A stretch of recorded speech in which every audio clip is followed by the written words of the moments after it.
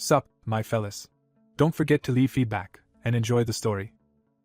At the Heavenly Demon Cult's palace, the heir realizes even a rare medicine cannot cure his master. An elderly doctor bows and apologizes to the cult heir for failing. The heir calmly says energy deviation is not easily healed and blames himself. Looking at his unconscious master, he harshly calls himself an incompetent disciple. He recalls being born with a broken lower core and no chi capacity, dedicating himself to mystic arts to become cult heir and repay his master. Leaving the sick room, he laments that even Hebei's famed medicine was useless and wonders where to find a remedy. His steps halt when someone greets him after a long absence. The returning vice cult leader asks if the heir has been well during his travels. The vice leader notes it has indeed been a long time since they last met. The heir remarks that the vice leader's inspection tour of their lands must have taken quite some time. Chun Hajin replies that with both leader and heir incapacitated, he must handle affairs for the cult's prosperity. The heir outwardly accepts this explanation and thanks Hajin for his efforts. Inwardly he suspects Chun Hajin is scheming and did not travel just to check on the people. Before that man can act further, the heir suddenly senses something wrong with the drink he was served. Realizing an attack is coming while he sits in his own chamber, he is caught off guard. Tasting poison in the liquor, he grimly jokes that it truly is a lethal drink. Surrounded by assassins, he mockingly offers to share the poison alcohol with them instead of drinking alone. Assassins receive the order to attack, but the heir mutters wryly even as they descend upon him. As masked killers rain down, he scoffs that they dare assault him in his own room. They stab into what they think is him, only to realize they struck an illusion. The assassins are shocked to discover he used illusion arts they never knew he possessed. The real heir appears, saying that if they meant to kill him at home they should have prepared better. With purple energy flaring, he coldly tells them their preparations are insufficient. His mystic power surges, flinging assassins away as he repeats that he already warned them. Channeling terrifying purple chi, he declares that their efforts are nowhere near enough.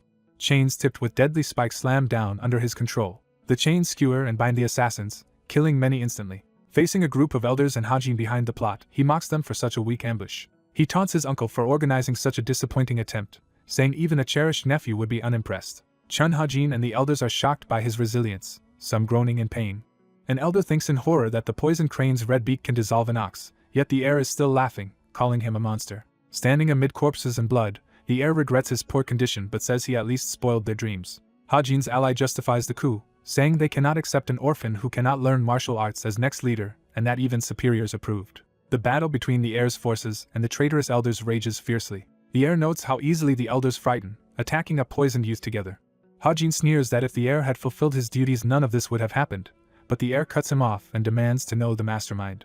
Hajin is stunned by the accusation and falters. The heir insists Hajin lacks the guts for such betrayal alone and asks which powerful master is really behind him. He concludes the order came from outside the cult, accusing Hajin and the elders of selling out the Heavenly Demon Cult and possibly harming his master.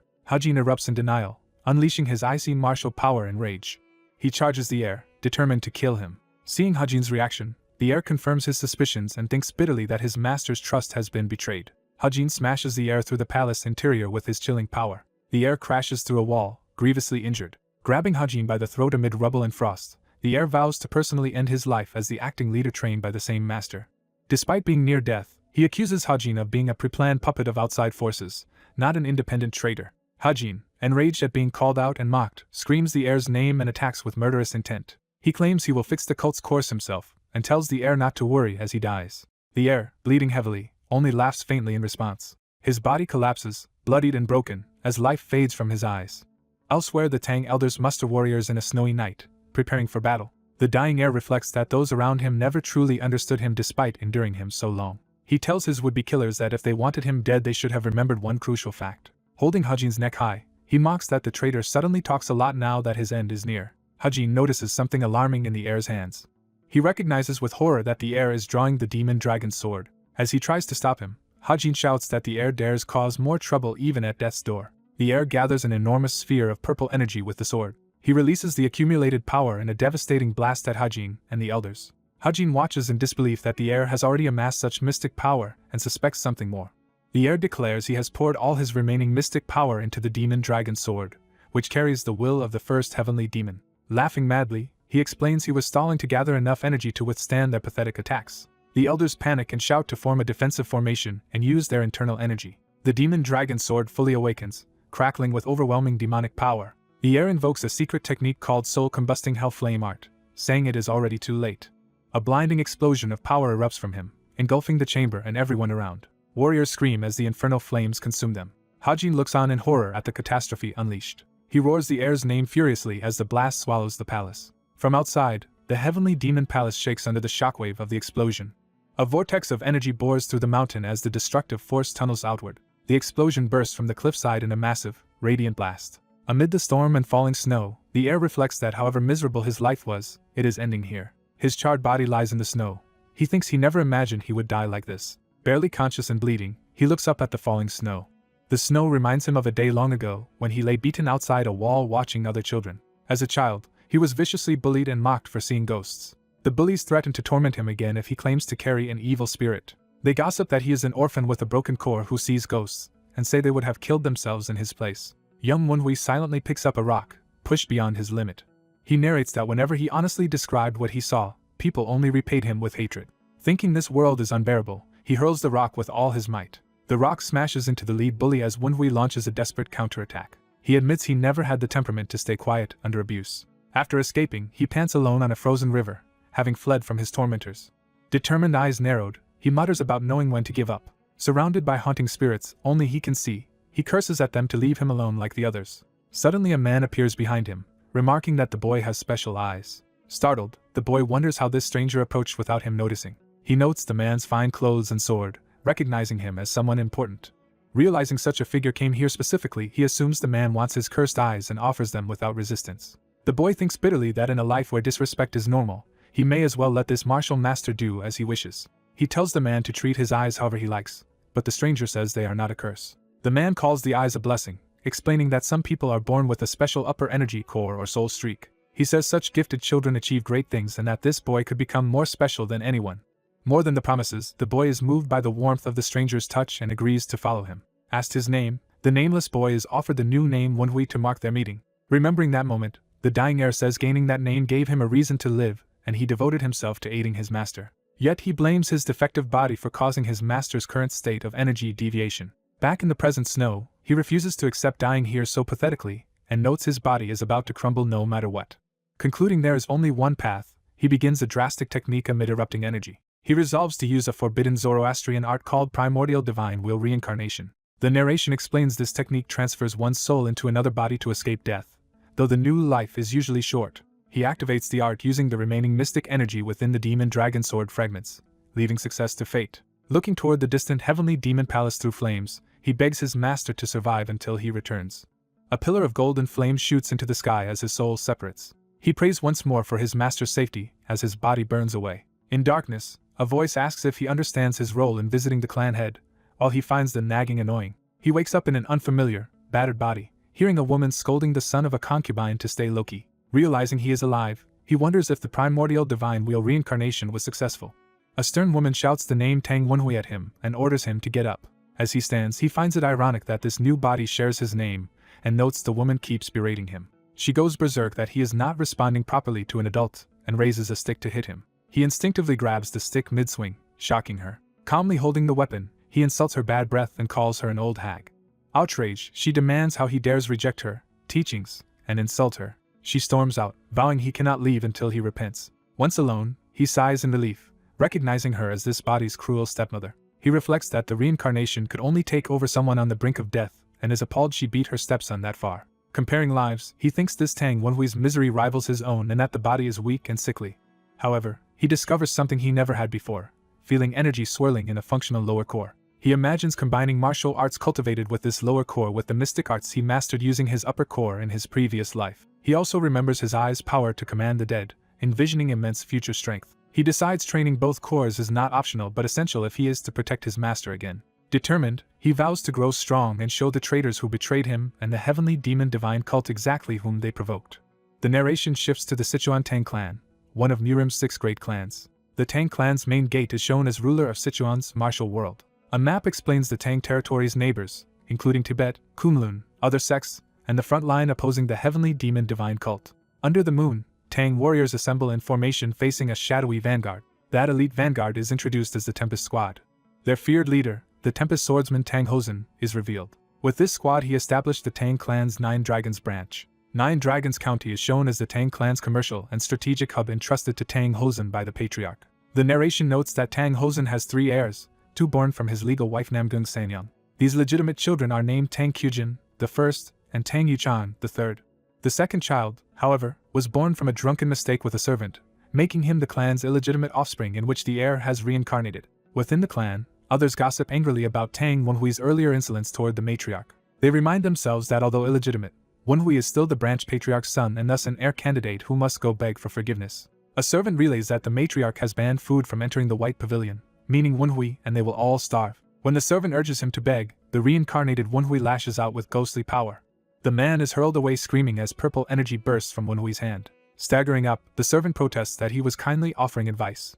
Wenhui looms over him with glowing eyes, warning that if he keeps acting this way even Wenhui will not be able to help him. Off-screen blows land as the man begs for mercy, promising to report nothing to the matriarch. Later, the bruised servant humbly assures the matriarch's representative that he understands and will serve her faithfully.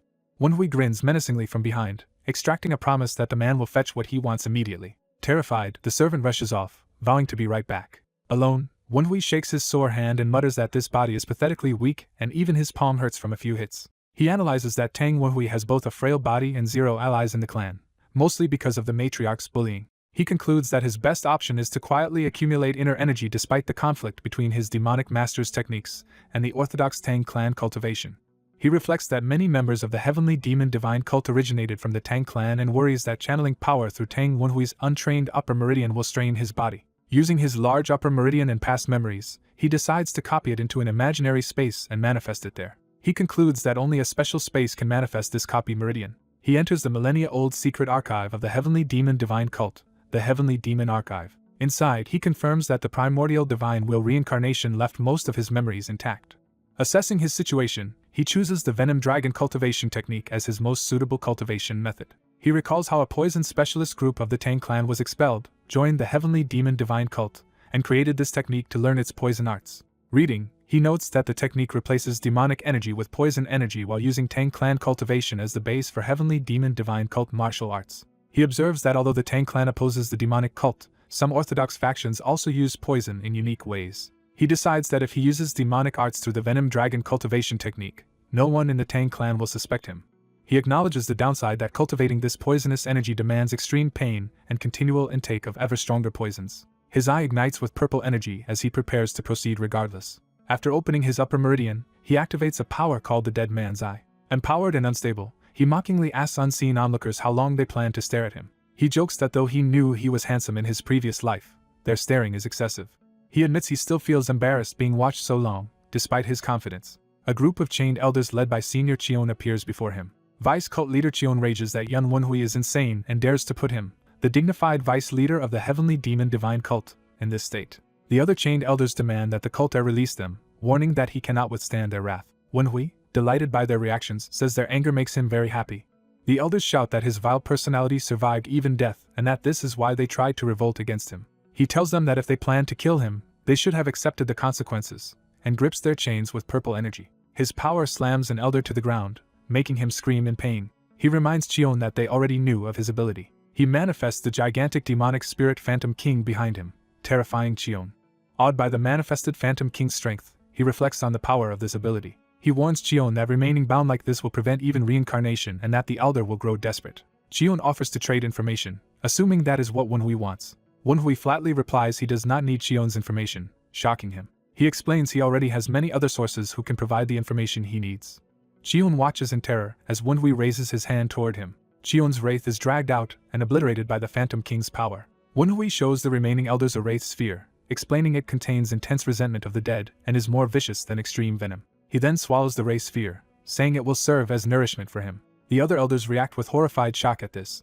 The poisonous resentment racks his body and he screams in agony. Even as purple energy engulfs him, the elders are stunned he can still stand after ingesting such poison, recalling how he previously rampaged after swallowing poison powder. He declares that Vice Cult leader Cheon has become fertilizer for his venom dragon cultivation technique, and demands the rest choose whether to talk. He threatens the elders with a choice between confessing or being devoured. After interrogation, he learns the elders only followed orders from a mysterious group called the Association.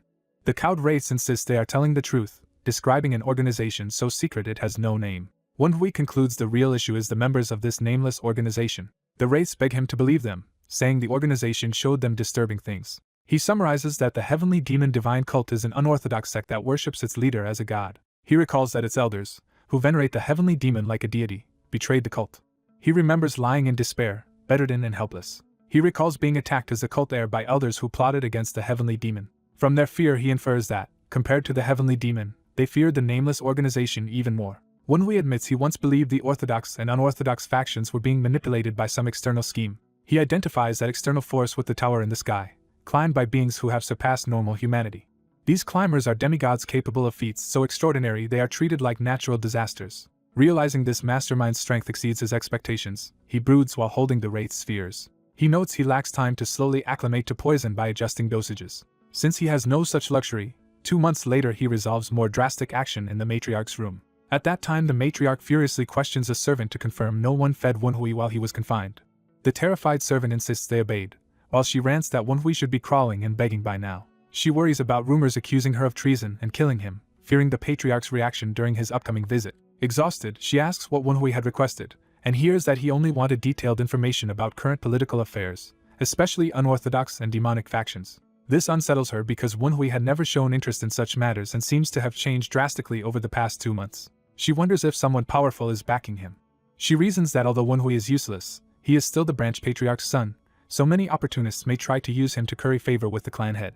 Angry, she declares that the attention Wenhui might get should belong to her sons Qujin and Yuchan, and lashes out at the servant. Another servant announces that Master Yuchan has finished his secluded training and arrived, pleasing her. She dismisses the servant, ordering him to report any strange behavior from Wenhui immediately. Yuchan politely greets his mother, asking about her well-being. She praises his hard work and asks about his progress. He replies he advanced somewhat toward mastering hidden weapons, and she proudly commends him.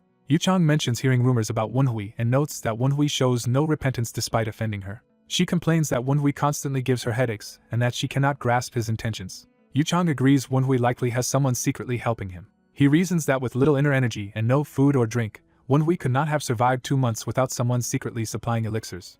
She agrees but does not know who is supporting him. Yuchang proposes recommending that Wenhui participate in the patriarch's visit. He explains that if Wenhui aims for larger schemes, the person backing him will eventually reveal themselves. The matriarch accepts this logic, thinking the hidden supporter will surface to claim credit for Wenhui's apparent strength. They plan to expose both Wenhui and his backer during the visit, though she worries any trouble might make them look incompetent. Yuchang reassures her that as a bastard son Wenhui cannot achieve much.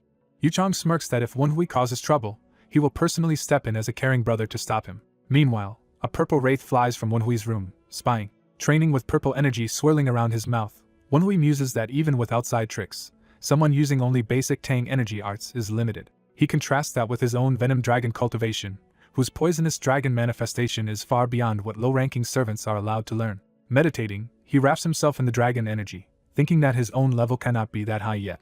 Later, he learns from Hyeongsum that the demonic cult has been embroiled in civil war for 6 years. He recalls that 2 months earlier he had asked Hyeongsum to bring recent Jianghu history to verify how much time passed during his reincarnation. He had suspected centuries might have gone by due to primordial divine wheel reincarnation, but the 6-year span still surprises him. Realizing the war has lasted 6 years exceeds his expectations. Hyeongsum continues that during those desperate years the heavenly demon disappeared, throwing the cult into further chaos. This gives Wenhui faint hope that his master, the heavenly demon, might still be alive somewhere. Though eager to rush to Tianshan to confirm, he restrains himself. He acknowledges he currently lacks the power, information, and means to search for his master. He especially needs information, knowing the traitors must already be using every method to locate the heavenly demon. Deciding he needs information equal to theirs, he notes the Tang Patriarch plans to visit the 9 Dragons division.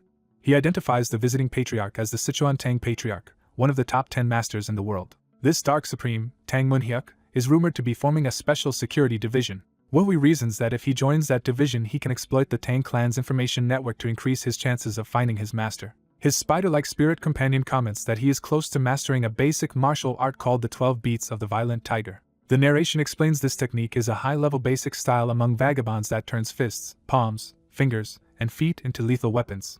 Wenhui thinks that by pushing his body to its limit through such training while using venom dragon cultivation and spirit pills to refine his blood and veins, he can greatly strengthen his physique. When given another big appeal by his spider, he resignedly accepts that he must subsist on it again. He threatens the spider and cube spirits that if they do not perform well he will turn them into spirit pills, making them protest they are already doing their best. Choking down the fall pills, he asks the spider for more news, especially about the Dark Supreme's movements, and learns only that Yuchang has ended seclusion and returned. He thinks Yuchang's return fits with the approaching Dark Supreme visit. The spider adds that Yuchang and his mother recently held a secret meeting discussing Wenhui. Alarmed yet intrigued, Wenhui tells the spider to relay everything it heard. Piecing it together, he deduces they intend to get rid of him during the Dark Supreme's visit. He finds it amusing that they imagine some mastermind is backing him. He notes that their scheme unintentionally paves the way for him to enter the security division, though he dislikes being used as a prop for his humiliation.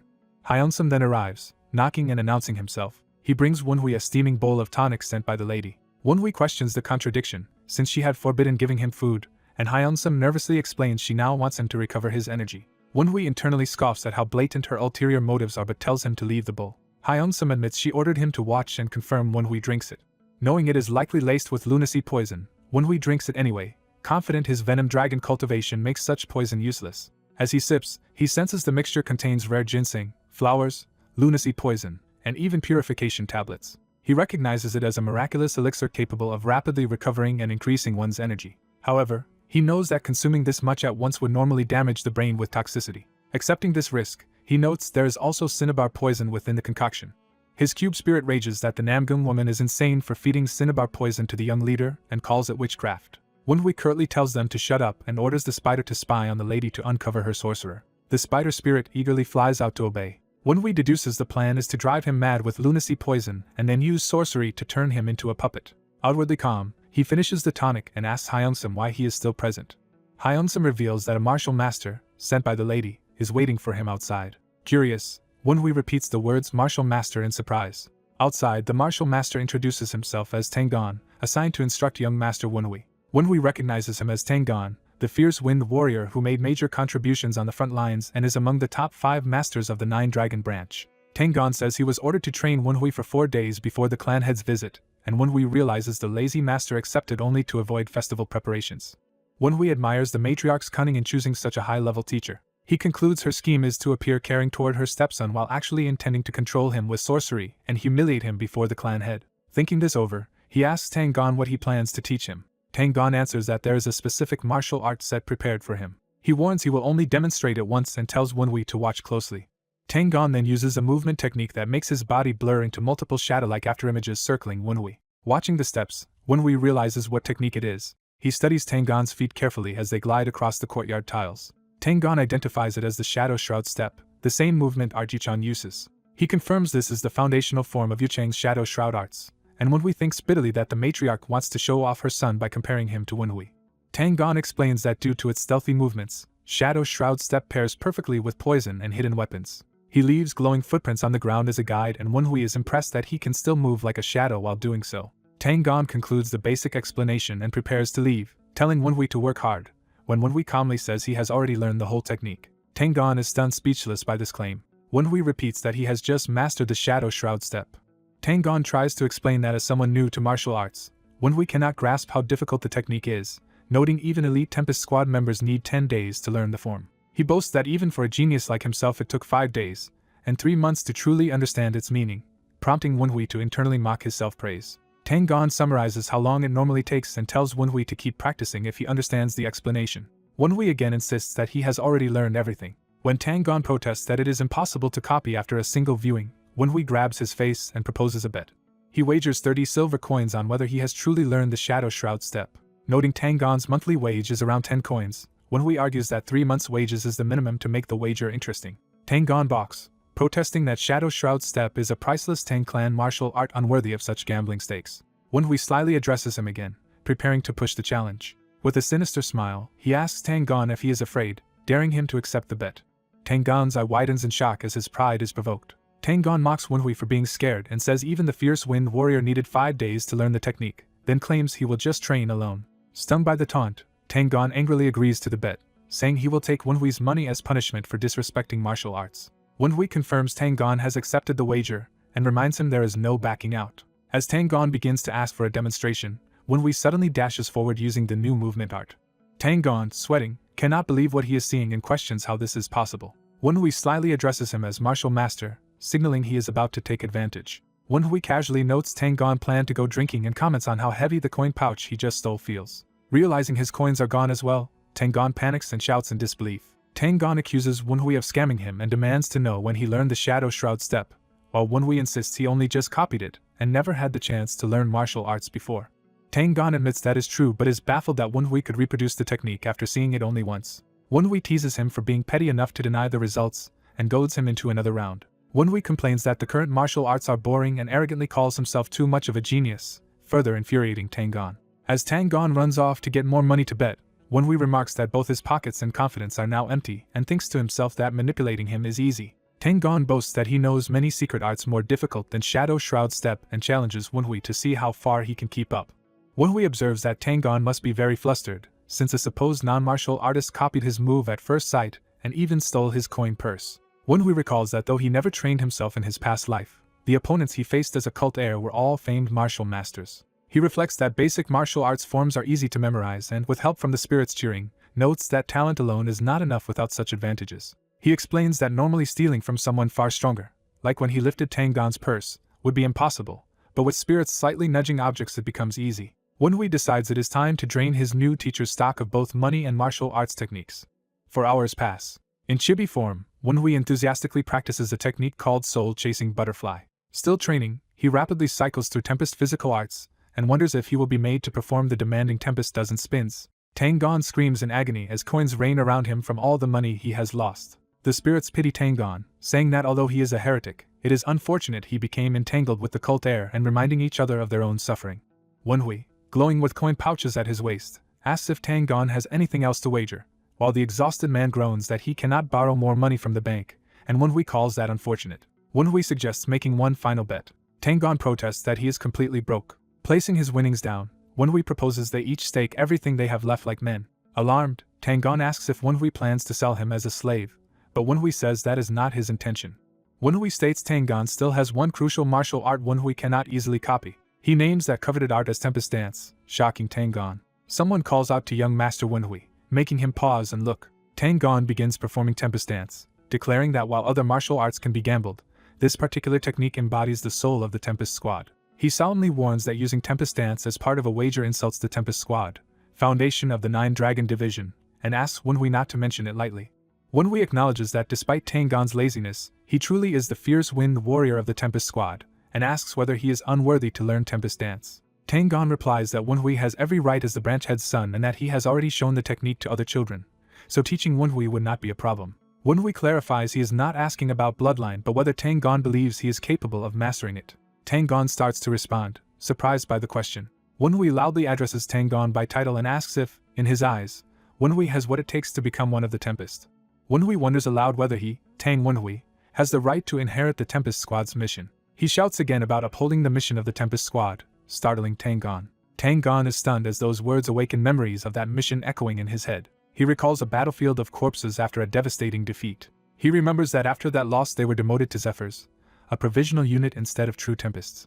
He also recalls vowing with comrades that they would one day become true Tempests again. Tang Gan thinks about how 20 years had passed with the Tempest mission buried in his heart, and never expected to hear those words from the clan's weakest heir, Wenhui. He admits the phrase still stirs his heart but claims Wenhui using Tempest Dance as a wager makes his sincerity doubtful. Wenhui groans about the annoyance, and asks rhetorically if Tang Gan would have agreed to teach Tempest Dance if Wenhui had simply asked 4 hours earlier. He points out Tang Gan originally planned to show Shadow Shroud Step once and then leave, so Wenhui had to bait him with taunts to prove his worth. Tang Gan sheepishly concedes that was true. He realizes Wenhui deliberately provoked him into accepting the wager to demonstrate his ability. Tang Gan concludes that Wenhui's change is real, that he has been hiding his intelligence and strength, and notes that the arts he taught, including Shadow Shroud Step, should be impossible with the weak internal energy Wenhui once had. He reasons that 2 months is too short to build such energy, so Wenhui must have secretly cultivated for a long time and is only revealing his hidden claws now that the Dark Supreme is visiting, which Wenhui casually affirms. Tang Gan calls Wenhui's plan a wicked scheme to betray his own family but, in Tang clan terms, treats this as praise, while Wenhui finds the compliment awkward. The spirits comment that Tang Gan has recognized the cult heir's true worth, and that Wenhui's talent for persuasive chatter is unmatched, while Wenhui angrily threatens to turn them into spirit pills. Wenhui bluntly asks if Tang Gan will teach him or not, and Tang Gan hesitates. The spirits say resisting Wenhui's sweet words is futile and call this persuasive ability the reason so many once swore loyalty to him. Wenhui decides to reward them with spirit pills if they keep praising him. Tang Gan finally agrees. He states he will properly teach Wenhui the Tempest Dance. Wenhui smiles in satisfaction, ready to proceed. He formally introduces himself as Tang Wenhui of the Tang clan and respectfully asks for instruction from his new master, Tang Gan. Hearing this genuine disciple's greeting, Tang Gan is moved. His lips curl into a proud smile. Tang Gon, as a member of the Tempest Squad, formally accepts Wenhui's request to become his student. Tang Gon begins demonstrating Tempest Dance, noting it differs from previous arts. He explains while moving that Tempest Dance is not something that can be mastered quickly. He suggests changing the terms of their bet, to the confusion of the spirit watching. Wenhui proposes a new wager, whether he can learn Tempest Dance within the day, with the loser treating the winner to food and drinks. Tang Gon sighs but agrees to a meal bet, convinced he will finally win this time. He tells Wenhui to watch carefully as he starts a serious demonstration. As Tempest Dance kicks up wind, narration explains that former Tempest Squad members vowed not to interfere in matters of succession for the family head. It is clarified that even if Wenhui inherits the Tempest, Tang Gon cannot openly back him as next heir, but Wenhui's mastery would still signal something important to others. Wenhui steals his resolve, eyes focused. The Tempest winds swirl as narration says they seek someone who can walk the same Tempest path as them. The narration adds that they hope for such a comrade to share drinks with, then cuts to the present where an older Tang Gon sits in a restaurant. Tang Gon, watching Wenhui devour dish after dish, thinks he does not mind losing the bet. He reflects that the stronger young master Wenhui becomes, the better it is for everyone. While Wenhui eats alone, Tang Gon complains internally that Wenhui is not sharing even a drink and wonders how this lavish feast counts as one meal. The innkeeper cheerfully asks if Tang Gon needs anything else, and Tang Gon orders more alcohol, saying he cannot watch Wenhui's eating spree sober. Wenhui remarks that Tang Gon can really drink and jokes they should have gone to an even fancier place, making Tang Gon protest about the outrageous cost. The innkeeper boasts this bar is already high-end and the most popular around, which Wenhui agrees seems true. Tang Gon laments that he was willing to treat Wenhui despite the expense but did not expect him to eat enough to exhaust a week's food budget, while Wenhui thinks such a pricey place still suits his current plans. Wenhui muses that he specifically chose a crowded, lively restaurant for what he intends to do next. He notes that he has been restraining himself from acting for 2 months due to Namgung Sannin's constraint, but can no longer delay making his move. The spirits recognize the purple mark Wenhui draws as a communication spell of the revered demon god mythos, and realize he came here to leave that sign. Wenhui declares that he must inform those still in despair that the cult heir Yun Wenhui is alive. Narration jumps to a spirit's perspective. 10 uneventful days of surveillance have passed, and it wonders how much longer it must keep watch. The spider-like spirit senses something and reacts. It spots a woman in Qingqing sect uniform entering the compound and wonders what she is doing there.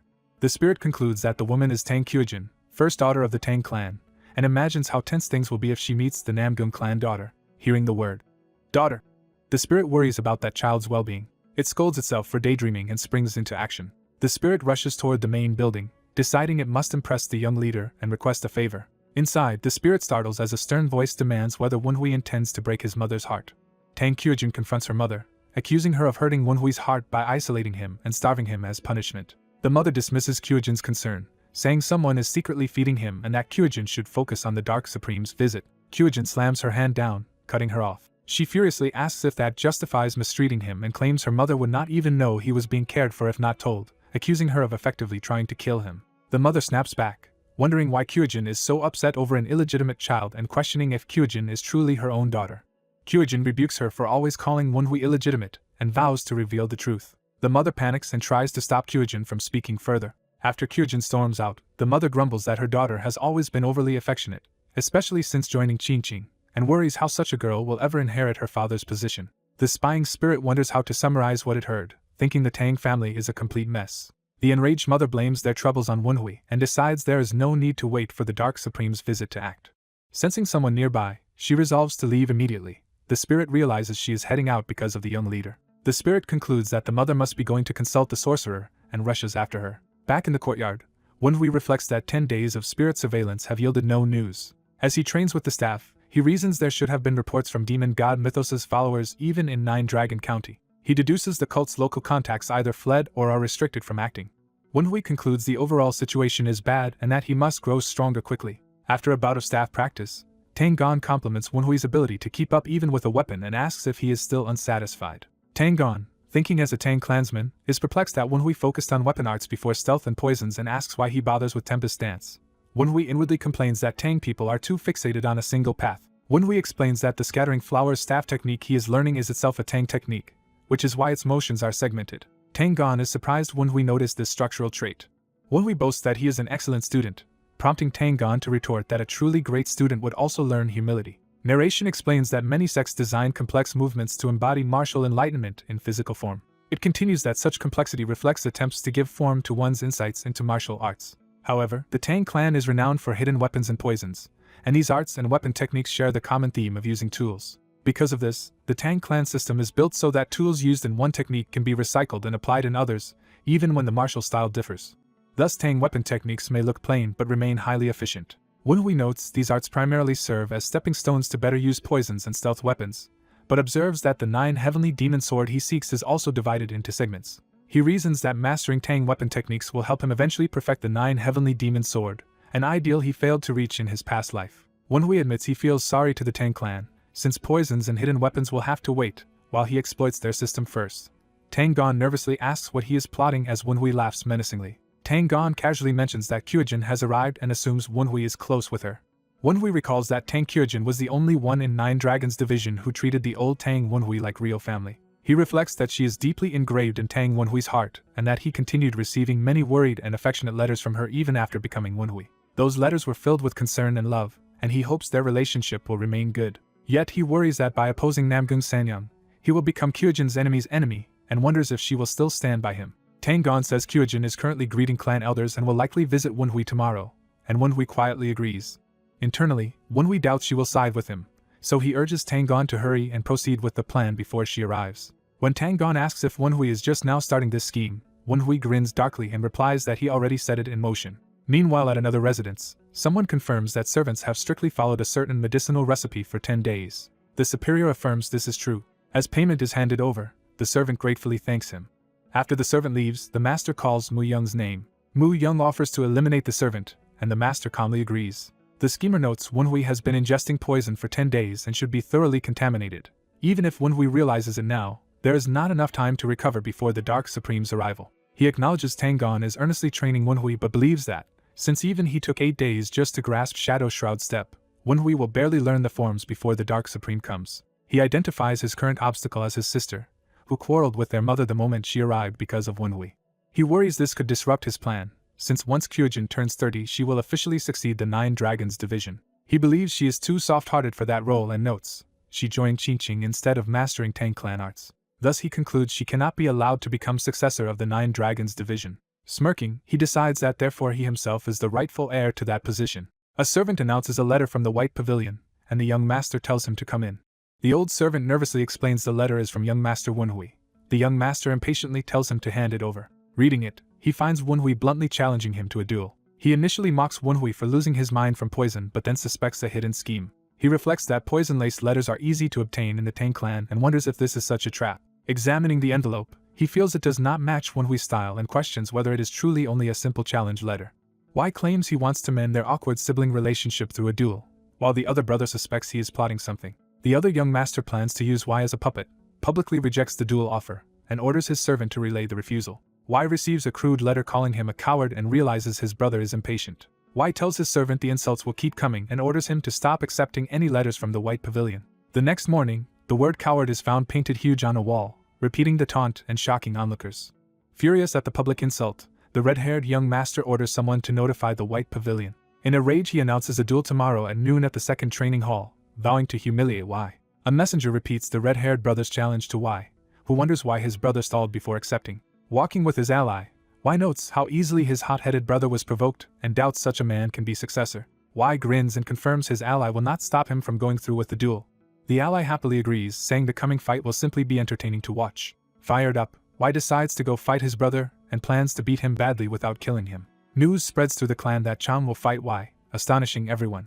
Chang's sister confronts him about the duel, and he angrily demands what she means. Chang shouts that the illegitimate Wai provoked him first and tells his sister to take any complaints to Wai. Shocked, the sister repeats to herself that Wai supposedly started the conflict. Believing Wai instigated it, she rushes to the White Pavilion, but feels ominous deathly energy surrounding the building. Entering inside, she senses the dark aura even more strongly as she moves deeper into Wai's quarters. She notices sinister marks everywhere on the walls and ceiling inside the pavilion. She realizes the place is saturated with traces of death energy and poison.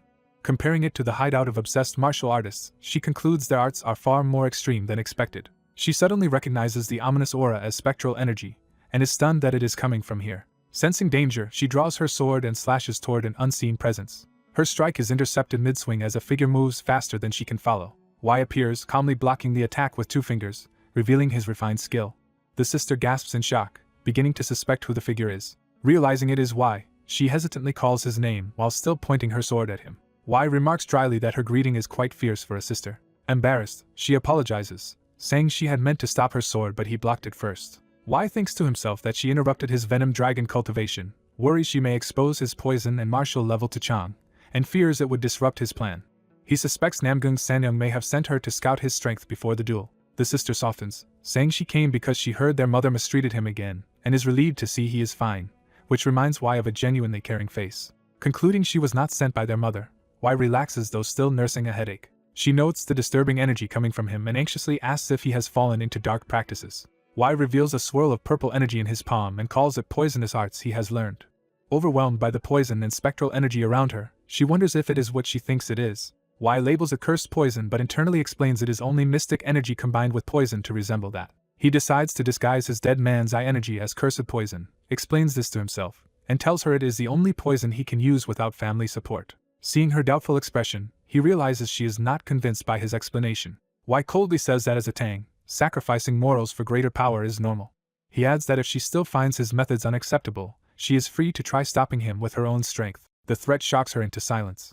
She concedes that he has truly changed, bowing slightly in acceptance. Y resolves internally that he cannot let Tang Kyujin keep trying to protect him like the old Wunhui, even if drawing a firm line harms their relationship.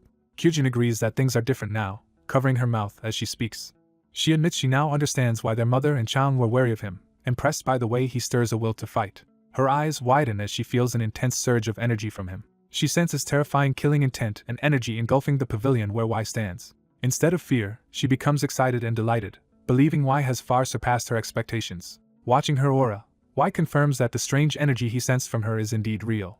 Using Dead Man's Eye, Y perceives in her soul a special streak known as the Azure Spectral Streak, a seed of the Limit Breakers. He reflects that he has suspected this for some time. He wonders why such a gifted Tang heir, first in line for the Nine Dragon Branch and famed across Sichuan, chose to become a disciple of Qingqing. Narration explains that soul streaks grant absolute talent and are a key condition to become a limit breaker, being rooted deeply in the soul. Because they grow with soul cultivation and fit Qingqing's heart training methods, the Azure Spectral Streak especially requires constant combat experience.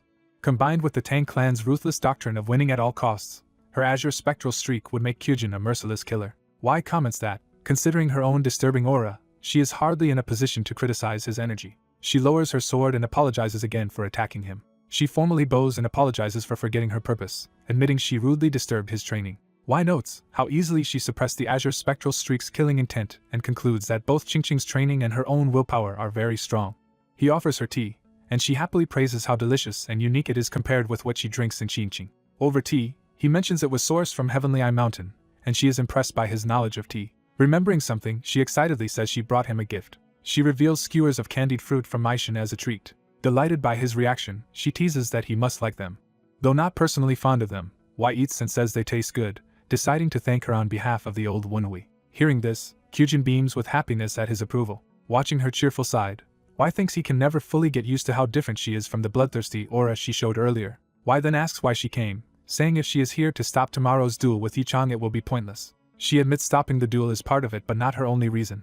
She explains she mainly came to apologize, knowing what their mother and Chang have done to him. Y coldly asks if she expects him to forgive them just because she apologizes in their place. She concedes she does not, yet still wanted to express her regret. She apologizes again, while Y sighs and reiterates that he will fight Chang regardless. Kyujin says she had feared he was being forced into the duel, but now realizes Chang is actually caught up in Y's scheme. She asks if he is really confident, warning that Chang is skilled and may have prepared other tricks. Y notes she knows they have ill intentions but not their specifics, and reassures her he also has his own countermeasures thanks to the poisons he was fed. He thinks their sorcery will trigger his supposed breakdown, while Kyujin warns that even if he beats Chang, their mother's power in the household remains dangerous. She says that if Chang loses, their mother will stop at nothing to cover it up. Y smiles, tells her she worries too much, reveals that he orchestrated this entire situation, and invites her to watch at the second training ground. Confused yet agreeing to attend, Kyujin is followed by a caption indicating the duel is set for the next day at the second training grounds. Vendors in the crowd call people to line up for snacks like sweets and dumplings as the gathering forms. Bookies excitedly raise the stakes, taking bets on how quickly the second young master will win. Spectators cram around the arena, many betting that Yichang will defeat Y in just a few exchanges. Watching the huge turnout, Kyujin realizes Y's plan may depend on such public scrutiny. Y confirms this, saying their mother will struggle to hide anything under so many eyes. He notes that Yichang, their mother's favorite, appears quite nervous before the fight. Yu Chang tries to calm himself, but his anger and internal energy flare uncontrollably. Why, eating candied fruit, says he has prepared a stage so Yu Chang can display himself to his heart's content. The camera shows the packed arena and raised platform ready for the duel. From a balcony, Y's ally remarks at the large crowd drawn to watch. Members of the Righteous Wind Squad discuss how Wenhui turned the duel into a major event and have come both for duty and curiosity. They clarify that they are on security duty since a huge crowd is present to see the clash between two potential successors. The ally asks them who they think will win the duel. One guard answers that despite Wenhui's brief training, Yu Chang is obviously favored to win. The ally agrees most people think so, but points out that Wenhui was the one who initiated the duel, implying hidden confidence. Smirking, he says they should be curious about why Wenhui dared start such a challenge. Elsewhere, Yu Chang is briefed that Wenhui spread word of the duel and opened the gates so everyone could witness it. Yu Chang scoffs that he will merely teach Wenhui a lesson while the idle masses watch. An inner voice from Wenhui's whispering technique taunts Yu Chang, asking why he looks so upset. The voice continues to mock him as a mama's boy, telling him to bring his mother along hand in hand. Wenhui, visible on the stage, smirks as his unseen insults continue, promising to wait there. Yu Chang seethes and insults Wenhui's mother back, refusing to let such words pass. The whispers mockingly tell the mama's boy to stop while he trembles with rage and finally screams for them to cease. The voice childishly repeats the demand with a lisp, pushing Yu Chang over the edge. Yu Chang explodes in fury, shouting at Wenhui and leaping from his seat. He dashes toward the arena in a blazing arc of motion. Enraged, he roars at Wenhui, threatening to tear his mouth apart. Spectators notice Yu Chang arriving early on the stage even though he was the one challenged. Meanwhile, Wenhui walks calmly up the steps, thinking how easy it is to provoke his little brother, and that everything is going according to plan. The two brothers finally face each other in the center of the courtyard before the watching clan. Wenhui politely introduces himself as Tang Wenhui of the White Pavilion, saying he seeks a fair fight despite lacking an official title. Yu Chang sneers that Wenhui suddenly acts courteous, and accuses him of being scared now that they are on stage. Kyujin, observing, realizes Wenhui must have angered Yu Chang using the whispering technique and thinks he should perhaps have let it go. Other spectators remark that Wenhui is respectful while Yu Chang seems rude, making it appear as if Wenhui is the one accepting the challenge instead of issuing it. Kyujin thinks that although Wenhui looks confident, Yu Chang is still a household prodigy, so Wenhui must not underestimate him and the duel's result is what truly matters. On stage, Yu Chang mocks Wenhui's insults as pathetic, while Wenhui asks if he came merely for a war of words. Grinding his teeth, Yu Chang agrees to start the duel in earnest. He launches forward, declaring the fight begun and hinting that Wenhui's tricks will not help him. Yu Chang unleashes a powerful opening attack, creating a massive explosion of smoke and force that engulfs Wenhui.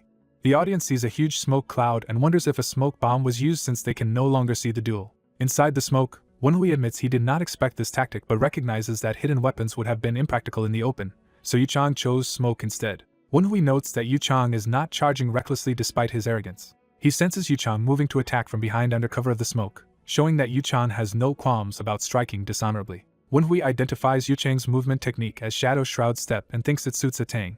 Onlookers exclaim at seeing this footwork. Wenhui suddenly appears near Yu Chang, reminding him that he himself was once taught Shadow Shroud Step by Tang Gon at Yu Chang's request. Yu Chang panics at this revelation as Wenhui laughingly notes that his brother completely forgot about that lesson. Yu Chang snarls that Wenhui has already mastered the move and hurls a vile insult about Wenhui's mother while acknowledging he is still his father's son. He then activates the advanced form, Shadow Shroud Chi, surrounding himself with ominous red energy. Eyes blazing, Yu Chang vows to show Wenhui the true, proper form of the technique.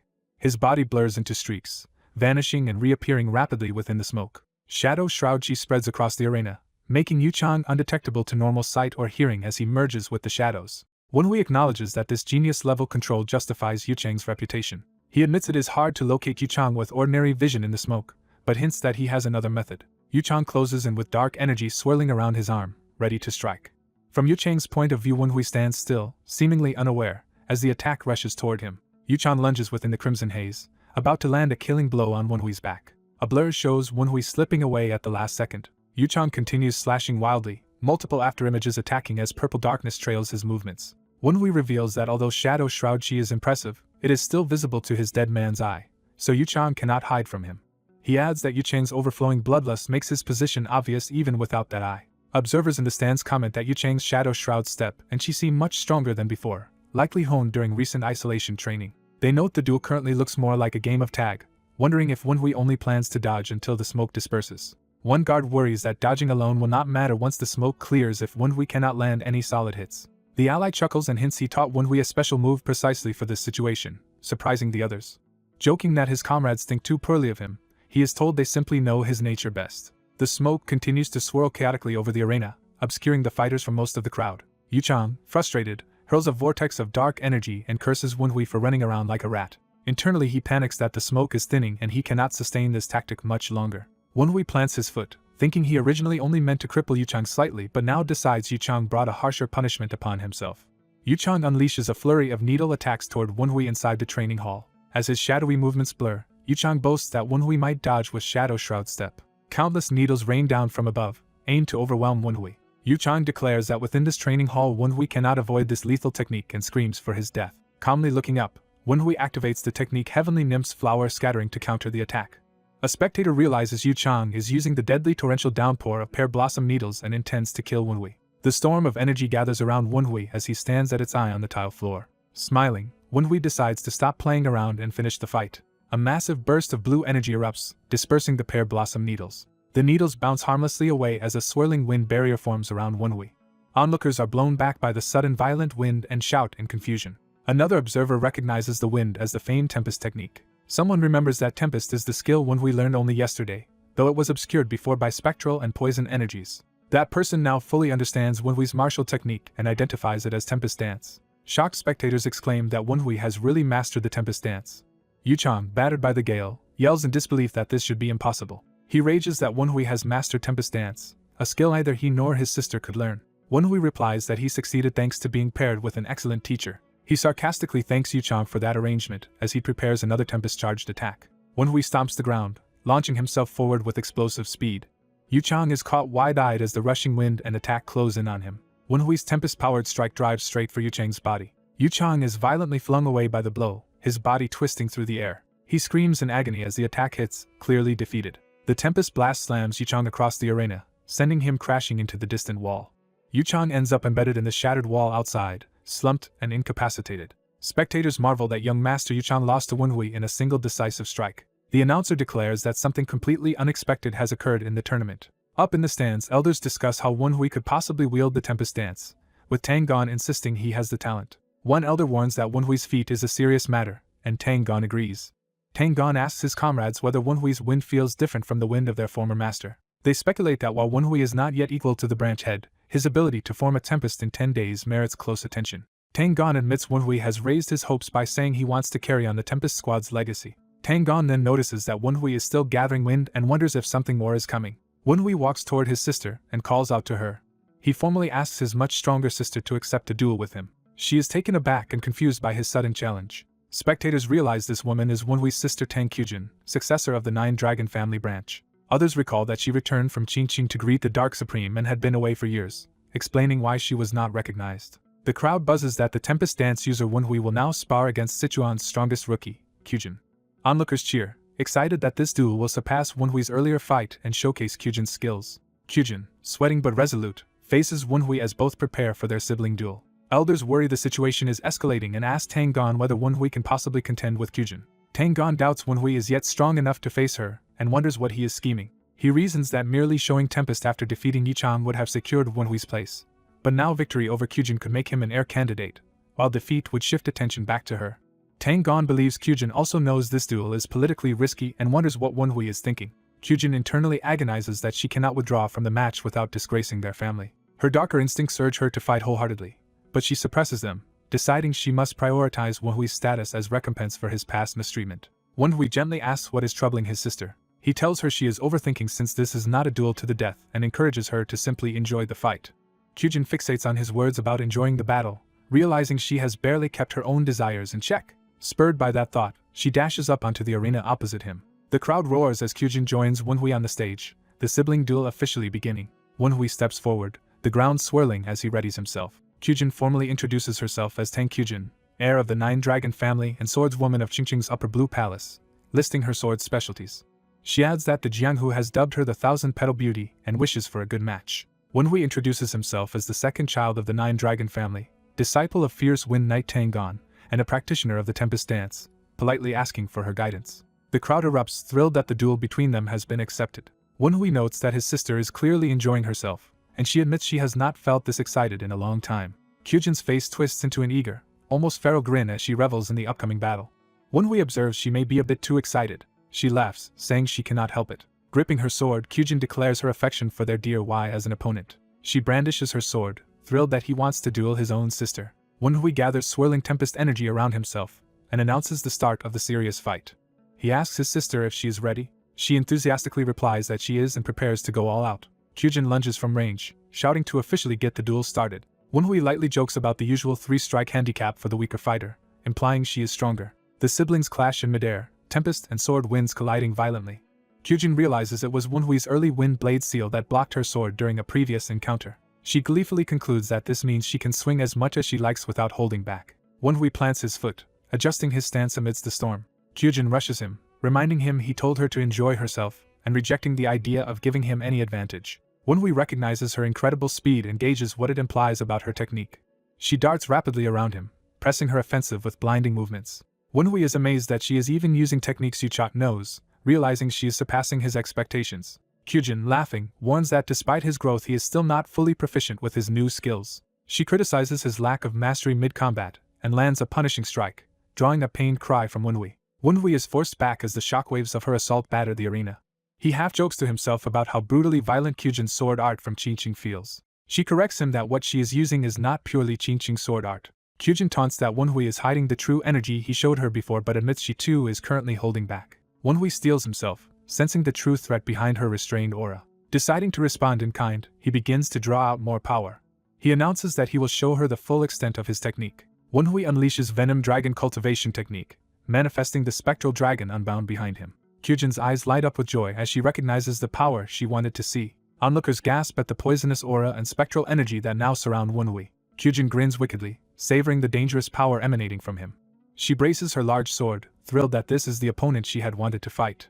Wenhui notes that her entire presence has changed, combining azure spectral streaks killing intent with the pure will of Qingqing's sword. To him, Kyujin now looks like a demon wearing the guise of a beautiful angel. He sprints forward, determined to seize control of the battle with a single, decisive opening blow. Wenhui prepares a stronger version of the Tempest attack that previously defeated Yuchang. As he charges, Kyujin's counter-strike narrowly misses his head, forcing him to react.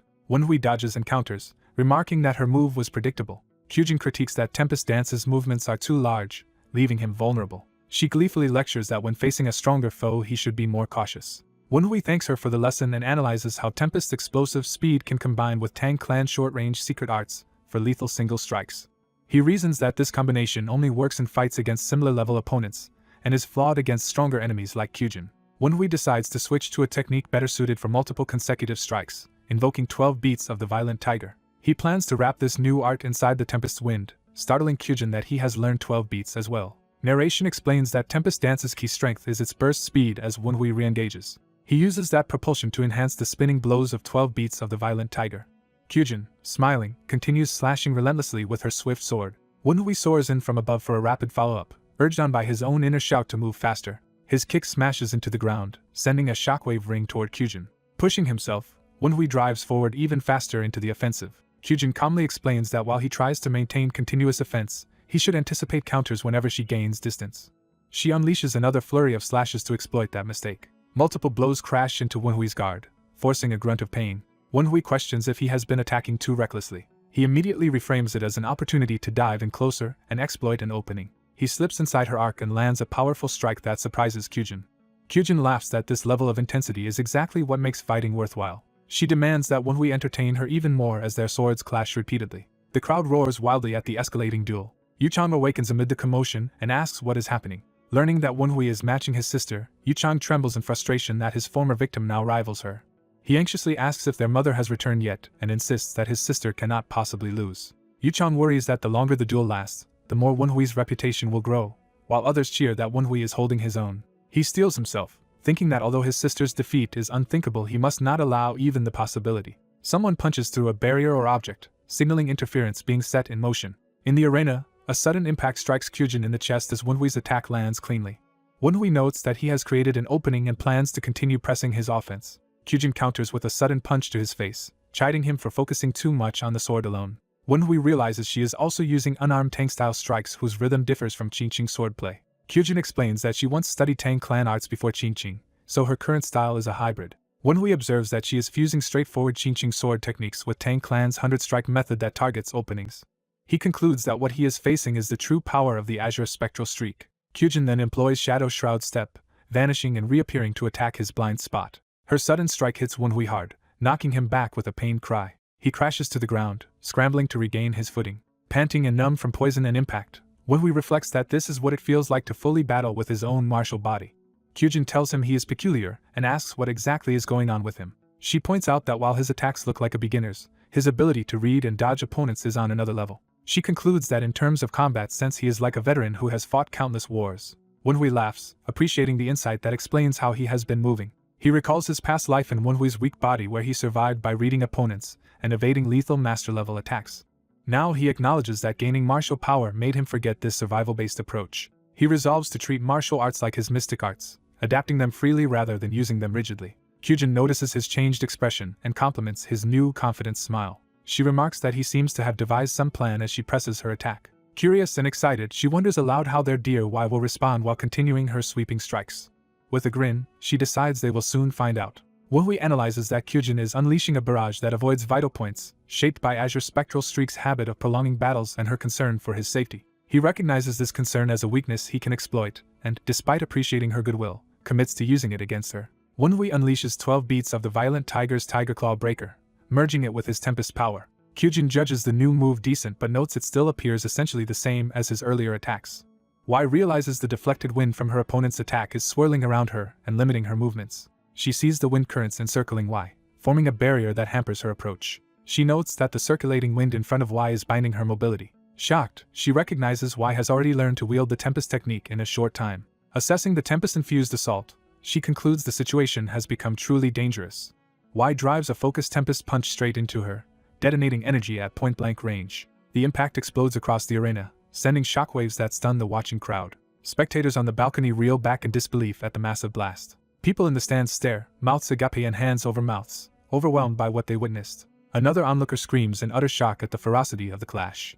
Wai lands from his attack, his body still wrapped in streaking wind energy. He lowers his head, catching his breath as the wind settles. Straightening, Wai stands calmly amid the fading storm, eyes set on his opponent. He turns toward the viewing platform where higher-ups stand, his trailing wind drawing their attention. His comrades cry out in alarm, reacting to the aftermath of the devastating exchange. One comrade curtly demands to know what just happened. Another anxiously asks if Miss Kyujin will be alright, insisting the others saw the same phenomenon. Their leader reflects that their surprise was not only at Wenhui's unexpected skill. He adds that what shocked them was also the mysterious light that had just appeared in the arena. Wai calls out to his sister, suggesting her move was somewhat unfair.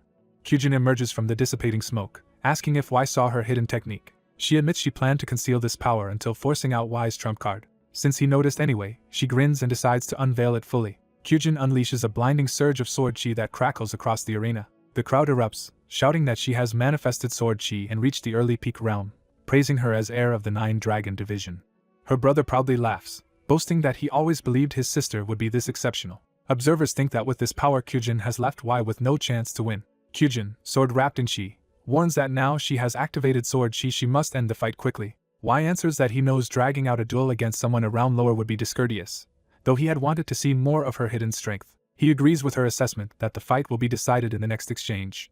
He analyzes that his early wind sword seal, which blocked her blade so far, will not stop a Qing sword coated in sword chi. Realizing he cannot reveal his mystic arts, he clenches his fist and decides he has only one remaining option. Kyujin notices his change in expression and comments that he seems to have come up with something, which he casually confirms. She smugly says she can tell his heart is pounding rapidly from excitement. Wai, half smiling, internally questions whether his heart is really racing as she claims. He admits to himself that he has gotten a bit excited, noting that only someone obsessed with martial arts would feel this way in such a situation. Kyujin, confused, asks what he is talking about as they face each other across the cracked floor. She declares that people who drive themselves insane chasing martial arts are what they call true martial artists. Her words strike Wai, making him freeze in realization. He suddenly understands and accepts that he, too, is a martial artist. Reflecting on his reincarnation as Tang Wenhui, he sees he had rushed to learn techniques rather than live the kind of martial artist's life young Wenhui once admired. He recalls the emotions he felt while crossing blows with Tang Kyujin and wonders how to best express the martial arts he has learned. He asks himself how effectively his techniques will work on different opponents in real combat. He realizes he became a martial artist precisely to feel this excitement and fighting spirit. Kyujin sees he has recovered his composure and asks if she can resume her assault. Wai confidently tells her to go ahead with her final move. Kyujin sends out a roaring wave of red sword chi across the floor. Wai answers with a streak of blue energy slicing out to meet it. He tightens his grip on his blade, bracing for the decisive clash. Kyujin lifts her sword overhead, sword chi surging skyward as she prepares a finishing strike. Y notes that, as expected, she is aiming to end everything with one powerful blow. He decides to respond with his strongest technique, the Tempest Dance, compressing wind and spectral energy into a single devastating attack. Energy swirls in his hands as he condenses the glowing sphere to its limit. He unleashes Tempest Dance, Thundering Wind Cannon, sending a massive cannon-like blast toward Kyujin's descending slash. As their attacks collide, Y strains and wonders if even this will be enough against a martial master at her early peak level. He snaps out of doubt, forcing himself to abandon useless thoughts mid-struggle. He resolves that his plan will either succeed or fail in this moment, and charges forward. The clash tears up the stone floor as Y sprints straight through the exploding energies. Both combatants are buffeted by the shockwave, with Y pushing against the overwhelming force. Watching from afar, Tangon laments that the power gap between him and his sister has widened but assumes Y cannot possibly stand after such an attack. As the dust begins to settle, he spots a lingering light and realizes something unexpected has happened. Within the explosive aftermath, Y reveals he had been waiting for that exact instant to strike. He times his move for the moment Kyujin's sword chi leaves her blade. At the instant it transforms into a projectile, he intercepts it. He switches to using an ordinary, unenhanced sword at that critical timing.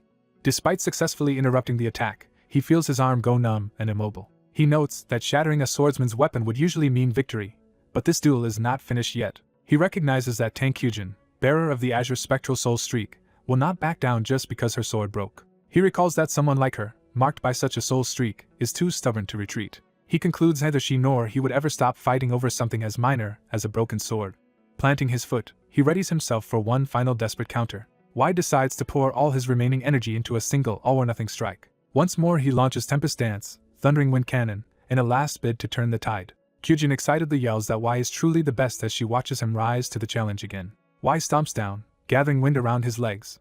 He dashes and enveloped by swirling tempest energy, closing the distance like a comet. He combines his kick technique, Rising Dragon Kick method, with the Tempest power, executing waterfall scaling kick of the ascending sun at her. Their comrades panic on the balcony, shouting that the two fighters have gotten carried away and will injure each other seriously. Mid-shout, they suddenly stop as something unexpected interrupts the battle. A towering pillar of black and white energy splits the arena between the two, halting both ultimate attacks. Y looks up in startlement at the abrupt interference. A powerful man wrapped in crackling blue energy appears between them, calmly stating that their playtime is over. Kyujin stares in surprise at the newcomer's sudden arrival. Y also turns, recognizing the man's imposing presence. The man asks whether they intend to greet the branch clan head while lying injured in a sickbed. Both Y and Kyujin bow politely, formally greeting him as the head of the Nine Dragon family. Y realizes this man is not only the Nine Dragon family's leader but also his own father. The clan head silently studies them, his aura chilling the air. He repeats his rebuke about them greeting the branch head from a hospital bed, emphasizing their recklessness. Y and Kyujin again express formal respect, the narration reiterating his identity and their relationship. Y's spectral companions warn him that this man has kept improving even after the Tempest Squad was disbanded. Y understands now that, formidable as the Tempest Squad was, they were only a small special unit of the Tang clan. He realizes he underestimated the squad leader's level, admitting this man might have rivaled even high elders from his past life. The clan head remarks that Wenhui seems dissatisfied, sensing the mood. He asks if Wenhui has something he wants to say, making Wenhui flustered at how hard he had been staring. Wenhui steels himself, thinking there is something important he must acknowledge. He simply says he was wondering why his father had come here, shocking Kyujin with his bluntness. His father coolly replies by asking if there is any part of the Nine Dragons division he is forbidden from visiting. Wenhui deflects, claiming he only worried that his unskilled martial arts might offend his father's eyes. Their comrades and the onlookers are stunned by how brazenly he speaks to the clan head.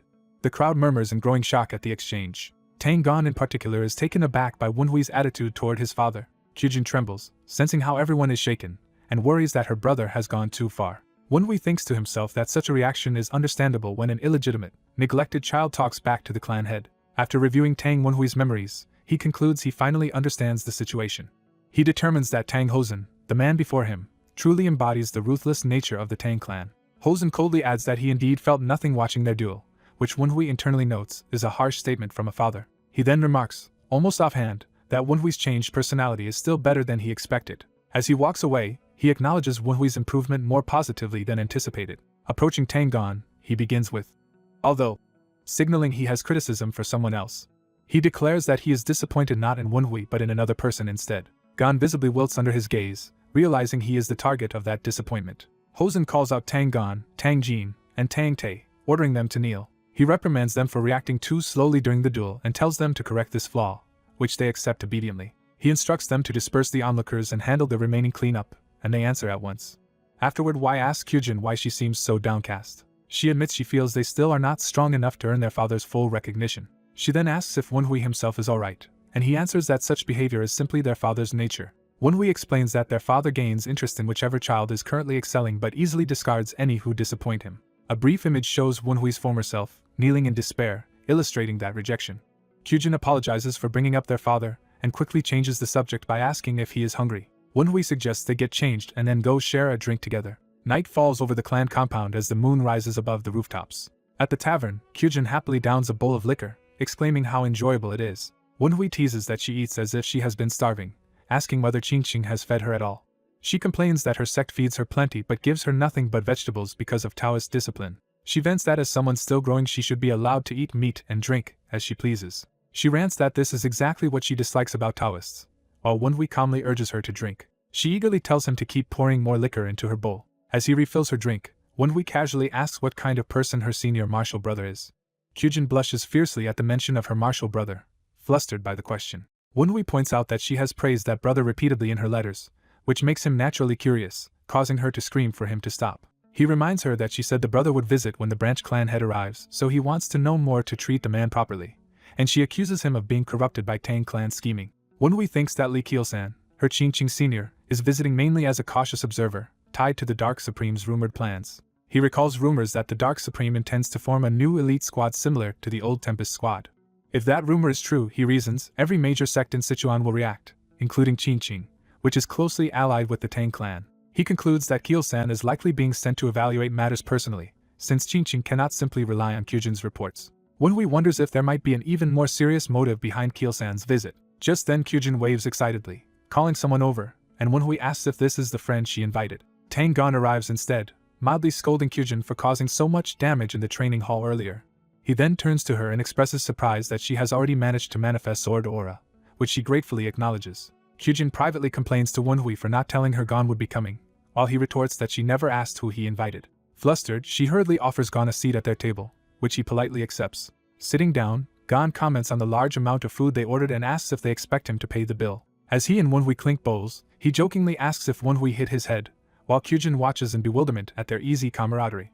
She cries out, demanding to know why Wonhui is behaving so casually with someone of Gon's status. Gon laughs boisterously, asking if Wonhui truly understands who he is. Kyujin explains that Gon is practically her father's martial brother, having saved him during the Qingqing bloodbath and earning a nightly appointment from the clan head. Wonhui addresses Gon respectfully as Uncle Tang Gon, getting his attention. He then formally bows and apologizes for having been rude earlier, saying he did not realize Gon's close relationship to his father.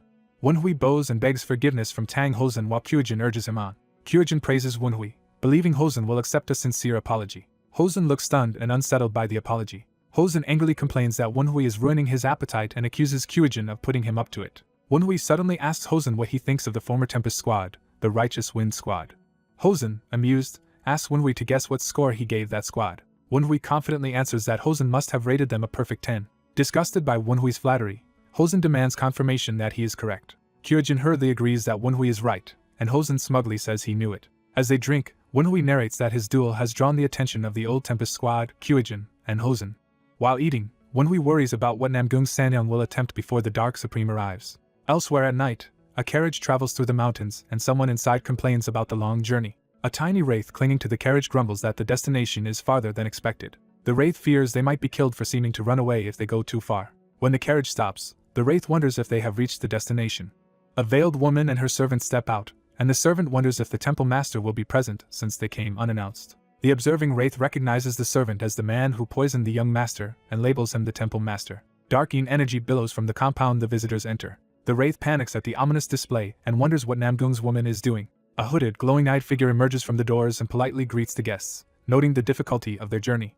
The figure says the temple master sent them to welcome the visitors, and the servant marvels at the master's foresight. The hooded figure reveals a grinning female Jiangshi and invites the guests inside. The wraith realizes the attendant is controlling a live Jiangshi, an ability difficult even for most alchemists, and is shocked that she is supposedly only an attendant. Concluding that this place is no ordinary sorcerer's home, the wraith grows more alarmed.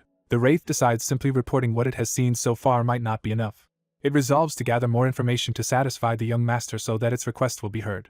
Inside a shrine, a monstrous priest prays for brighter, more frequent oracles from his god. A Jiangshi messenger announces Madame Namgung's arrival, and the temple master orders her to be admitted. Namgung greets Temple Master Jiang, who deduces she has returned because something went wrong. Jiang scolds her greed, saying their god favors constant devotion rather than those who come only when they need something.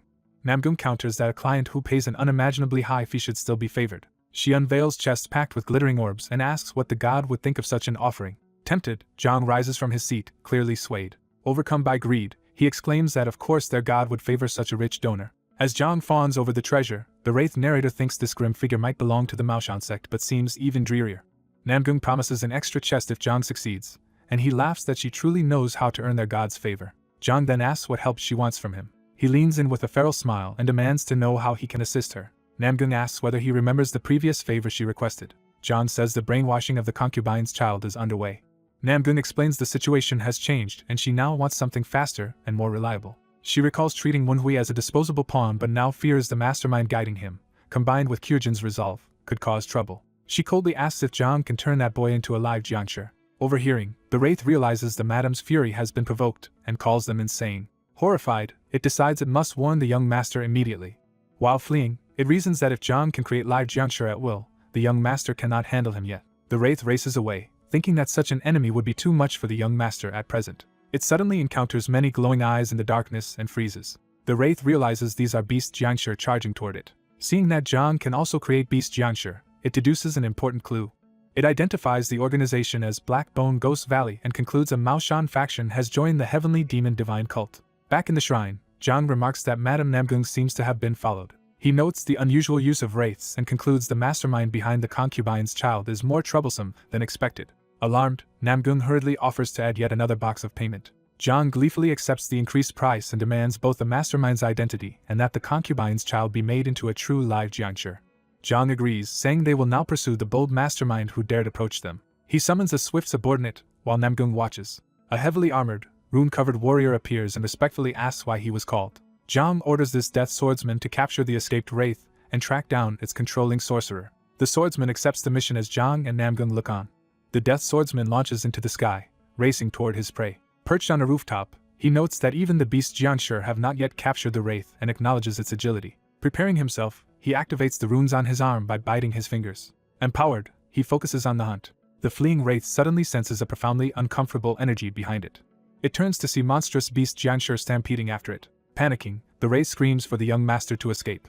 At the White Pavilion training room, Kyujin lounges while Wenhui trains, saying she will go later since the weather is pleasant. Wenhui reflects that the humiliated Tang Yuchang and thwarted Namgung Sanyang will now try to harm him without restraint. He notes that Kyujin understands this as well and asks her not to interrupt his training, which she agrees to with a smile. The wraiths watching comment that Kyujin has surprisingly upright character for someone of the Qingqing sect and wonder how such a child came from Tang Hozhen and a Namgung woman. Their joking provokes a threat that they will be turned into wraith pills if they keep talking. Wenhui pauses mid-practice, sensing something odd. The wraiths ask what is wrong, and Wenhui answers that his body feels different from before today's duels. He explains there used to be a noticeable lag between his thoughts and martial movements, like misaligned gears. He had blamed it on inexperience, but now feels that delay shrinking. The wraith boasting of his teaching past asks to examine Wenhui's body, and Wenhui consents. Several wraiths float around and inspect him closely. One asks if Wenhui knows the concept of accumulated merit, clarifying it is different from internal energy. The wraith elaborates that while internal energy may grow from similar training, accumulated merits differ depending on the trainee's enlightenment, lineage, and inclinations. Wenhui summarizes that accumulated merit depends on the practitioner's image or identity. The wraith agrees and says that even techniques that steal others' internal energy still end up reflecting the user's own nature. He adds that in Wenhui's special case the accumulated merits from Tang Wenhui's original life and the new ones have differing natures, causing the earlier delay. Now that the delay is decreasing, he believes Tang Wenhui's merits and the young master's own are beginning to harmonize. Wenhui realizes this means he is finally accepting Tang Wenhui's identity, and that their merits are aligning. He admits that although he consciously views this as his body, subconsciously he had treated Tang Wenhui's body as someone else's. After the duels, his mindset shifted from borrowing Tang Wenhui's body to simply using martial arts as himself. His encounters with Kyujin and Hozhen, who always saw Tang Wenhui as an afterthought, are gradually erasing that subconscious barrier. He asks how far this assimilation has progressed, and the wraith estimates about 40%, implying greater gains if it increases. The wraith assures him that higher assimilation will make martial progress easier, which Wenhui accepts as all he needs. He concludes that harmony between body and soul is essential for growth in mystic arts. Wenhui believes that as Tang Wenhui's body and Yun Wenhui's soul fuse further, his mystic power will recover to its peak from his past life. Kyujin watches his intense training and reflects on how drastically he has changed, now so confident and devoted to martial arts. She feels heartache over the hardships that forced this change, but still worries for him. She thinks Wenhui is starting to build his own figurative castle. She foresees that castle only growing stronger from here. However, she knows her ruthless mother will not wait for Wenhui to finish building that strength. Startled by a sudden omen, she senses that something ominous is approaching, just as expected. A thick fog rolls into the training grounds while Wenhui stands ready. The wraiths recognize it as ghost fog, and Wenhui calmly confirms that it is indeed that sorceress mist. Smiling, he says he had already anticipated wraith sorcery from the nature of the cinnabar poison and its crafting style. He concludes that the enemy has finally taken his bait and prepares to see how big this opponent is. On another rooftop, the Death Swordsman relishes the chance to hunt again. He recalls Zhang's belief that the mastermind behind the concubine's child uses unusual wraith sorcery and likely possesses a distinctive magic tool. Following traces left on the earlier target, he determines the sorcerer must be within this ghost-shrouded area and eagerly approaches. Seeing the fog is sufficiently dense, he activates his spell work. He explains that ghost fog blocks perception and combined with the thorny ghost fog formation, creates a powerful trap. Magical vortices swirl as he finishes casting the formation. He notes that whatever happens inside this fog, no one outside will sense it. Empowered by dark energy, he now searches for his prey. He suddenly notices a glowing connection line leading to Wenhui inside the fog. Confused, he realizes the trail from the wraith links directly to his secondary target, the concubine's child. He deduces that the mastermind severed the wraith connection so the boy alone would trigger the technique. Wenhui pretends to panic about the fog, while the swordsman privately acknowledges the mastermind's cleverness. Reasoning that capturing the concubine's child will still draw out the mastermind, he closes in. Confident that ghost fog blinds Wenhui, he approaches with the intent of turning him into a live Jianshi. Before he can strike, Kyujin rushes in through the mist to engage him. He is startled by the sudden appearance of another combatant. Kyujin, already in motion, slams into him with a fierce attack. Her lightning-fast blow sends him hurtling, and Wenhui exclaims that they have caught a very big fish.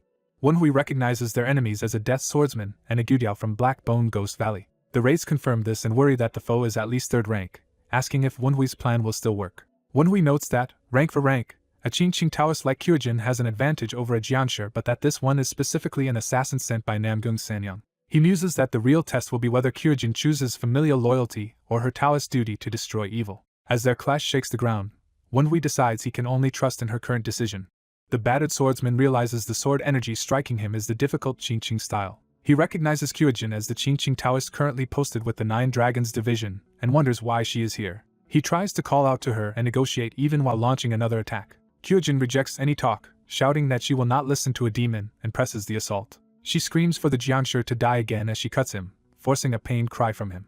The force of her blows sends him flying. He curses that their attributes clash badly for him, putting him at a disadvantage. He worries that properly fighting back and injuring Kyujin will ruin their deal with Madame Namgung. He imagines his furious master torturing him if that happens. Desperate, he attacks anyway, charging head-on at Kyujin. Kyujin unleashes her Qingqing sword style, lightning-severing quick blade. She bellows for him to stop thinking and just die as her crimson blades rain down. Riddled with cuts and blood, the swordsman realizes he may really die at this rate. Deciding that if he is doomed he might as well go all out, he abandons restraint despite her being Namgung's daughter. Hearing this, Kyujin stiffens but keeps her focus. The swordsman blames her for not listening and begins to unleash his trump card. He channels a terrifying surge of energy, transforming his aura. Power explodes from him as talisman papers fly, signaling a major technique. He darts forward with renewed speed under its effect. Fully empowered by ghost enhancement technique, he towers over Kyujin with a monstrous presence. Kyujin looks up at his looming form and swears in shock. He slams his enhanced attack down toward her. While attacking, he tells her to yield so she will not be hurt, insisting he is only carrying out Madame Namgung's wishes. Kyujin braces herself, reminding her heart not to waver because she already knew this was her mother's will. She steels her resolve, vowing to defeat him and uncover the mastermind behind him. The beast Jianshi is struck by antidemonic energy while its foe vows to stop his mother from straying. The Jianshi angrily charges, mocking his stubborn female opponent. Their clash sends debris flying as the two exchange powerful blows. The Jianshi laments the woman's stubbornness and fears a prolonged battle. He worries that, despite the thorny ghost fog formation, the righteous wind squad or the mastermind sorcerer may soon detect them. Realizing he will be disadvantaged as the fog weakens, he decides to use the Gudiao, still focused on killing the concubine's child. The Gudiao, a dragon-like beast, is summoned. It soars into the sky, screeching as it gathers ghost fog. A companion informs the young master that he has stopped the Gudiao from releasing additional ghost fog. The young master notes the enemy finally using the Gudiao and muses it might have been better to let the stubborn girl fight it while awaiting the death swordsman. The Gudiao dives down in a menacing attack. Facing it calmly, The young master complains about its noisy screeching at night. Activating his power, the young master orders the Gudiao to bow its head. He unleashes Purple Eye's first stage, overwhelming the Gudiao's spirit. The terrified Gudiao shrieks and plummets. The impact surprises the young master as the Gudiao slams into the ground. Seeing it buried headfirst, he jokes that he did not tell it to bow that extremely. His spirit companions praise the Gudiao's sturdy neck while remarking on its durability. They marvel at the resources spent to create such a monster just to attack the young master, who chides them for getting excited over powers that are not theirs. The young master orders the Gudiao to stand, addressing it as Bird Head. He offers the Jiangshi two choices, asking whether it would rather fight the Gudiao, or whether it would rather fight him, terrifying the Gudiao into a shriek. Grinning, he drives his staff into the ground, intensifying the Gudiao's fear. The Gudiao suddenly turns on its own master, attacking the Jiangshi, who is shocked at the betrayal. As the Gudiao bites and claws at him, the Jiangshi wonders if he has lost control and suspects the sorcerer behind the scenes has seized the Gudiao. He realizes this means the mastermind sorcerer must be nearby and is deeply alarmed. While he is distracted by this thought, the mad swordswoman rushes in from behind. She attacks with glee, saying his behavior makes her want to cut him. Her sudden strike severs the Jiangshi's left arm, forcing him to think about retreat. As they face off again, he wonders why she only cut off his left arm instead of killing him. He confronts her, asking why she spared his life when her last attack could have been fatal and suspects she is holding back for Madame Namgung's sake. She denies holding back, declaring that she intends to shred him so he can repent for his crimes. With a crazed smile, she promises to save him slowly, shocking him with her bloodthirst while claiming to be a Taoist. Overhead, the Gudiao continues attacking him, drawing another pained cry. Furious, the Jiangshi curses the bird-brained Gudiao and wonders why the beast that spread ghost fog now acts so strangely around the young master. He decides his priority is to eliminate the remaining ghost fog and adopts the alone-in-world style stance. She unleashes evil extermination/barrage, surrounding him with intersecting spiritual slashes. The technique dispels the ghost fog enhancement from his body. Realizing his buffs are gone, the Jiangshi decides he must find an opportunity to escape. While remnants of ghost fog still linger, he prepares a powerful attack with gathered energy. He charges the woman in a burst of speed. He dashes past her, fleeing the battlefield. From above, the Gudiao and young master chase, demanding to know where he thinks he is going as he screams. The Jiangshi's eyes flare as he senses something behind him. The woman dives down toward him in pursuit. He crashes into the courtyard, groaning from the impact. She charges again, blade ready. The exhausted Jiangshi secretly readies a return talisman, or bead in his hand. Her strike hits the ground as he activates the talisman. She rushes toward him again as he prepares to escape completely. Enveloped in swirling energy, he uses the talisman's power. Her slash cuts through empty space as a vortex appears. The woman realizes he has escaped. She concludes that events unfolded exactly as the young master had planned. She warns Wenhui that demonic arts are involved and asks for his help. He starts explaining his idea while she listens skeptically. She repeats back his request, shocked that he wants to avoid killing the Jiangshi attacking them. He confirms they must first gather enchantment power. He explains that although their foe is only a branch clan member, he infiltrated the Tang estate and spread ghost fog, meaning he is strong enough to use enchantments. Wenhui adds that if the enemy feels threatened he will escape with a return talisman, and Wenhui lacks the strength to defeat him inside his own enchantment. However, if they can force the Jiangshi out of the enchantment, Wenhui believes they can handle him. Wenhui declares his intent to expose the mastermind behind the Jiangshi who attacked the Nine Dragons division. The woman realizes that if Wenhui is correct, the Jiangshi they are fighting was sent by her own mother. Troubled, she asks what Wenhui will do if she chooses to follow her mother's will. He replies that in that case he will simply accept defeat in their game of wits. She is struck by his words and recalls that this attitude represents the duty of a Tang clan member. Shocked by that realization, she reevaluates her position. Narration notes that after all his suffering, Wenhui sees the Tang clan as deceitful, yet she resolves to prove to him that the Tang clan is more than lies and decides to push forward a little further. The beast Jiangshi she fought earlier appears before her again, screeching. She is surprised the Gudiao beast is still around as it wails nervously at her presence. A beam of light races through the forest toward a distant structure, following the escaping Jiangshi. The wounded Jiangshi reappears outside the estate, landing heavily. He curses his failure and the fact he is fleeing after missing his objective, even thinking reattaching his arm will not fix things. He worries that after losing the Gudiao and with increased security around the Nine Dragons division, his master will not tolerate this failure. In rage he blames everything on the cursed woman who interfered. Suddenly Wenhui appears before him, mocking him for stopping just outside the estate instead of fleeing farther. The Jiangshi panics that they have already tracked him down. Recognizing Wenhui as the bastard son, he is baffled how this man followed him here. He suspects the hidden sorcerer is pulling strings and reasons that someone capable of stealing the Gudiao could also locate the thorny ghost fog's life gate.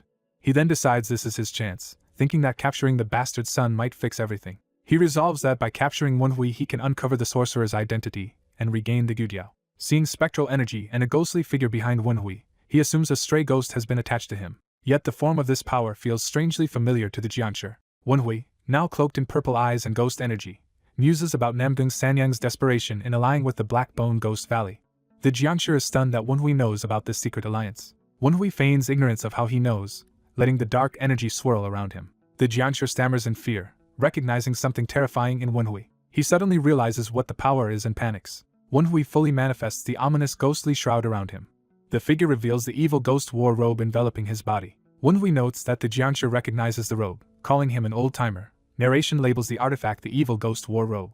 The Jiangshi recalls that everyone in Black Bone Ghost Valley knew this weapon 10 years ago as the chaos-causing tool of the little heavenly demon, Yun Wenhui. Horrified, he asks if the spectral energy is truly an evil ghost and why Wenhui of all people possesses it. Wenhui coldly says he has no intention of answering questions. He states instead that he has many questions for the Jiangshi, who defiantly claims he will not answer. Wenhui replies that of course the answers will not come now. With a sinister smile he says they will talk once the Jiangshi is dead. The Jiangshi fears that if Wenhui truly is the cult heir, one blow might be enough to kill him. Wenhui clenches his fist as he prepares to charge, radiating ghostly power. The Jiangshi braces, wondering whether Wenhui will use mystic arts or the Phantom King's power. Wenhui rockets forward in a devastating charge. The Jiangshi is shocked by the speed of the incoming blow. He realizes with disbelief that Wenhui is using martial arts rather than sorcery. Wenhui's strike tears into him, spraying blood and hurling him away. The Jiangshi smashes into a distant tree, leaving a huge crater. He slowly begins to rise from the impact. Catching his breath, he recognizes the attack as the Nine Dragons Division's secret technique Tempest Dance. He notes again that Wenhui used martial arts instead of mystic arts. Smiling, he takes this revelation as encouragement. Laughing, he concludes Wenhui cannot be the true cult heir, who supposedly cannot use martial arts, and could destroy him with a finger. He gathers powerful sorcery, saying Wenhui is only imitating the cult heir's abilities. He then unleashes a massive purple energy blast downward. The Jiangshi identifies his own technique as solitary chains of binding, a weapon personally created by the cult heir. Wenhui comments that he barely missed with his previous attack and smugly calls himself a genius rather than a monster.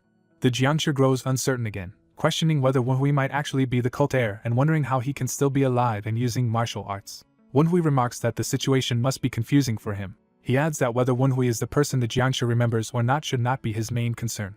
Wenhui taunts him further, asking if he really has time to worry about such things. The Jiangshi realizes that if the fight drags on, the Righteous Wind Squad or Namgung Sanyang might intervene, so he must act decisively. He concludes he cannot flee and must silence Wenhui, yet still fears the possibility that Wenhui is truly the cult heir. Wenhui, still relaxed, asks why the Jiangshi has not made his move yet. Mocking him, Wenhui says dead swordsman standards must have fallen if someone dragging around a Gudiao could be promoted, and judges him incompetent. The insult enrages the Jiangshi. Wenhui wonders aloud if he should just go back since someone like this probably has no useful information, provoking another curse. Determined, the Jiangshi decides to make Wenhui regret his words even if it costs him his lifespan. With a roar he charges at full power. Wenhui notes that his foe is finally committing to an all-out attack. The Jiangshi's energy beam tears through the forest, trying to put distance between them. Wenhui realizes the Jiangshi is attempting to buy time by dragging them away from the estate and decides he cannot allow him to escape. Wenhui resolves to test techniques he could not use against Tang Kyujin, chasing with a blazing streak. The resulting clash explodes, obliterating rock and terrain. Catching his breath, the Jiangshi thinks he may have gone too far and now has to retrieve Wenhui's supposed corpse. He approaches the smoke-filled crater, complaining that at least Wenhui's talkativeness matched the real cult heir's. But when his hand touches the robed figure, Wenhui speaks, saying he finally feels relieved. Wenhui, unscathed, grabs the Jiangshi's arm and comments that if he wanted rest he should have used the return talisman to go farther before stopping. The Jiangshi is stunned that his attacks had no effect. Wenhui mocks him, asking how such weak attacks were supposed to retrieve his corpse and making the Jiangshi question whether the robe truly is the cult heir's evil ghost war robe. The Jiangshi screams in denial, refusing to believe it. Wenhui endures another full-power burst that shatters his ghost robe outward yet still leaves him uninjured. The Jiangshi notes he has overloaded his demonic essence to enhance his attacks but they still fail. He watches in horror as the relentless barrage does nothing to Wenhui. Wenhui calmly remarks that attacks of this level would take forever to even turn him into a corpse. The Jiangshi, frustrated, calls Wenhui a damned brat and punches with everything he has. Wenhui announces that the defensive capabilities of the evil ghost war robe have been fully tested. He then says it is time to test its offensive capabilities and launches a purple-empowered strike. His blow slams into the Jiangshi's torso, sending him flying. A concentrated purple beam follows through the forest after the impact. The battlefield falls quiet with only a collapsed silhouette visible in the distance. The Jiangshi, lying battered on the ground, thinks that Wenhui's last strike has revealed something important. He concludes that although Wenhui's blows cannot easily kill him, they prove Wenhui is actually weaker and that he might win if the evil ghost war robe disappears once Wenhui's mystic energy is exhausted. The robed enemy taunts the Jiangshi, suggesting he plans to outlast the duration of his evil ghost war robe. He says he came prepared specifically because he knew the Jiangshi was from Black Bone Ghost Valley. The Jiangshi mocks him for acting arrogant just because he is wearing the evil ghost war robe. The Jiangshi demands to see what preparations the robed man has made to fight a Jiangshi. Charging in, the Jiangshi vows to defeat him before his mystic energy runs out and the robe disappears. The Jiangshi unleashes a powerful slash of energy at the robed opponent. Realizing he faced an illusion art, the Jiangshi sees the real enemy rushing him from behind. The robed man lands a heavy blow on the Jiangshi, who cries out in pain. The Jiangshi complains that his foe is annoyingly nimble. The robed man notes internally that even his strong attack failed to pierce the dead swordsman's defenses. He reflects that he still has many weaknesses to fix while facing the unwavering Jiangshi. Deciding to finish things, he summons a massive ghostly tiger attack. The Jiangshi is engulfed by the purple blast and screams, asked if he still has not understood something. The Jiangshi shouts that the robed man's attacks cannot harm him. The explosion continues to rage around the Jiangshi's body. The robed man keeps pummeling him, pouring out purple power. Laughing, the Jiangshi says the attacks only tickle and boasts that unlike the evil ghost war robe, his undead body never tires, promising future payback. The robed man suddenly plants his foot, having deliberately allowed his blows to land. He remarks that he had worried the Jiangshi might dodge everything and drag the fight out. He points out that the Jiangshi intentionally took every hit, joking that undeath must rot the brain. The Jiangshi mocks him for losing his mind after being cornered and starts to threaten him. Mid-boast, the Jiangshi abruptly vomits blood.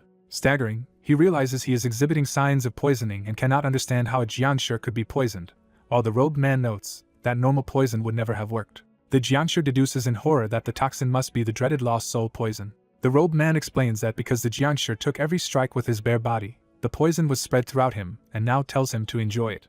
As the corrosive souls devour him, the Jiangshi curses the lost souls and screams for them to get off his body. Swarms of ghostly skulls surge around him. The souls darken and intensify, overwhelming him. The Jiangshi is completely engulfed as numerous shadowy spirits tear into him.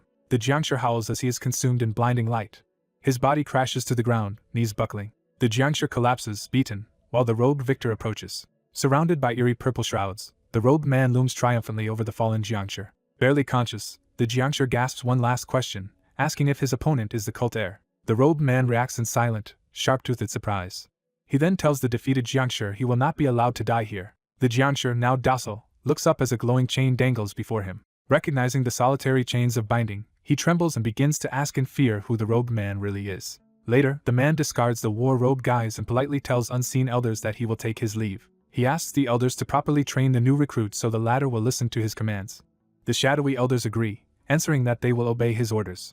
Outside under the night sky, the man walks away through drifting leaves. He reflects that all of this is not easy. He analyzes his shortcomings, admitting he still struggles to quickly cast long preparation sorcery and mystic fields, so he must better adapt to martial arts and speed up his casting. Clenching his fist, he notes he now has even more things to work on. Standing alone in the forest, he steels his resolve. He suddenly senses that someone is watching him. Worried, he wonders if his observer has seen the entire battle and looks toward a distant building glowing with energy. He tries to locate the watcher and sees a silhouette standing in a high window. Recognizing the observer, he realizes it is Tang Hosen. He muses that, creepy Tang clan member or not, Hosen watched everything without intervening. He reasons that although the distance may have hidden some details, Hosen must know he was fighting an intruder, and grumbles about how stuck up the man is. Back at the residence, his sister runs up calling his name as he turns toward her. He freezes awkwardly at her sudden appearance. She rushes over with the captured beast Jiangshi, anxiously asking if he is hurt and what happened. In chibi form he assures her he is fine, while she cheerfully says she thought they might get information from the beast and explains she tried to cut its wings so it could not escape, but they were tougher than expected. She admits she simply beat the creature senseless instead, while he decides privately that he should never get on her bad side. She apologizes for letting the intruder escape despite the chance he created, but he quickly says her safety matters more. She proposes interrogating the beast Jiangshi by beating it until it reveals its master's hideout, and he notices the creature even seems to understand human speech. When the beast suddenly shrieks and twitches, the sister is shocked it can still move. He grabs the cowering beast as it squeals in fear. Sitting with it in the forest, he notes it will be difficult to sneak such a large beast Jiangshi into the house. The creature then focuses its power and begins to transform. It shrinks into a tiny, cute spiky creature. Impressed, he realizes the beast can use mystic arts too. Inspecting the tiny form, he notices something unusual about it. He decides to temporarily keep the beast in the white pavilion and tells his sister to rest. She hesitates silently, looking down. She then agrees that since the intruder is gone she will head inside, urging him to follow soon. She walks away, leaving him watching from behind. As she goes, she glances back with a suspicious, determined expression. The next day, Someone inside remarks that the Jianchu's master is the notorious White Bone instructor. Wraith number 15, kneeling, confirms this and notes that his master has arrived, whom the man has not seen in a long time. Number 15 assumes the listener knows his master, hurriedly correcting himself to call him the accursed White Bone instructor, and the man admits he knows the old necromancer a bit. The man narrates that he once learned death arts from that old man, finishing the training of 100 years in only a month to the instructor's disbelief. Number 15 further reports that besides the White Bone instructor, the Blue Bone merchant, Red Bone terror, and Green Bone irreversible are also nearby, meaning 4 of Black Bone Ghost Valley's 12 black specters are gathered around Nine Dragons County to plot something. The man reasons that 4 elders near Nine Dragons County can only mean one thing and starts deducing why they would be interested at such a time. He connects their movement to the upcoming Dark Supreme Visit Festival, explaining that Tang Munhyuk, the Dark Supreme and one of the top 10 martial masters, has formed and personally leads a new special squad, which the divine cult cannot allow Sichuan to strengthen unchecked. He notes that normally the cult would just infiltrate or weaken the squad, but sending 4 Black Bone elders implies a far more ambitious plan. Taking into account that Namgung's Sanyang of the Nine Dragon branch is also from the Namgung clan, he concludes the enemies are plotting something on a much greater scale. He reveals that behind the heavenly demon divine cult stands a group of limit-breaking masters known as the Society. He realizes that with the Society secretly empowering the cult, previously impossible moves could suddenly become realistic strategies. Focusing on a particular octagonal object, he notes that this once ridiculed move now has become a viable technique. He finally states his deduction aloud. The enemy is aiming to assassinate the Dark Supreme. Number 15's spirits angrily call the Black Bone elders fools, insisting that not even the progenitors of the 9 demons could handle the Dark Supreme, one of the 10 greatest masters. The man agrees that the Jiangshi elders are just scouts and hears from number 15 that additional support is coming from Tianshan. Surprised, he wonders why support would come from Tianshan instead of directly from the Society, and calls number 15 by his designation. Number 15 presents himself as Spirit number 15, and the man asks if he really knows nothing about the Society. Nervous, number 15 admits he is too ignorant to understand what the mysterious Society even is. The man accepts that number 15 does not know and decides he must capture the White Bone instructor himself if he wants real information about the Society. He recognizes, however, that at his current level he cannot even breach the old man's terrifying fortress of spells, let alone defeat him. Concluding this line of interrogation, he says this is all he can learn from number 15 for now. Just then his martial arts instructor bursts in, worried for his safety, and the man notes who it is. The instructor relays that the branch clan head has summoned him and anxiously asks what happened in his front yard. Number 15 quietly explains that the instructor must be referring to the damage from his earlier fight with the sister. The man tells his flustered instructor to calm down and promises to explain on the way, internally deciding things may be easier with the help of Righteous Wind and Tangon. He resolves that to make progress he must now coordinate with those allies. As he walks under the moon, he muses that everything now depends on how much Tang Hosen knows and what that man intends to do. Meeting Hosen, he formally greets him as branch clan head. Hosen questions why his son still keeps such a formal distance even in private. The man apologizes, saying they have simply not spoken privately for a long time. Tangon is outraged afterward, scolding him for risking their hard-won favor with Hosen. The man brushes it off playfully, teasing that his martial arts master must think highly of him and telling him to just watch how things unfold. He points out that if this meeting is to reward his achievements in defeating the intruder, it should count as official business, not a father-son reunion, noting internally that Hosen called him for political reasons. He concludes they are gauging how much each other knows about the current situation, and Hosen remarks that his son already seems aware of the reason for the summons.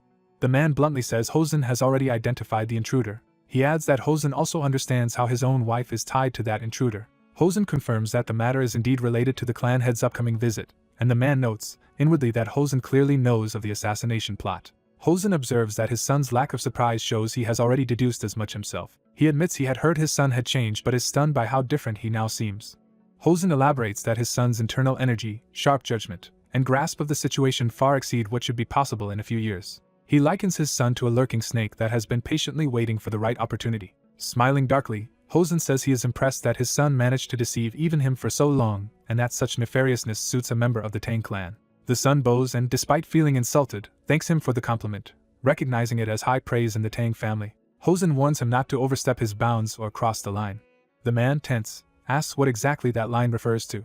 Hosen clarifies that he will not interfere in conflicts between his son and Sanyang inside the household, but forbids him from touching the forces backing Sanyang. Wondering what ulterior scheme this snake is hatching, the son agrees outwardly with him. I understand. He concludes he cannot move directly against the White Bone instructor yet, and Hosen says he has said all that is needed and dismisses him. Before Hosen leaves, the son stops him and insists he should be given a reward for defeating the intruder.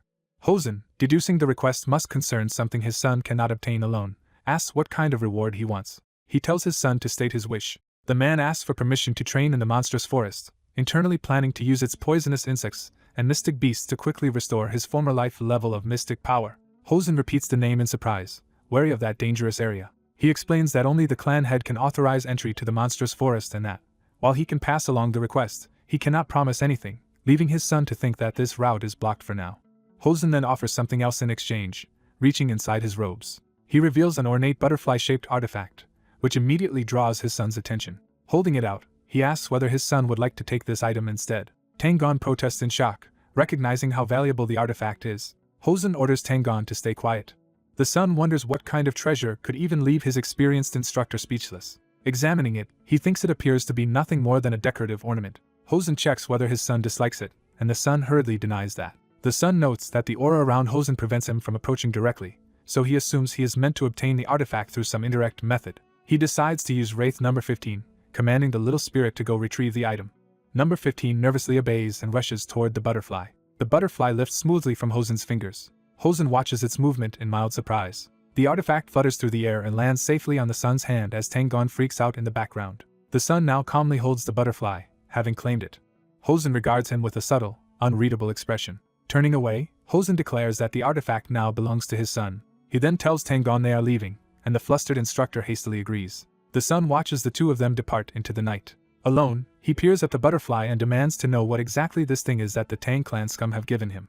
His Wraith companions speculate that it just looks like an expensive ornament, but, knowing the Tang clan, could easily be a hidden weapon. Irritated, the man crushes one of the spirits in his fist and shouts at them to stop giving opinions and get moving. The terrified spirits scatter and agree, rushing off to obey. Elsewhere, Tangon asks Hosen if he is really okay with giving away such a precious artifact. Hosen answers that while it used to be important back when the Tempest Squad existed, that was 20 years ago. Now that the Nine Dragons branch is established, and his son wants to inherit the Tempest legacy, giving him the artifact makes sense. A man realizes the blood butterfly was entrusted to Wenhui because its owner still regrets failing his Tempest Squad ambitions. Tang Hosen explains he showed the artifact to his other two children, but only Wenhui showed interest. He recalls that Wenhui alone managed to claim the blood butterfly, as if Tempest itself chose him. Hosen believes Wenhui might be able to unlock the blood butterfly's secrets, while hidden spirits eavesdrop. Hearing this, Wenhui is surprised and thinks he never considered using Tempest with the blood butterfly. Wenhui asks the spirits if Hosen explained the item, learns only that it is precious, and they nervously address him as cult heir. The spirits report that the artifact drains enormous spiritual energy when it moves and may even be a demonic tool. Wenhui is startled by the idea that the blood butterfly could be demonic. He orders the spirit possessing the butterfly to come out so he can inspect it directly. Reasoning that a Tang clan item should not rely on spiritual energy, Wenhui doubts it truly consumes that much power. The blood butterfly suddenly erupts with a massive surge of energy. Wenhui and the spirits react in chibi shock when the butterfly abruptly goes inert. He grimly focuses, veins bulging, preparing to subdue the artifact. Enraged, Wenhui pours power into the blood butterfly, yelling at it to stop resisting.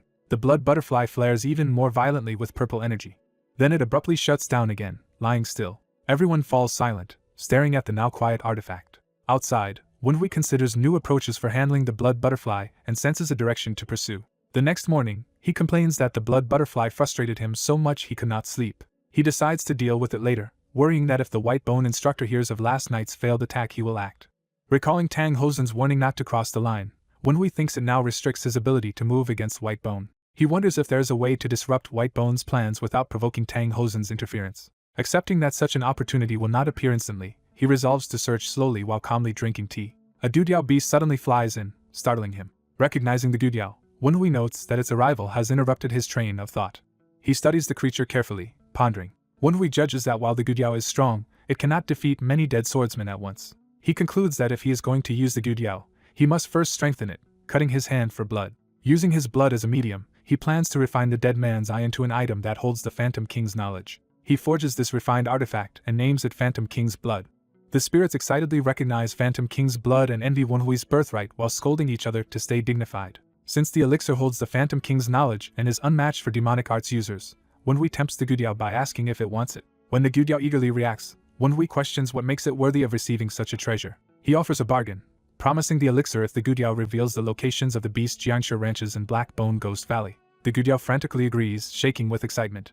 Wenhui lets it eat the Phantom King's blood. The Gudiao's eyes blaze as the power takes effect. Bathed in light, the Gudiao transforms into a much larger, dragon-like bird infused with the elixir. Its feathers bristle as the transformation completes. The creature's new avian face emerges, fierce and predatory.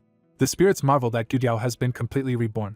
The reborn Gudiao appears as a massive, flaming bird descending in front of Wenhui. Wenhui recognizes it as the legendary demonic army messenger bird that announces their advance. Smiling, Wenhui asks how it feels to be reborn, noting its new body is far more useful than its former spider form. He raises a hand, summoning another presence. Elder Huan's spirit materializes beside the new bird, shocked by his own return. The other spirits exclaim that Elder Huan's soul should have been destroyed. Terrified yet respectful, Huan asks the cult heir why he resurrected him. Wenhui says he had 3 reasons for bringing Huan back. First, he says, is to reward Huan's loyalty, remembering that unlike others he did not curse Wenhui when facing death. Second, he notes Huan still clings to the hope that Wenhui will protect his daughter. Huan is stunned as Wenhui exposes this lingering wish. Wenhui points out that he does not even know the girl's name or face, so finding her himself is impossible. He declares that Huan must search for his daughter personally with his own hands. Overwhelmed by the chance to try again, Huan's expression flares with emotion. Wenhui bluntly adds that the third reason is that wraiths are easier to manage than living fools, causing Huan to inwardly wince. Resigned, Huan says he thought death would free him but realizes there is no escaping Wenhui's grasp. Huan recalls that after losing his wife, his daughter became his only reason to live, and since Cheon Hajin abducted her he has felt dead inside. He remembers betraying the cult leader and heir for her sake, yet failing to protect her anyway. Now, given another chance, he burns with determination to set things right. Huan loudly pledges allegiance to Wenhui. He vows to dedicate his soul entirely to Wenhui's cause, yielding his fate to the cult heir's command. Wenhui listens as Huan swears he will follow orders without any hesitation. Wenhui confirms that Huan retains the Gudiao's memories and asks if he knows where the beast Jiangshi ranches are. Huan, in the bird's body, offers to fly there immediately and tear the ranchers apart with his new talons and beak. Pleased, Wenhui orders him to destroy the ranches and show the traitors the divine cult's advance. Huan accepts with fierce resolve. The powerful bird blasts out of the room while Wenhui calmly watches. Watching the departing feathers, Wenhui thinks that once the ranches are under attack, the white bone instructor will be too busy to target him, buying precious time. Elsewhere, a carriage arrives at the clan estate, signaling the arrival of an important guest. Inside, a woman returns from an overnight ride, saying she is exhausted. She notices a folded report from Mu Young on the floor. Seeing the folded corner, she assumes the report concerns urgent business. Reading it, she is shocked to learn that Yu Chang fought a duel with Wenhui. She is even more outraged to read that Wenhui actually won.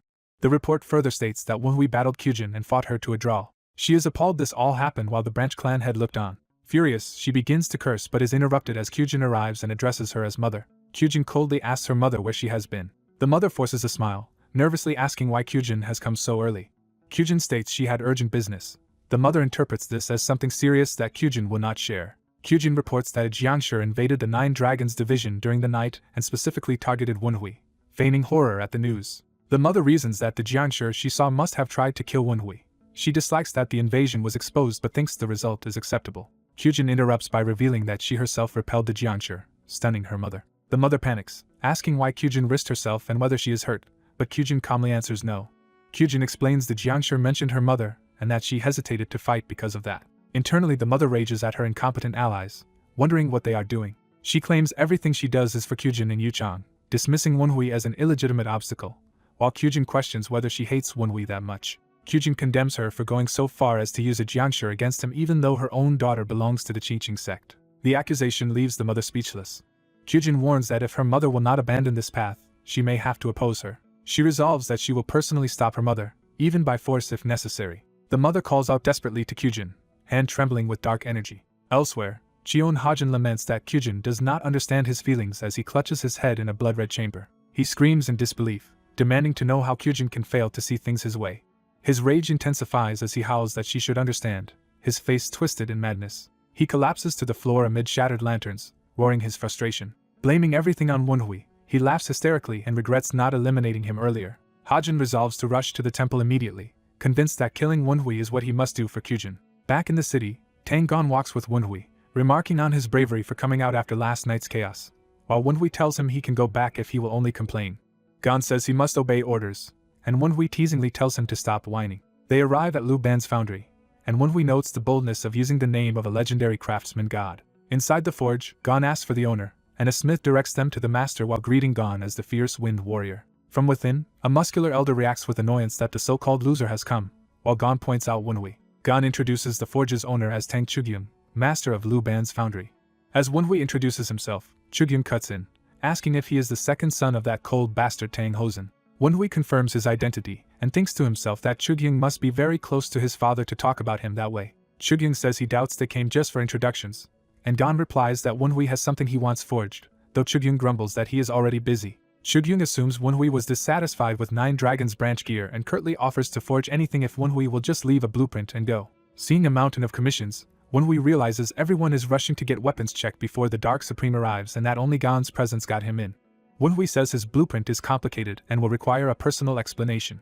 Chugyung bristles, insisting he is no novice and can forge even from a poor blueprint. Wenhui clarifies that he wants not a stealth weapon but a sword, surprising the smith. Gon explodes at the word sword, thinking Wenhui wants to become a Qingqing-style Taoist like Kyujin. He freaks out that they came all this way for a sword instead of a stealth weapon, demanding to know why.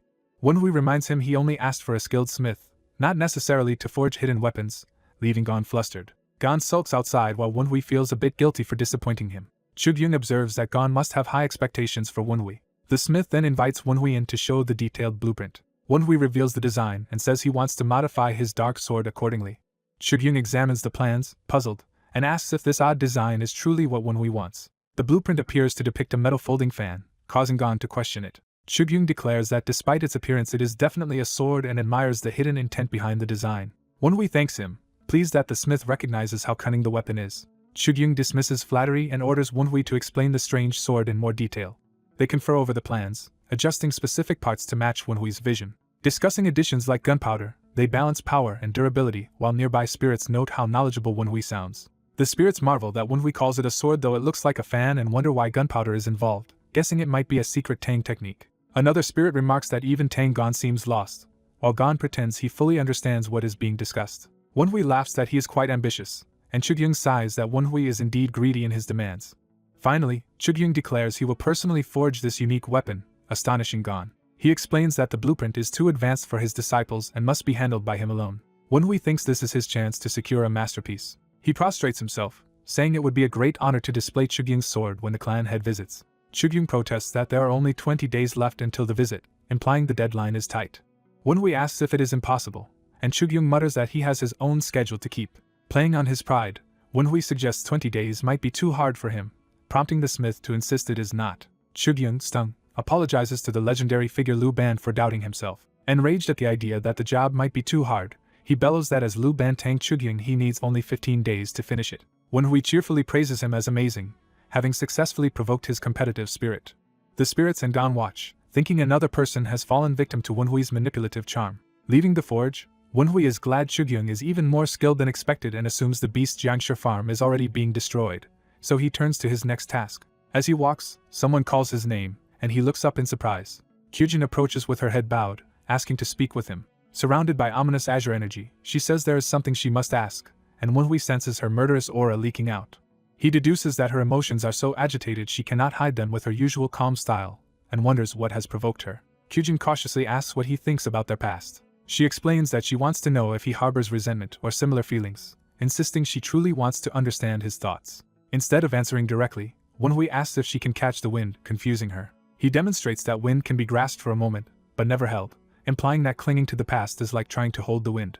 Wenhui dismisses dwelling on the past and declares that pursuing what he wants to do now and in the future matters most. A young woman stands stunned in the middle of a blast of energy. Inspired by Wenhui's words about the future, the woman decides on her course of action and thanks him for helping her make up her mind. She tells Wenhui she has something she must do and that he will not see her for a while. After she departs, a powerful burst of energy erupts from the ground where Wenhui stands. Wenhui reflects that such a kind girl becoming that enraged released murderous intent in the Alone in World style. He orders his spirit companions to stop chatting and secretly monitor her, and they obediently agree. Reasoning that her shaken state likely means she fought with Namgung Sanyang, Wenhui turns toward the residence. He thinks Sanyang will not stay quiet after clashing with her daughter and prepares to receive that woman as an incoming threat. Eyes glowing, Wenhui excitedly resolves to get ready to welcome this dangerous guest. At the Tang branch's main tower, a servant informs the branch clan head that young Master Wenhui is requesting an audience. Inside, the branch head's aide reacts with surprise at the request while the branch head reads documents. The branch head pauses, then instructs that Wenhui be brought in and told to wait. Meeting his escort, Wenhui jokes that he has just come to greet his father as a son, only to be told to leave if he is going to talk nonsense. In chibi banter, Wenhui reminds the aide that he is the branch head's son and jokes about rank, while the aide retorts Wenhui must improve if he wants respect. Facing Wenhui, the branch head asks what business brought him here. Wenhui replies that he has come to negotiate regarding the matter the branch head mentioned the previous night. The branch head silently weighs his words, humming thoughtfully. He calls Gon and orders him out, and the aide promptly withdraws, leaving father and son alone. Wenhui notes in awe that Gon's presence vanished instantly, revealing his impressive skill. The branch head warns that Wenhui's interference could disrupt the Tang clan's larger plans. Releasing a heavy aura, he demands a convincing reason, and Wenhui thinks this is not the bearing of a simple branch head. Wenhui agrees outwardly while inwardly concluding that the man is clearly preparing significant schemes for the Tang clan. The branch head says a negotiation requires both sides to offer something and asks what Wenhui can provide. Wenhui says he cannot give anything immediately but can make a promise. Wenhui promises that he will protect his sister Kyujin, which visibly startles the branch head. He presses that the branch head knows exactly what sort of people Madame Namgung is entangled with. The branch head falls silent, troubled by the implication. He uses a secret sound transmission technique to ask Wenhui to explain, and Wenhui realizes others still in the room cannot hear them. Wenhui explains that if Madame Namgung's link to the demonic cult is exposed, Kyujin will inevitably be dragged into the scandal. He labels Kyujin as the child of a demonic cult spy, highlighting the stigma she would bear. Wenhui reminds the branch head how harshly children of demonic spies are treated throughout the Jianghu. He concludes that if the truth spreads, neither Kyujin nor Yuchan will be able to show their faces in the martial world again. The branch head identifies himself as Tang Hozhen, the man who once led the Tempest Squad against the demonic cult's leader. He says no one would dare accuse his children of colluding with the demonic cult to his face, but Wenhui counters that the world is not so kind. Wenhui vows he will ensure Kyujin avoids all consequences from this affair. The branch head, setting aside how Wenhui will manage that, asks what Wenhui wants in return. Wenhui answers that, since he is already involved, he wants to be included in the branch head's plans. The branch head questions whether Wenhui is strong enough, and Wenhui confidently says he will prove his worth, prompting the branch head to ask how. Wenhui names his target as the feared White Bone Instructor, shocking Tang Hozhen. He promises to bring Tang Hozhen the White Bone Instructor's head. Meanwhile, at a sinister temple, incense smoke rises as someone invokes the Buddha of Infinite Light. Namgung Sanyang furiously berates the White Bone Instructor for his failure after all she has done for him. Enraged, she yells that even her daughter insulted her because he could not eliminate a single enemy. The White Bone Instructor interrupts her tirade by sharply calling her name. Startled, Sanyang flinches at his sudden shout. The White Bone Instructor admits his judgment was wrong in this matter. He says he has also lost a disciple and will no longer remain still, implying he will personally retaliate. As he declares he will handle things himself, a subordinate barges in urgently calling. Temple Master, the White Bone Instructor demands to know the commotion, and the blue-skinned girl says the news is urgent. The girl asks Sanyang to sit aside while they discuss it, and Sanyang reluctantly agrees. Sitting down, Sanyang grudgingly admits to herself that although she dislikes being yelled at, the Temple Master is undeniably capable. She thinks that since he has taken the matter into his own hands, he will finally rid her of the troublesome Wenhui. The White Bone Instructor reacts in shock to new information. He learns that the Beast Jiangshi farms he spent over a decade secretly building are under attack. He recalls how carefully he created those monsters over many years. He is told that a Shu with spirit energy similar to his prized Gudiao is rampaging through the farms. He sees that this Jew has single-handedly annihilated all of his Beast Jiangshi. Sanyang nervously asks what has happened. The White Bone Instructor explodes in fury, cursing Sanyang. He grabs her by the throat, choking her in rage. Still furious, he slams her to the ground with overwhelming force. Sanyang, in pain and tears, accuses him of deceiving her. Looming over her, he rants that a sorcerer strong enough to seize control of his Gudiao and evolve it into a Zhu would not waste time helping her elevate an illegitimate heir to the Tang clan. Convinced she must be in league with that sorcerer, he denounces the idea as ridiculous and accuses her of plotting to betray them. Terrified, Sanyang insists she has no idea what he is talking about. Unleashing terrifying ghostly power, he demands to know whether she is truly ignorant or merely feigning, asking if she is underestimating the Black Bone Ghost Valley. Sanyang realizes in horror that the Black Bone Ghost Valley, the group she has been dealing with, is actually a force under the demonic cult. He concludes that she truly knows nothing and muses that the Namgun clan is probably just using her until she is no longer useful. Deciding there must have been a misunderstanding, he acknowledges she genuinely seems unaware. Sanyang internalizes that, without realizing it, she has been working with the demonic cult. She recalls that her own family introduced her to the Temple Master, and realizes this means the entire Namgun clan is tied to the demonic cult. The White Bone Instructor confirms her second son's name is Tang Wenhui and notes it matches the name of the enemy who ruined his farms. He tells her that even without her request he now has ample reason to tear Wenhui and the sorcerer backing him to pieces, and he asks for her cooperation. Later, back at the Tang residence, Sanyang humbly admits to Wenhui that she was wrong. She offers to do anything he wants as an apology if he will accept it. Wenhui, amused by the sudden change, confirms she is really apologizing to him. She thinks she dislikes apologizing but must obey the order she received. In flashback, the White Bone Instructor told her to make the Tang bastard lower his guard by acting subservient. When she hesitated, he threatened to turn her into a jiangshi if she refused. Fearing that fate, she frantically agreed to follow his instructions. Now she resolves to manipulate Wenhui to gain a lead on the sorcerer, accepting the humiliation as necessary. Wenhui points out that despite her fearless facade, she is clearly terrified of the branch clan head learning the truth. He bluntly states he knows she is working with the demonic cult, leaving her aghast and wondering how he found out. She realizes from his certainty that this is not a bluff. Thinking back, she notes she only realized the temple was part of the demonic cult yesterday and cannot fathom how Wenhui already knows. Wenhui, with a sinister aura, taunts her for being so shocked. She had assumed Wenhui was merely being controlled by some sorcerer. Watching his eyes, she senses instead the gaze of a man acting on his own will, though perhaps aided by a sorcerer. She concludes Wenhui himself has been orchestrating everything from the start. Sanyang hopes he does not know more than her involvement, and feigns ignorance aloud. Wenhui smiles and says if so, she will not mind him telling the branch clan head what he knows. He explains that if the Righteous Wind Squad investigates, they will uncover her visits to the strange temple and any Namgun items stored there, making the situation very interesting. Leaning in, he wonders aloud how the Namgun clan will react when those links to the demonic cult are exposed. Sanyang panics, realizing her clan would likely scapegoat her as the sole collaborator to protect themselves. She weakly insists they would not abandon the branch clan head's wife, but Wenhui points out even she does not truly believe that. Cornered, Sanyang finally asks him directly what he wants. Wenhui grins, signaling he is about to make a major demand. He declares that he is a very greedy man. Narration explains that over the following week Sanyang, desperate, brought Wenhui numerous rare treasures and valuables. Because she was busy procuring these items, Sanyang had no time left to scheme anything else. Surrounded by loot, Wenhui marvels at the Namgun clan's wealth while his spirits joke that he is now draped in treasure and that Sanyang is probably broke. They say she deserves it for what she tried to do to him, but Wenhui tells them to speak only for themselves. Smiling, he says the treasures are useful to him. He singles out one item, a dark green pill, as the most important of all. He explains to his spirits that it is a pill made from fire poison herb, cornelian cherry, and a special bacterium, radiating immense toxic energy. The spirits think it looks like a standard poison pill and, startled, guess Wenhui intends to attempt the 6th level of the venom dragon cultivation technique.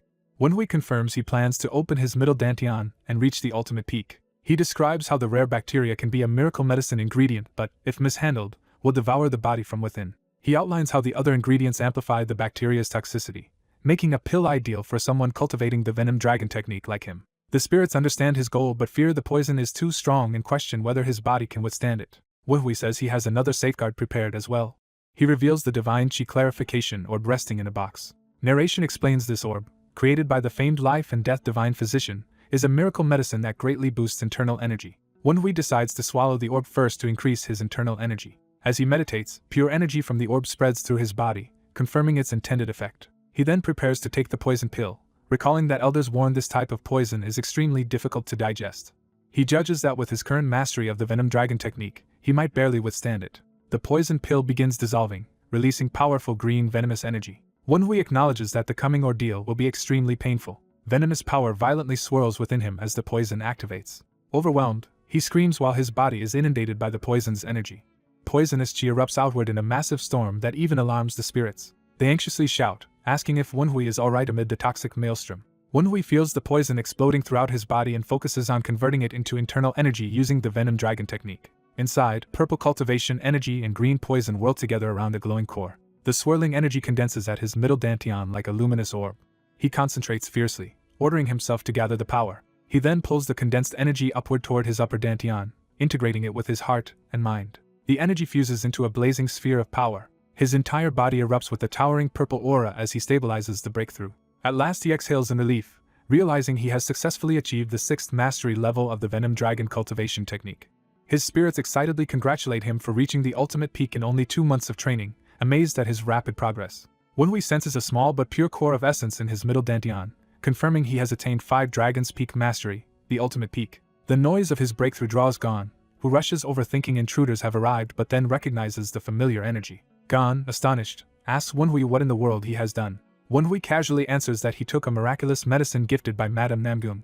Gon remarks he has no idea what the medicine was but guesses it must have cost Sanyang a fortune. He suggests that, regardless, Wenhui must be itching to test his newfound strength. Wenhui, spear-wreathed in purple energy, agrees and praises Gon as an excellent teacher. Gon signals for the spar to begin. Wenhui joyfully declares he will fight with all his strength and charges in with his energized spear. Seeing energy flowing along Wenhui's weapon, Gon is stunned that his pupil is already channeling internal power into a spear. Their weapons clash in a blur as Wenhui's empowered attacks slam into Gon. Gon commends the solid weight and power behind Wenhui's strikes. He ups the challenge by launching a fierce thrust and telling Wenhui to try deflecting it. Wenhui realizes with satisfaction that he can now clearly see and read Gon's movements. He notes that his body responds freely and swiftly as he maneuvers around Gon's rapid strikes. Marveling at this martial realm, he exults that he can finally perceive combat the way Gon does. Wenhui thinks that if he can fully infuse his weapons with internal energy, his power will escalate even further. Surrounded by a flaming purple aura, he pours deadly chi into his spear for a decisive move. Gon, alarmed, recognizes that Wenhui is about to unleash the 12 beats of the violent tiger technique using a spear. Tang Wenhui clashes weapons with his sparring partner in a burst of purple energy. His opponent retaliates with a sweeping, aura-filled staff strike that forces Wenhui back. The older man remarks in surprise at Wenhui's speed as he charges forward. Admitting he must now take their duel seriously, the instructor prepares to fight in earnest. Wenhui, wreathed in demonic energy, reminds him he promised to train him ruthlessly. Later, Wenhui and the instructor sit together, and the instructor asks if Wenhui has heard a recent rumor. The instructor explains that people think Wenhui reconciled with the madam and gave up the successor position out of gratitude. Wenhui says he could do such a thing for family peace, and the instructor doubts he understands what peace means. The instructor assumes the rumor came from the gifts the madam has been sending Wenhui but insists the story is untrue. Wenhui secretly thinks he needs the madam acting that way to gain advantage over the accursed white bone instructor, while the instructor wonders who that is. Realizing the name refers to the head of Black Bone Ghost Valley, the instructor reacts in shock. Wenhui is surprised the instructor was not briefed about this enemy, and notes he had not listened properly in the meeting. The instructor reasons that Wenhui learned the madam was connected to the white bone instructor, while Wenhui notes he becomes serious whenever the demonic cult is mentioned. The instructor warns that sorcerers of Black Bone Ghost Valley guard their base heavily with a demonic sorcery array, which Wenhui confirms. He adds that the Jianshi are stronger inside that array and admits he is unsure he could kill their leader even using his full strength. Wenhui agrees that a frontal war would cause heavy losses for their side. He recounts Spirit Number 15's report that the temple's current defenders include 4 death swordsmen and a Jianshi as strong as a spirit swordsman. Wenhui further reflects that the white bone instructor has advanced to a higher martial realm since Wenhui's past life, likely aided by the cult's society. The instructor, worried, asks what Wenhui plans to do and whether he has a strategy. Wenhui replies confidently that his preparations for dealing with the white bone instructor are almost complete. That night, the desperate madam kneels before Wenhui and begs for his help. Cloaked in ominous power, Wenhui remarks that coming secretly at night for help could make it look like he is trying to kill her. He observes that both the Namgun clan and the temple are pressuring her, and she admits it. Trembling, she reminds him that he knows the dangerous predicament she is in. She explains that the temple master has threatened to turn her into a Jianshi if she fails to bring information about the sorcerer backing Wenhui. Terrified, she laments that at this rate she is doomed. Wenhui bluntly confirms that she is indeed heading for a horrible fate. Panicked, she promises to do whatever Wenhui wants if he will save her. Wenhui pushes her further, asking if she can even give up the successor position she has pursued so hard. Gritting her teeth, she agrees and vows to make the other contenders abandon that position as well. She even offers to disappear from his sight forever if he wishes, repeatedly begging him to help her. Wenhui accepts, on the condition that she obey his instructions completely, and she swears to do anything if he can remove the demon threatening her. He tells her she must prepare a certain item, and she agrees to it. Wenhui notes that this final preparation is necessary for defeating the accursed white bone instructor. Elsewhere, the blacksmith realizes he is in trouble because he failed to inspect Wenhui's damaged sword carefully. The old craftsman admits the sword will take at least 2 weeks of intensive work to restore, far longer than he expected. Examining the material, he realizes the blade is a demonic tool of black steel suffused with demonic chi and that Wenhui wants a new sword forged from it. Recognizing how cunning Wenhui is for setting him up with such a job, the craftsman curses that he has been tricked. He complains he will have to work non-stop for 2 weeks alone since his disciples lack the skill to assist. Grumbling that he does not have 2 bodies and must inform Wenhui the job will take even longer, he is startled by a familiar voice commenting on his words. Shocked, he turns to see who has spoken. Seeing an unexpected visitor, he yells in alarm, demanding to know why that person is there. The newcomer calmly asks why the craftsman is angry when they have not met for so long. Revealed as Dark Supreme Tang Munhyuk, the visitor says he is saddened by the hostile welcome. The craftsman protests that Tang Munhyuk should be serving at the 9 Dragons Division and demands to know why he is here alone. Tang Munhyuk cheerfully says he snuck out, earning a scolding that he is causing trouble for others. Inspecting the weapon project, Tang Munhyuk calls it an interesting item and asks who requested it. The craftsman answers that it was Tang Hosen's child. Tang Munhyuk recalls hearing of Hosen's genius daughter but learns the request actually came from Hosen's second child. The craftsman clarifies that he means Wenhui, Hosen's second son. Tang Munhyuk notes he had heard Wenhui was weak in mind and talent, while the craftsman admits he was surprised by Wenhui's request and calls him snake-like. Tang Munhyuk realizes Wenhui wants a single weapon that can shift between 2 techniques. He further notes Wenhui plans to use stealth weapons when enemies keep their distance. Impressed, Tang Munhyuk remarks that this design is quintessentially Tang-style weaponry. The craftsman says he could meet the deadline if that were all, but hints there is an additional complication. He shows Tang Munhyuk the black demonic tool that must be reforged into the weapon. Tang Munhyuk learns Wenhui has even studied sorcery to wield cursed poison with this sword and asks what else Wenhui demanded. The craftsman mutters that Wenhui is the disciple of a useless fellow, and Tang Munhyuk realizes he means Tang Gon, and that Gon actually took Wenhui as a disciple. He hears that Wenhui persuaded Tang Gon to pass on the Tempest Dance technique. Tang Munhyuk acknowledges this with growing interest. The craftsman concludes that Wenhui does not just want a weapon but something that can channel both the Tempest Dance and curse sorceries, proving how greedy he is. Tang Munhyuk again says he understands, intrigued by the ambition. He reminds the craftsman that the job lacks adequate help. The craftsman realizes Tang Munhyuk intends to assist and reacts in disbelief. Tang Munhyuk laughs excitedly, eager to see how Wenhui will use this new toy of a weapon. Later, Wenhui meets allies by a carriage at night and is told that all requested preparations are complete. The madam asks if only they three are going, and Wenhui answers that his master will join them once he finishes some business. As they speak, Tang Gon arrives at a run, and Wenhui comments on his timely appearance. Tang Gon complains about leaving at such an awkward hour, but Wenhui insists this timing is ideal. Tang Gon reports he has eliminated the spy Mu Young as Wenhui ordered. Wenhui compliments him, while the madam is stunned and questions why Mu Young was killed. Wenhui explains that Mu Young had been acting as a spy for both the Namgung clan and the temple, leaving the madam speechless. She realizes Wenhui already knew she was hiding Mu Young and concludes he is manipulating everyone. Nervously, Tang Gon asks if only the three of them will infiltrate the valley. Wenhui, holding a human-faced mask, replies that it will indeed be just the three of them for now. Tang Gon reluctantly puts on his own mask and asks if it is truly necessary, and Wenhui insists they must wear them. Another ally agrees, noting that without masks their identities would be recognized. Wenhui urges them to depart, and the others follow despite their unease. As their carriage enters a dense, ghostly fog, someone notes the thickening mist means they have entered the enemy's territory. Riding beside the carriage in disguise, Wenhui and his ally feel the ominous atmosphere intensify. Using his dead man's eye, Wenhui sees beast-type Jiangshi lurking in the fog despite their attempts to hide. He reasons that the enemy has tightened security in response to previous raids on their beast Jiangshi farms. Wenhui confirms the White Bone instructor really has advanced to a higher realm and muses that this new sorcery barrier is far superior to what he used in the past. Suddenly sensing an unfamiliar sorcery flow, Wenhui becomes alert. He summons Spirit number 15 to investigate, and the spirit answers his call. Spirit 15 reports that the White Bone instructor has seized Wenhui's sorcery book. The spirit adds that when the 12 black specters searched Wenhui's old pavilion they found many valuable texts. The other spirits cursed the Jiangshi for stealing Wenhui's belongings, insisting they were not responsible. Wenhui recalls using the soul-combusting hell flame art and thought all records had burned, but realizes some writings survived when he was organizing the Phantom King's texts. He concludes that using unmodified Phantom King sorcery against someone who knows it well would be like trying to lock a door with the key still inside, so he must choose his spells carefully until he revises those techniques. The carriage wheels rattle as they continue deeper into the valley. The driver announces they have arrived at Black Bone Ghost Valley's gate. Disguised as Namgung escorts, Wenhui and Tang Gon help the madam step from the carriage. The iron gate opens with ghostly mist spilling out. A childlike Jiangshi girl greets them, addressing the madam as Namgung's daughter and asking why she has come. The madam replies that she has brought the requested belongings of the man the temple master seeks. The Jiangshi notes their heightened security and says she will move the boxes herself, while the madam's companions wait outside. Outside the gate, Tang Gon whispers whether they should just attack, but Wenhui tells him to wait. The madam warns that unknown items might be infused with sorcery that changes when in contact with the dead and asks if the Jiangshi is sure it is safe to handle them. Irritated, the Jiangshi girl hesitates. She ultimately relents and invites all three of them inside with the boxes. Leading them across the courtyard, she announces to the temple master that the Namgung woman has arrived with the requested items.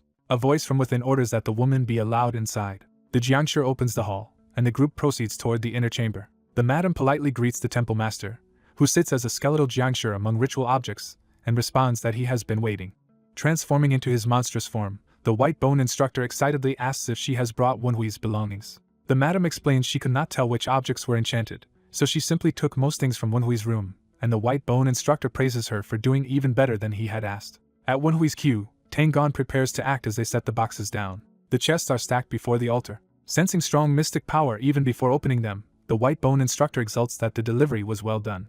He declares he will immediately track Wenhui's group using these belongings. But as he opens one chest, he is puzzled by what he finds inside. He realizes too late that the boxes are filled with explosives. Beginning to protest, he stares into the booby-trapped chest. At that instant, the madam grabs her two companions and dives away from the boxes. A blinding blast erupts inside the hall, obliterating everything. The white bone instructor watches a lit fuse with confusion just before detonation. His eyes widen in shock as the explosion engulfs him. Flames and force rip through the room, consuming his body. The powerful blast turns the temple building into a fireball. The surrounding structures of Black Bone Ghost Valley erupt in a chain of explosions. The destructive blast spreads outward, blowing apart more of the compound. The inferno mushrooms into the forest outside, accompanied by deafening shockwaves. Wenhui's group, already at a distance, shield themselves from the roaring blast, wind, and debris. Tang Gan comments that the explosions should have greatly disrupted the demonic sorcery array protecting the valley. Wenhui answers that the blast did not completely erase the mystic arts. When asked if the white bone instructor could have survived, Wenhui points out that as a jiangshi he is resilient. Wenhui adds that he had seen the enemy gathering mystic energy right before the blast, so although the instructor may be maimed, he is almost certainly still alive. Wenhui notes that the same resilience applies to the other jiangshi defenders as well, indicating they too survived. He sprints forward to confront the remaining enemies. The jiangshi girl leads a squad of white-clad jiangshi to intercept Wenhui's party. Enraged, she accuses them of defiling their sacred land. From atop a hill, Wenhui jokes that he only destroyed a single house, while his companions note most people would be angry about that. The jiangshi's subordinate identifies Tang Gan as the fierce Wind Knight, second strongest of the 9 Dragons division, and Wenhui as Tang Hosen's second son. The jiangshi concludes that the Tang clan must have discovered their plans, while Wenhui tells Tang Gan to worry about his own safety rather than about Wenhui's. The jiangshi leader orders her forces to capture the intruders alive at all costs so they can learn how badly their plan has been disrupted. As the jiangshi charge, projectiles suddenly tear through their ranks. One of the death swordsmen is instantly killed by a surprise strike to the head. Tang Gan confronts the remaining jiangshi, angrily denouncing them for masquerading as humans. The jiangshi girl is stunned that even an off-guard death swordsman was felled in a single blow. Narration highlights Tang Gan as a martial master of supreme peak level. Wenhui tells Tang Gan he is glad to have him there, and then leaps off to handle his own part of the battle, leaving Tang Gan to face the oncoming jiangshi. Some jiangshi curse Wenhui as he departs, but their leader orders them to ignore him and focus everything on Tang Gan. Surrounded, Tang Gan prepares to fight as the jiangshi commander commands her forces to use all their strength to take him down. Smirking, Tang Gan invites the jiangshi to try their best if they think they can capture him. Amid the rubble of the destroyed hall, a mangled hand claws its way out, showing that the white bone instructor still lives. Furious, he realizes someone within his ranks has betrayed him. He notes that the explosion has disrupted his demonic array and slowed his regeneration, forcing him to decide quickly whether to repair the array or destroy evidence and flee. Wenhui appears among the ruins and mocks him for considering escape after Wenhui came all this way. Smiling coldly, Wenhui asks if abandoning the fight is not a poor way for the white bone instructor to treat his guests. The skeletal sorcerer recognizes the young man as the despised branch family bastard and assumes this encounter is part of the family head scheme. The young man greets the old sorcerer, recalling that they last met when he learned mystic arts from him. Confused, the old man denies knowing him, so the young man reminds him he once served as his master for a month despite their differing specialties. The sorcerer repeats in shock that the youth claims to have studied under him for a month. Realizing the youth's tone and mannerisms, the old man panics as if recognizing someone impossible. The youth accuses the sorcerer of stealing his mystic arts and failing to recognize their true owner. Enveloped in a massive demonic aura shaped like a beast, the youth states that he is very angry. The old sorcerer connects the youth's evil spirits and identity, recognizing him as cult heir Yan Wenhui. Terrified, the sorcerer unleashes a powerful upward blast of energy. Yan Wenhui watches the old man's attack erupt skyward from the ruins. Yan Wenhui notes the old man has become stronger, and says removing the demonic sorcery array was necessary to avoid danger. The sorcerer continues his frenzied onslaught, hammering the area with intense energy. The violent blast devastates the surroundings, shaking the ground and village. While rushing in, Yan Wenhui senses that the energy does not resemble an ordinary mystic art, and wonders what the old man is planning. He prepares to analyze the unknown move with his dead man's eyes ability. When he activates his special sight, something unexpected startles him.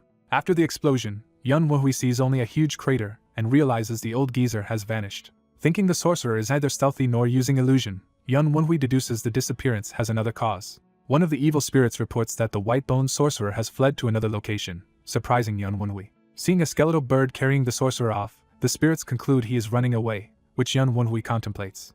Yan Wenhui wryly debates whether to mock the sorcerer as a coward or commend his quick decision to retreat. Smirking, he notes that of all directions to escape, the old man chose the unluckiest one. Overhead, the fleeing sorcerer curses the cult heir's survival while riding a giant skeletal bird. Panicking, the sorcerer decides Yan Wenhui must have a way to kill him and resolves to retreat and regroup with allies. Mid-flight, the sorcerer suddenly senses something alarming. Below, someone radiating anti-demonic energy prepares a counterattack aimed at him. A black-haired swordswoman slashes with blazing holy power. The light attack races upward toward the skeletal bird and its rider. The sorcerer screams as the holy force strikes him and his mount. The bird's skeletal body shatters and plummets, sending the sorcerer hurtling toward the ground. Watching the crash from afar, Yun Wunhui mocks the old man for ignoring him. The swordswoman, Yun Wunhui's sister, dashes up as he welcomes her. Shocked to see him, she demands to know why he is here. Yun Wunhui calmly replies that he has been cooperating with her mother to wipe out the demon cult. She struggles to grasp that her mother is involved and that the falling Jiangshi was a demon cult member Yun Wunhui intends to capture.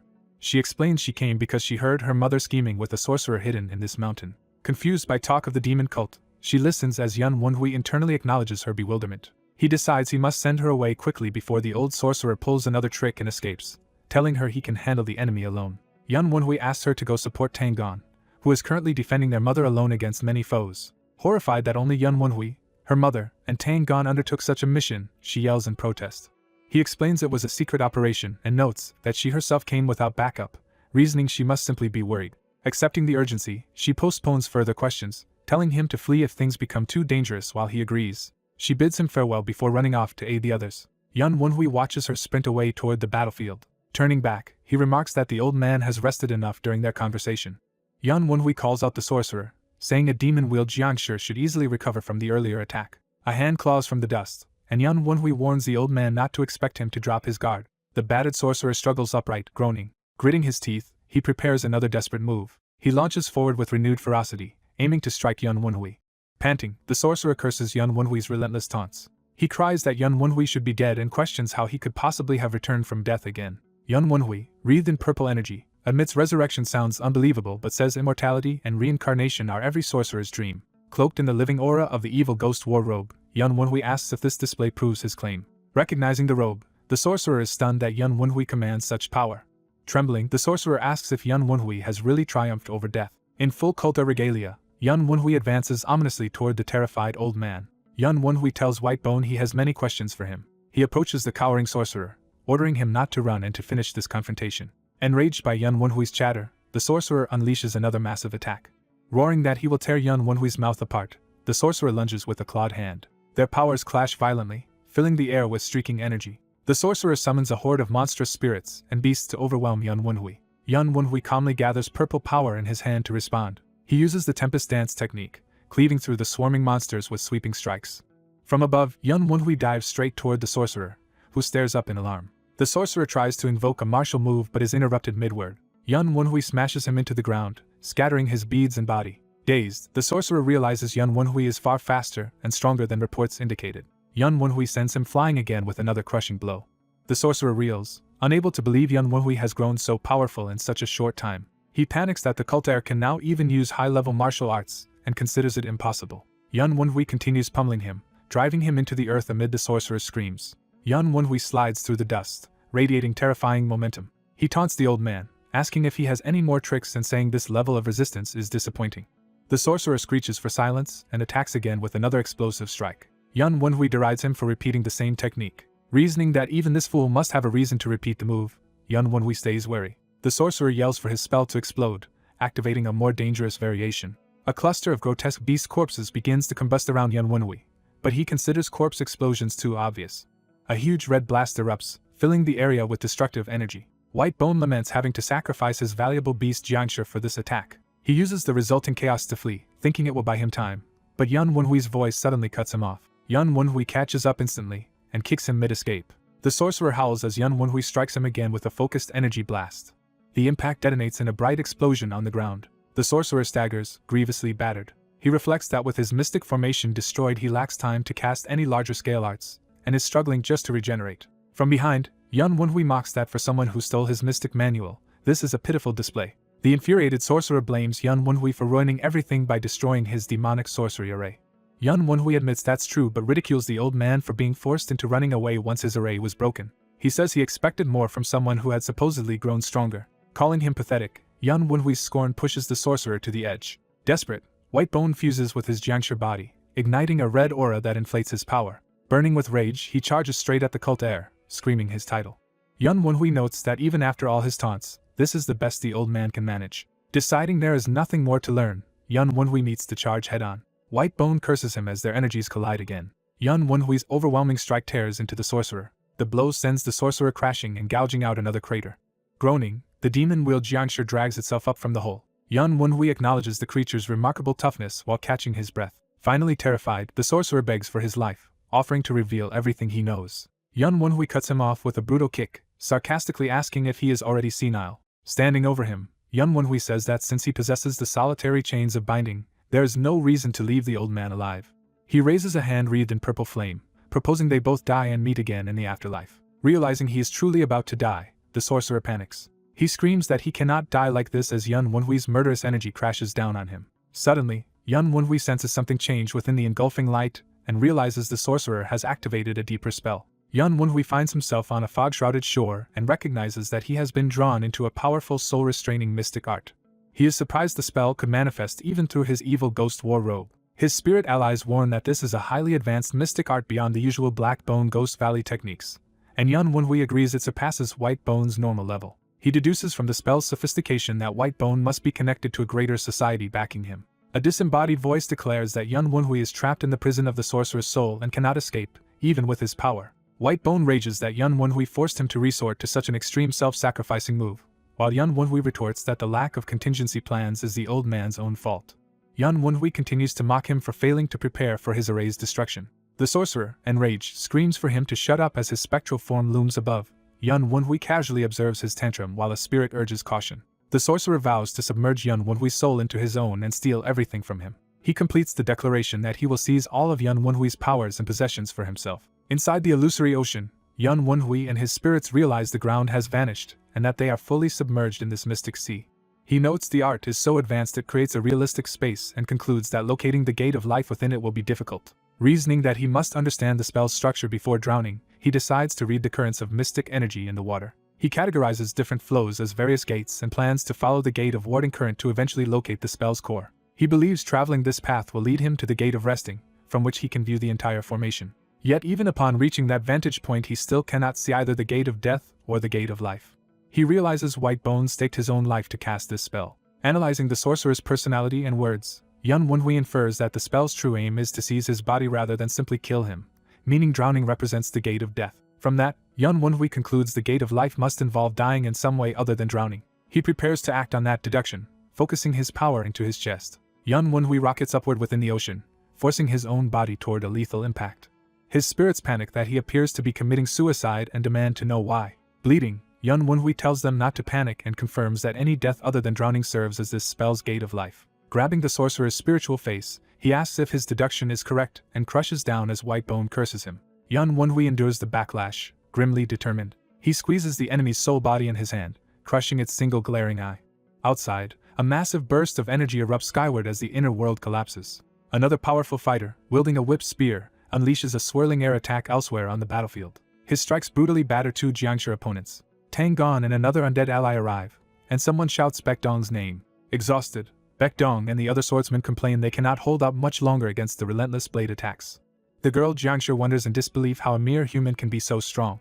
Their opponent mocks her earlier arrogance as he continues his assault. He demands to know how long she intends to drag the fight out while his whips keep slashing. She cries out as another strike lands squarely on her. Determined to prove herself different from the others, she launches a renewed attack. The whip-wielding man responds by intensifying his technique, escalating the battle. He unleashes the named technique 100 Victory Whip, flowing flower, surrounding them with a storm of whipping lines. Explosions of force rip through the forest as his attack devastates the area. The Soul Swordswoman admits even she can barely keep pace with this onslaught. Observing her exhausted comrades, she realizes the other dead swordsmen cannot hold out much longer and fears they will all be killed if the situation continues. The masked woman coldly declares she will sacrifice 3 subordinates to kill her target. She invokes all dead swordsmen, commanding them to give up their lives. The undead soldiers convulse in pain, one calling out to Baek Dong. Watching the Jiangshi, Tang Gon notices they are suddenly behaving strangely. Explosive bursts erupt around him as the undead react to the spell. Empowered Jiangshi launch themselves toward Tang Gon in a coordinated assault. Tang Gon grins and counters, saying he would not let any enemy through even if all attacked at once. A frenzied Jiangshi charges, but Tang Gon slices it apart mid-rush. More ferocious Jiangshi rush him head-on with glowing red eyes. Tang Gon is shocked that a Jiangshi he had dismembered is attacking again. Realizing the danger, Tang Gon curses internally. He senses a new threat descending and looks up in alarm. The masked necromancer suddenly appears charging at him, and he wonders when she got so close. He deduces she timed her approach to coincide with the Jiangshi obscuring his vision. Tang Gon calculates that dodging her now would cost him an arm. Before the blow lands, a glowing sword drops between them, interrupting the strike. The blade stands in the ground radiating power. Tang Gon recognizes the sword with surprise. The necromancer panics, realizing the sword emanates antidemonic energy. Tang Gon thinks the weapon's aura means someone from Qingcheng, likely Tang Qujin, has arrived, and Qujin rushes in asking if he is unharmed. While the necromancer falters, Tang Gon regains control of the Jianshu and thanks Qujin for the timely aid. His eyes glow red as he unleashes a decisive attack. The necromancer is struck hard, her expression freezing in shock. Falling, she weakly calls out to her master. Tang Gon's blow slams her into the ground. After the fight, Tang Gon confirms to Qujin that all nearby enemies are eliminated. He then asks why she is here, and she nervously changes the subject, insisting they should help Wei instead. Qujin explains that Wei ordered her to leave once the Jianshu were dealt with because he intended to defeat their leader alone. Tang Gon recalls how confident Wei had looked and assumes he will manage. Elsewhere in the illusion, Wei berates the cult heir for ripping out his own heart, warning that this is the gate of life. The cult heir calmly states that only by losing his ego through drowning could Wei have possessed his body. Wei, clutching the pulsing heart, protests that risking one's life so easily is insane. Overwhelmed with emotion, Wei starts to curse him, but the cult heir channels power through the heart, making him scream. The heart detonates in a massive burst of energy that engulfs Wei. Regaining his form, Wei realizes his enemy shifted the surrounding space at the last moment. The scenery becomes a dense jungle filled with poisonous creatures. A disembodied voice boasts that countless venomous beasts roam this place and promises Wei will suffer from poison. Wei scoffs that his opponent's grand mystic art is being used merely for water and poison. He smashes a tree, feigning agony as if poisoned. Secretly holding a toxic creature by the neck, he tells the old sorcerer to drop the bad acting. Furious, the sorcerer triggers another glowing gate of life while Wei curses. Wei suddenly finds himself high in the sky. He notes the new sky environment, deducing the illusion has shifted again. Realizing the sorcerer must be somewhere corresponding, he quickly analyzes the situation. Wei pinpoints the hidden gate of life's position and attacks it directly. The old sorcerer is stunned Wei found him so fast and questions how. In response, the landscape jumps to a desert, the sorcerer asking if Wei can find him now. The illusion immediately flips to a frozen wasteland before he can finish taunting. It changes again to a volcanic field as the sorcerer screams and tries a new setting. Moments later, Wei stands once more in the original foggy field, mocking that they are back where he was first trapped and suggesting his enemy has run out of ideas. The sorcerer demands to know what tricks he is using and how he keeps discovering the gate of life, while Wei smugly answers that perhaps he is simply a genius. Wei recites the soul-capturing spell's description about plunging targets into a world of fantasies. Revealing the spell's full name, Soul-Restraining Fantasy Net, he prepares to turn it back on its caster. The sorcerer is aghast that Wei has deduced the technique's true name. Wei says the old man overused the spell, letting him analyze and understand its structure. Narration explains that a mystic art's name is not mere ornament. Unlike martial arts users who shout their styles, sorcerers hide spell names because knowing them exposes the mechanism. Mystic arts are most dangerous when unknown, and a spell's name serves as a condensed explanation of how it works. Once a spell's structure is analyzed, its mystic art can no longer function reliably as a prison. Wei, shattering the illusory space around him, breaks free of the spell's confinement. The sorcerer despairs as the elaborate mystic arts he sacrificed his life to acquire crumble apart. The many eyeball-like cores of the fantasy space crack and fall. Wei reappears in the real world, fist poised over Whitebone instructor's gaping mouth, remarking that he is back. He calmly tells the terrified wraith form Whitebone that thanks to him he has learned an intriguing spell. Whitebone realizes in horror that he truly has died. Standing before the bound wraith, the culter dryly asks if the old man is not glad to see him even in death. Whitebone frantically demands to know how the cult heir reincarnated, offering to trade information. Before he can finish shouting that he will reveal everything he knows, the cult heir grabs his head. The cult heir says he was acting kindly and that bargaining is pointless, asserting total control over the wraith. Looming over the trembling spirit, he lays down the rule that he will ask questions and Whitebone will answer. He begins by recounting that 6 years ago, after his own death on Sealing Heaven Peak, manifesting his living body, he bluntly asks Whitebone what truly happened on Tianshan. He orders the wraith to explain everything in full detail. Whitebone's narration flashes back 6 years to Sealing Heaven Peak, where he died alongside many elders. After that event, the divine cult fell into internal conflict among powerful demon mythos factions. 5 of the 9 demon mythos, including Killing Demon and Wind Demon, joined forces in rebellion. They plundered the celestial mythos that guarded the cult leader's gallery, and stormed the main palace of the revered demon god mythos to seize its master. Their ultimate goal in that invasion was to capture Whitebone's own master. Whitebone explains that after eliminating him, the rebels needed to subdue his master so only the demon god mythos would oppose them. With other mythos forced to follow, they could maintain their rule, but instead internal war erupted. According to rumors, they failed to capture Whitebone's master. The cult heir coldly asks what actually became of his master. Whitebone is unnerved by the cult heir's inhuman eyes and extraordinary abilities. Narration identifies the cult heir as the Ghost King, a living being who commands the dead. As a wraith, White Bone now feels overwhelming fear toward this power. He decides that since he cannot disobey, he must at least find a way to survive and starts to speak about the cult leader. Suddenly his body twists violently as some external force seizes him. The cult heir senses something amiss and looks up in shock. He warns that something is approaching. Dark energy spirals around White Bone as he is swallowed by a vortex. The Wraith realizes in terror that some other presence is arriving. One of the bound spirits shouts that something is wrong and calls to the cult heir. The cult heir leaps back as the disturbance erupts from the ground. White Bone screams for the cult heir to save him, offering again to reveal everything. Before he can finish pleading, his form is abruptly cut off. A massive red, fleshy entity erupts upward like a towering tongue.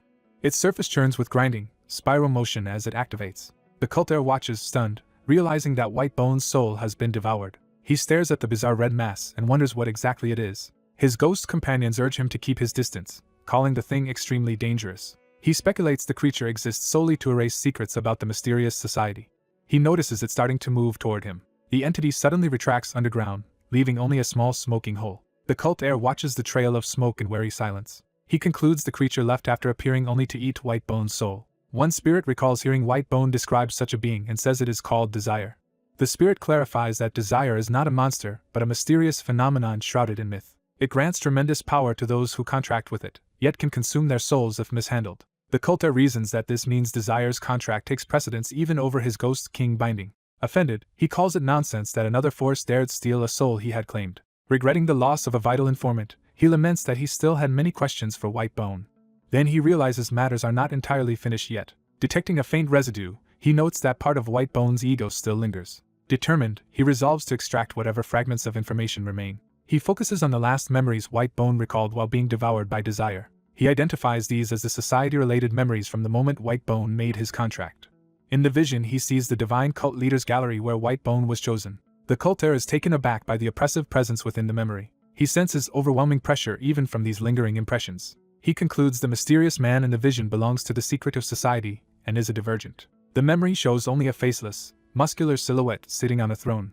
The cult heir notes he cannot see the man's face because he is limited to White Bone's viewpoint. He instead observes White Bone kneeling fearfully before a horned skull-masked figure. The cult heir admits he cannot witness what White Bone never saw but says one detail is etched into the Wraith's mind. That detail is the man's eye bearing a reversed yin-yang symbol. He decides this is all he can extract from White Bone's remains but values it as a key clue to his enemy's power.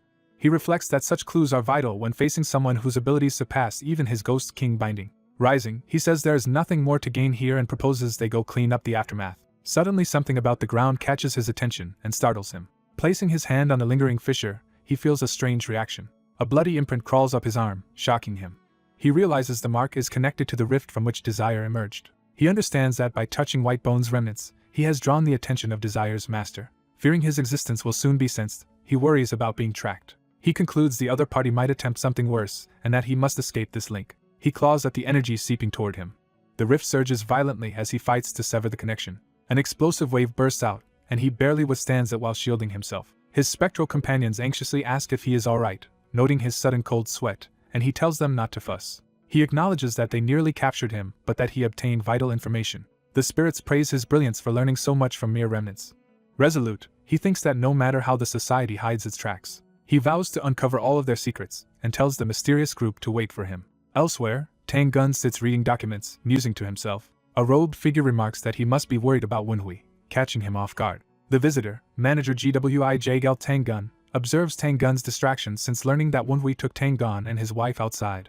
Tang Gun notes that the manager seems unusually excited. Gwij cheerfully says nothing would be more entertaining than Wenhui returning with White Bone's head. Tang Gun skeptically asks if Gwij truly believes that is possible. Gwij confidently answers that he does think Wenhui can accomplish it. When Tang Gun asks why, Gwij points to Wenhui's recent impressive feats as justification. After 2 months of rumors about his change, Wenhui defeats Yu Chang. He even briefly matches blades with Miss Kyujin in an even fight. Wenhui then helps Mississippi Kyujin drive off the intruders. The masked schemer recalls using Wenhui to humble White Bone and Tang's fox-like wife, noting how much he has disrupted their plan. The strategist explains that White Bone's moves and Tang's wife's actions let him track the demon cult and Namgung family, though his calculations went no further. His plans were upended when Wenhui suddenly decided to attack White Bone, shocking him and Tang. He admits he did not stop Wenhui because the unfolding chaos is too entertaining. He then shares fresh gossip, asking Tang if he knows where the clan leader currently is. Tang learns, to his surprise, that the clan leader is at Lu Ban's foundry. The The strategist reveals the clan leader and Lu Ban are forging a special weapon for a mysterious requester. He says Wenhui showed them something that excited both Lu Ban and the clan leader, though he does not know the details. Concluding his reasoning, he argues that there is ample evidence Wenhui can bring back White Bone's head. He asks Tang whether they should now reveal their full plan to Wenhui or continue using him without explanation, and what mission to give if they do. Tang guesses he prefers keeping Wenhui in the dark since Wenhui consistently exceeds their expectations. Tang recalls Tang Gan advising him to sometimes leave matters alone and let events resolve themselves. Tang repeats that warning, saying meddling too much will only hurt him, while the strategist jokingly complains about Gan's impudence. The strategist decides to assume Wenhui succeeded against White Bone. He says he will now revise their broader scheme around that assumption. Tang agrees to let him proceed as he stands under the moon. Elsewhere, the ruined demon cult outpost lies in rubble with Wenhui's group approaching. One of Wenhui's companions rushes back toward the others. They tease him for taking so long, thinking he might have been caught. Wenhui appears cheerfully and tells his master to trust his disciple more. Kyujin runs up, worried, and Wenhui reassures her that he is unhurt. Another companion notices something odd Wenhui is carrying. Wenhui reveals that the bundle contains White Bone's severed head, horrifying his friend. The friend angrily asks why he brought it, accusing him of copying demon cult brutality, while Wenhui insists he wants credit for the kill. The master refuses, saying their orthodox sect cannot display a head like that, while Kyujin internally marvels that Wai really slew a demon cult elder. Kyujin reflects that Wai was not this strong days ago yet now radiates a much greater aura and has rapidly advanced in martial arts. She also notes that he even managed to involve her mother in his schemes and wonders what intrigues created this situation. Kyujin's spectral companion gleefully claims Wenhui is the same kind of being as itself. When Kyujin wonders if that means Wai has a soul streak, the specter denies his talent is that high but insists there is something similar. Kyujin presses what it means by same breed and how someone so skilled can be called untalented. The specter says Wenhui's lack of innate gift yet relentless growth makes him even more fearsome, calling him a demon, or even demon king. It warns that Wenhui will voraciously consume anything in his path, which startles Kyujin. The specter keeps muttering that it is bizarre for a human to resemble it so much, while Kyujin complains about the noisy spirit. It tells her not to obstruct Wenhui's path because it intends to be the predator, not the prey, when feeding on him. It vows it will be the one to devour Wenhui, not be devoured.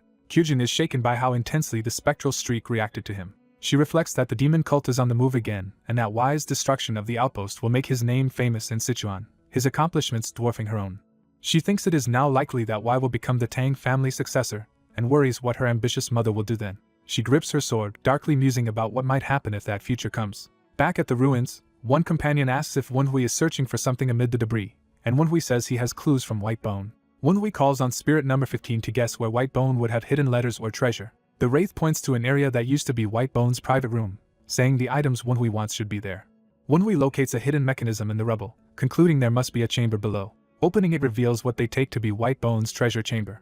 Wenhui and Tang Gan drop down into the intact room lined with shelves. Tang Gan notes that White Bone kept his letters and valuables neatly organized. Reading one book, he realizes the texts are written in demon cult code and will be difficult to decipher on the spot.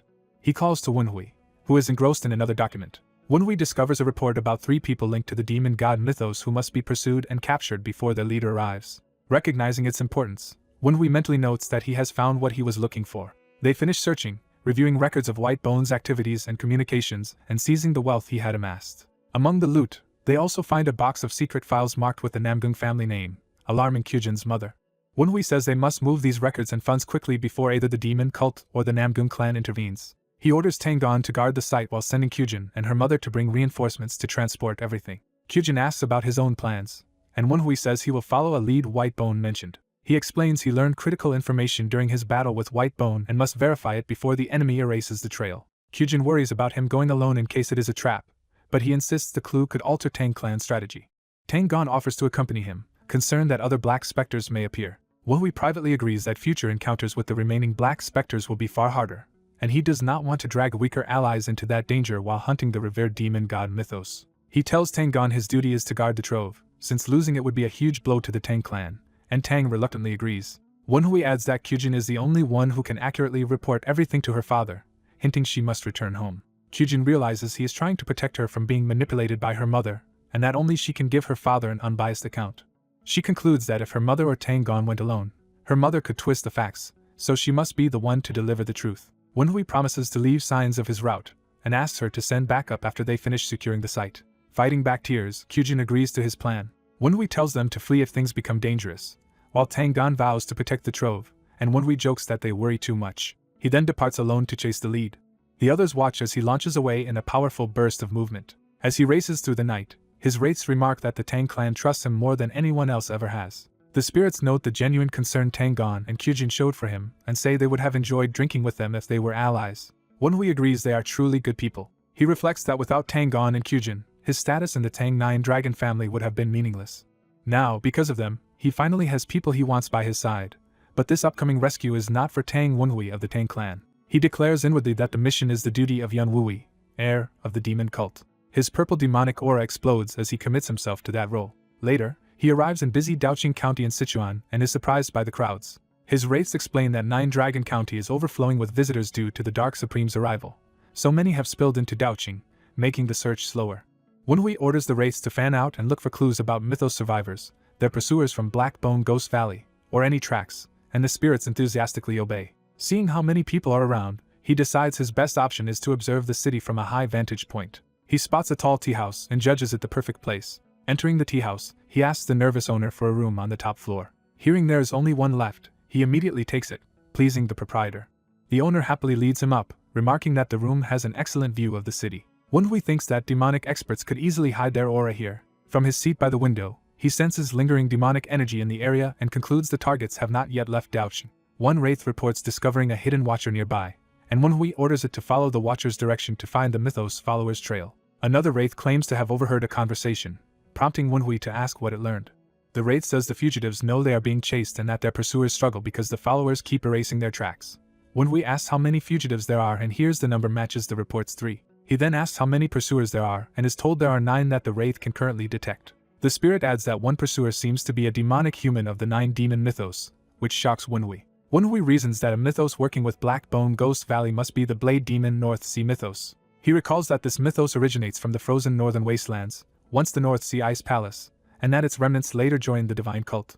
Their cold is strong enough to freeze the ground wherever they go, allowing them to quickly become one of the 9 demon mythoses after joining the cult. Their treasured ice essence, brimming with energy, is a key ingredient for Black Bone Ghost Valley to create superior jiangshi. Because of this relationship, Black Bone Ghost Valley now serves the Sword Demon North Sea mythos like a loyal hunting dog. Wonhui deduces that the Sword Demon North Sea mythos is behind the attempted assassination of the Dark Supreme. He asks how strong this North Sea mythos pursuer feels, but is told their aura is perfectly hidden and cannot be judged.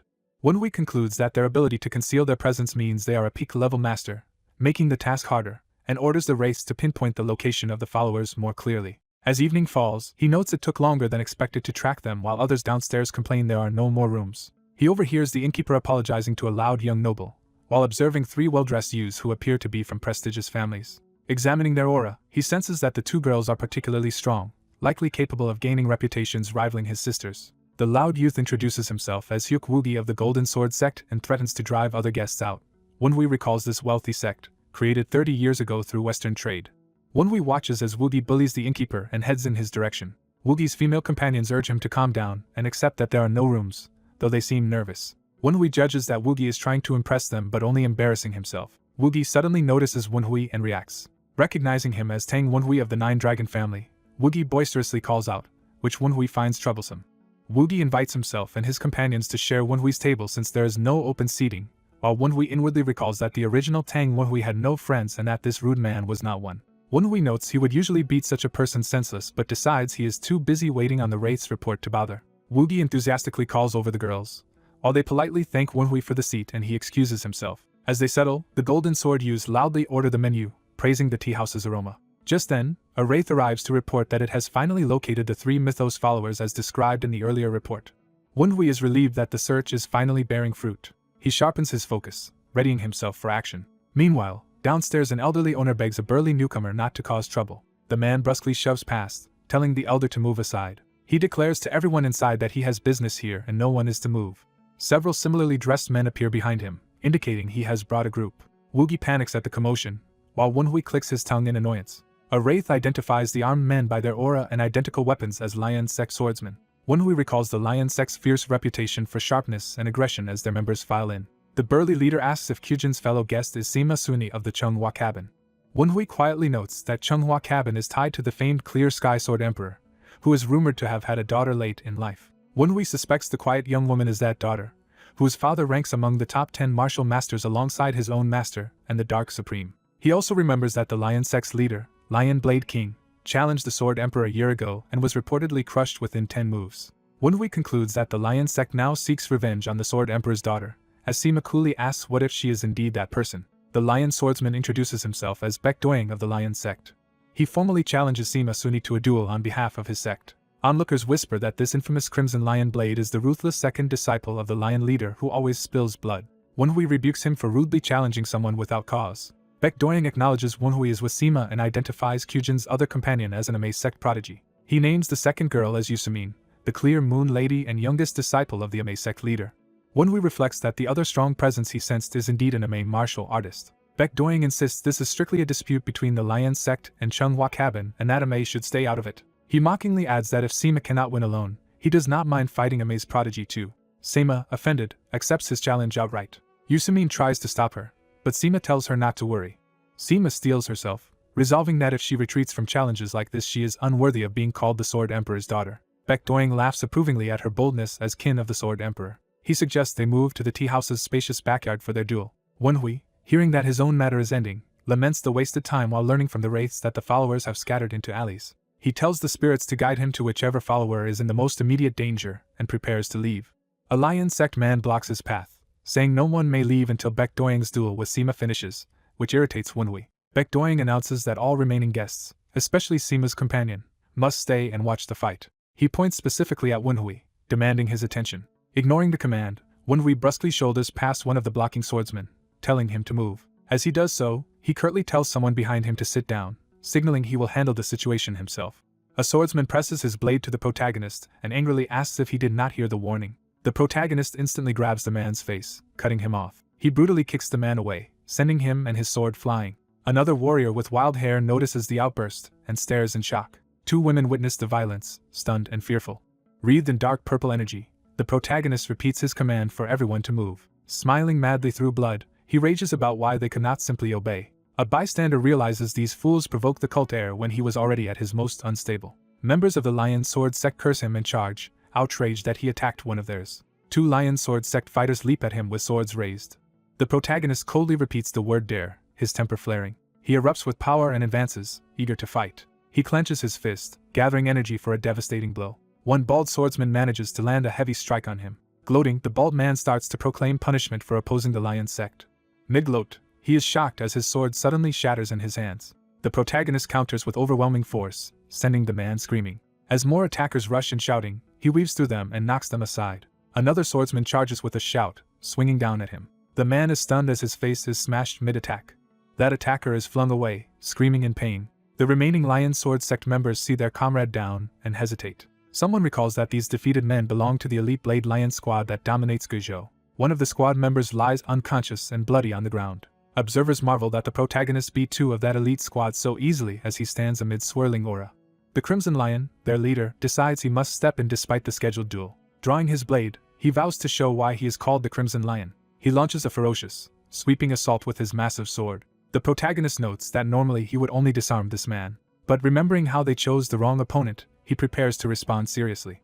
The Crimson Lion sneers that at least the protagonist can dodge a little. He declares that if his blade so much as touches the protagonist once, that will decide things. Frustrated, he shouts at the protagonist for just running instead of standing to fight. Screaming for him to stand and fight, the Crimson Lion brings his sword down with all his strength. The protagonist, unimpressed, mutters that he is now bored. The Crimson Lion roars and charges again with full force. Onlookers gape in terror at the escalating clash. The young woman from earlier watches tensely, worried yet impressed. The protagonist, unscathed, asks what the Crimson Lion plans to do now that his best hit failed. Realizing his attack was useless, the Crimson Lion stares in disbelief. The protagonist suddenly closes in with a powerful punch. His fist smashes into the Crimson Lion's face, sending blood and teeth flying. The blow lifts the Crimson Lion off his feet, utterly overpowering him. A woman gasps that he has just defeated one of the most famed rookies of Guizhou. She notes in disbelief how one-sided the fight was as his body crashes into the ceiling. The remaining sect members scream for their young master and curse the protagonist. They rush him in a desperate, chaotic charge. Calmly, he remarks that they really like using the word dare. Elsewhere, another powerful figure senses something and turns sharply. Back in the inn, the protagonist tells the last conscious enemy that he is the only one left, terrifying him.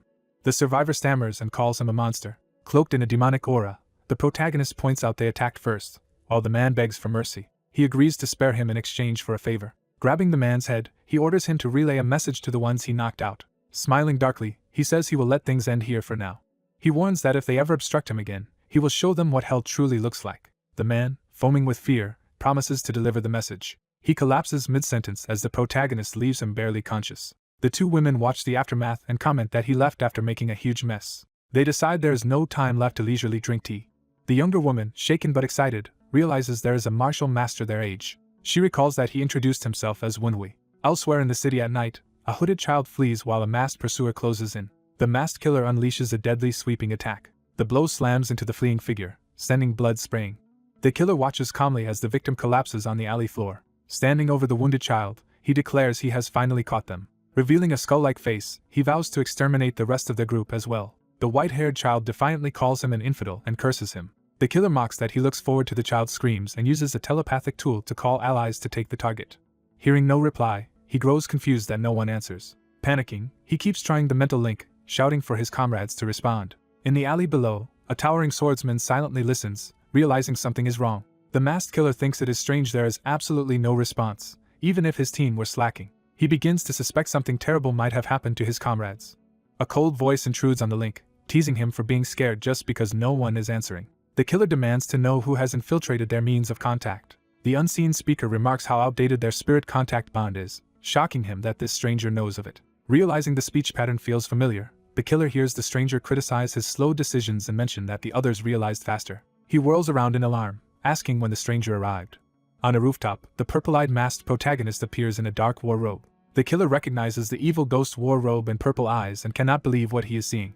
The protagonist comments that the man looked very excited chasing a member of the demon god mythos. In a blur, he moves behind the killer and seizes him, cutting off his cry. Channeling murderous energy into his grip, he declares his people should not be the ones hunted and brands the killer a traitor.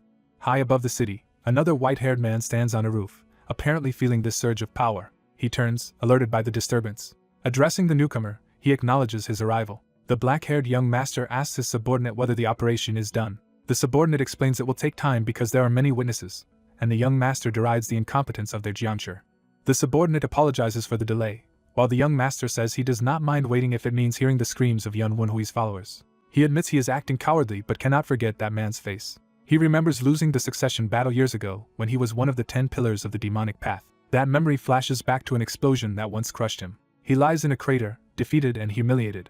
The victor, a man wrapped in chains, wonders why such a weakling is even here. The fallen man reflects that despite being unable to use martial arts, his opponent did all this damage with chains alone. The chain wielder coldly tells him not to speak lest his weakness spread. The defeated candidate is stunned into silence. The victor turns away, saying there is no need to fight someone so weak and ordering him to leave. Narration reveals that as the second son of the Northern Sea's demonic path and a successor candidate of the heavenly demon divine cult, he lost everything due to that single defeat. He later climbed to the early Supreme Peak realm, but his rival died before he could get revenge, though that rival's heir still has much to lose. He decides that by killing all of the rival's followers, he can at least make the man feel a fraction of the humiliation he carries. His old subordinate vows to devote the rest of his life to helping the young master's revenge, and the young master thanks him. Suddenly they sense powerful energy and look toward it. The young master identifies it as demon god mythos sorcery and concludes a sorcerer is among their enemies.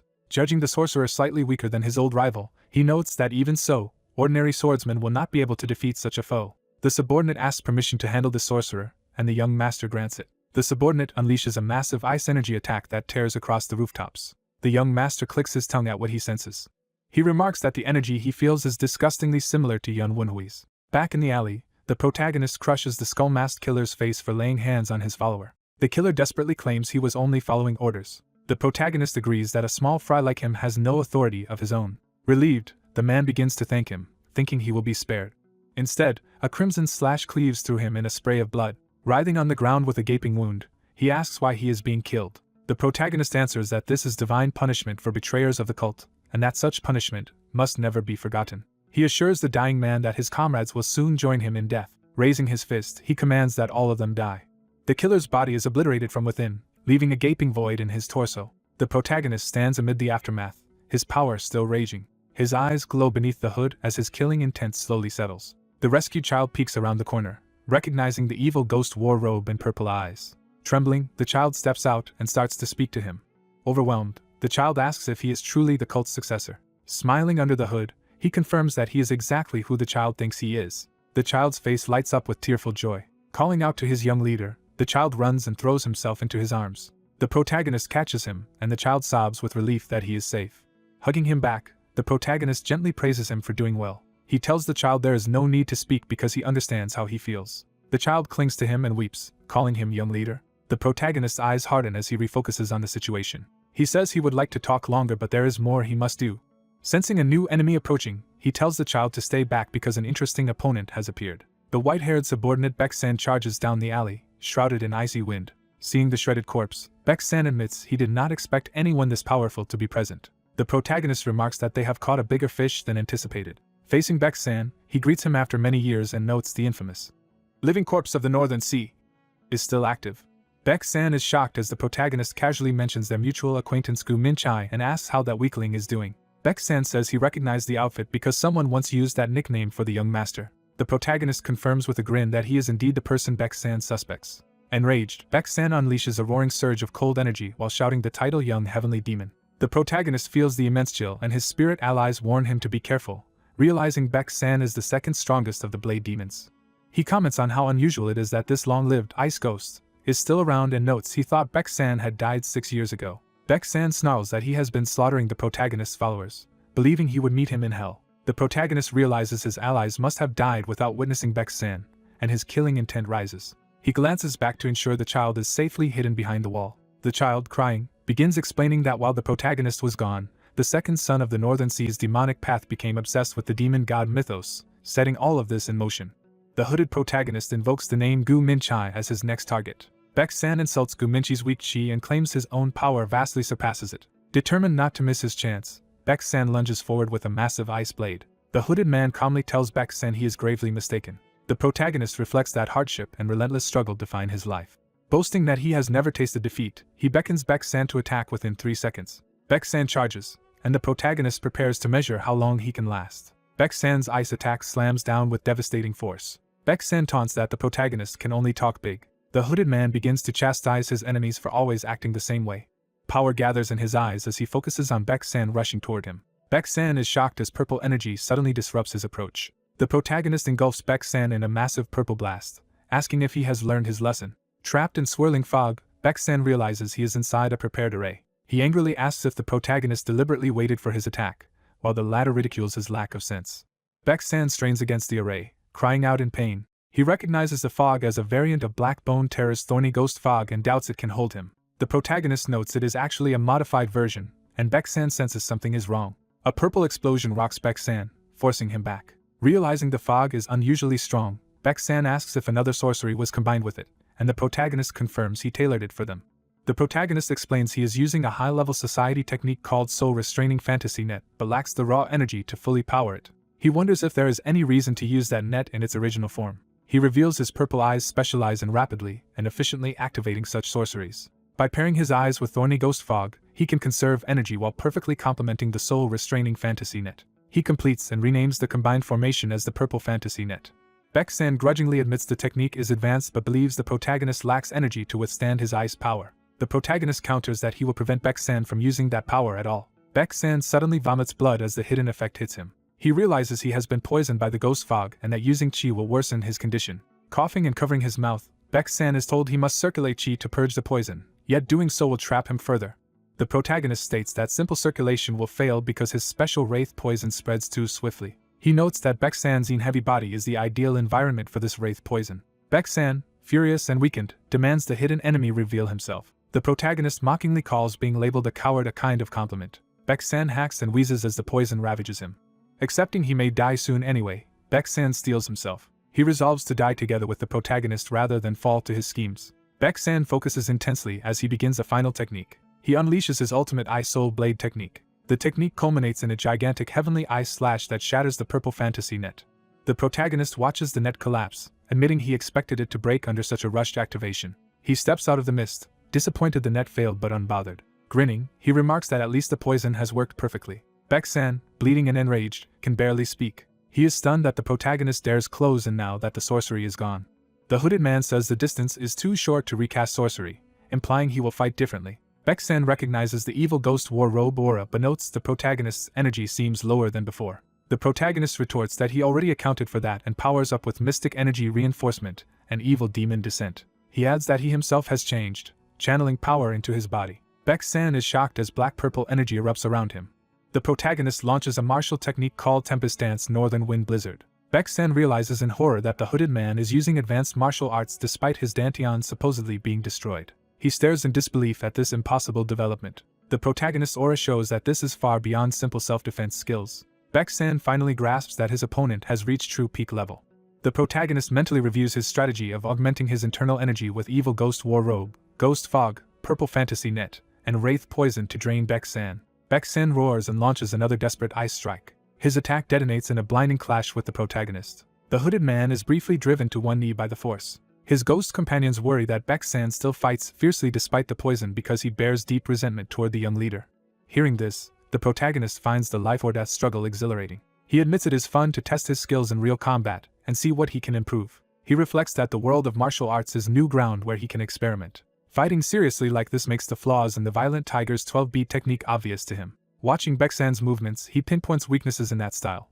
He reaches an enlightenment by mentally dissecting each part of the technique mid-battle. He breaks the enemy's attacks into pieces to analyze and exploit every flaw. He concludes that martial arts are merely tools to express and expand himself, with his own body being the real core. He decides he must adapt and own others' techniques rather than just copy them. Acknowledging he still lacks knowledge, he intends to modify martial arts to suit his needs.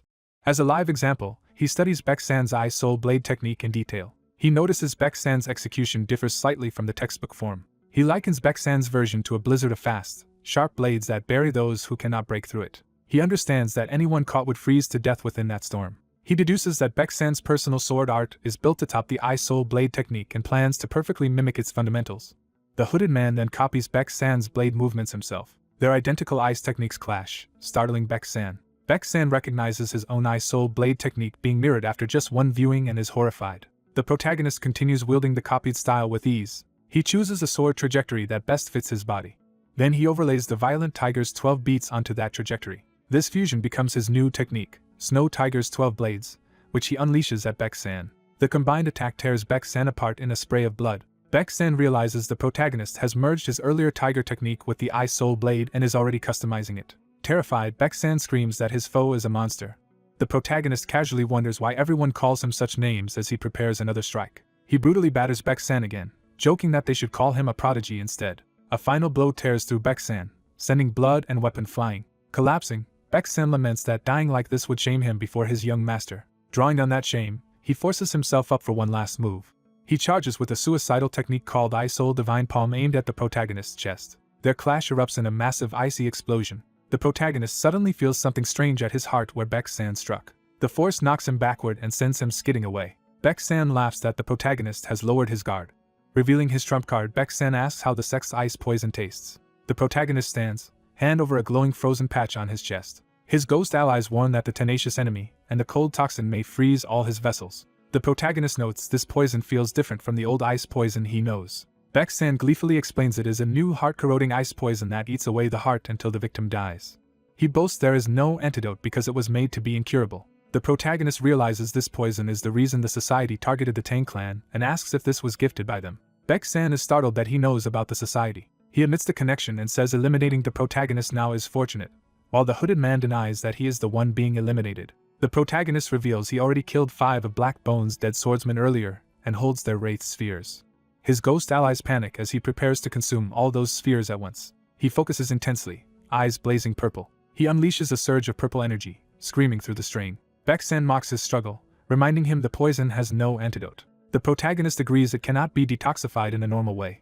Instead of detoxifying, he uses the wraith sphere's energy to stimulate his frozen heart. He restarts blood circulation to absorb and assimilate the heart-corroding ice poison. He concludes that although the poison is a formidable weapon, its own energy can serve as fuel for him. Harnessing that energy, he transforms the poison into a new source of power. Baek-san is stunned as he sees the protagonist convert the lethal cold into internal energy. The hooded man mocks the attempt to kill someone called the Ghost King with Een-based ice poison. He tells Baek-san his intellect has clearly deteriorated. Baek-san trembles, realizing the protagonist now commands both his Ice Soul Blade and his ice poison. In rage and humiliation, Baek-san screams, asking if he has been mocked this whole time. He suddenly cries out as something unexpected happens to him.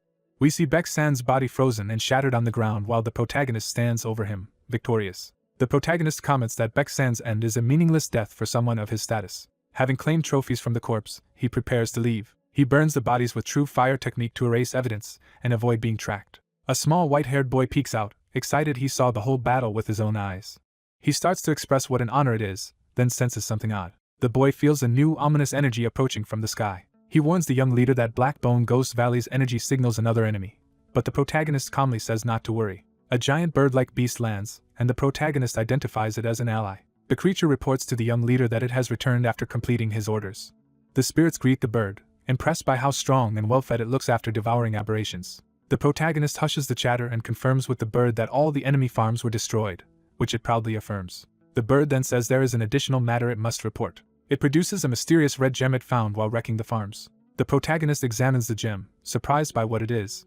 Realizing the implications, he says he must hurry. Elsewhere, two men fly toward the area, one asking if they are following the right trail. The other, Redbone Terror, confidently explains his lamenting soul tracking uses the dark mana in their beast geometry, ensuring they cannot escape him. His partner taunts him, questioning why that monstrous bird is still free if his tracking is so perfect. Redbone Terror stammers about interference, but the other man rejects excuses and orders him to continue leading.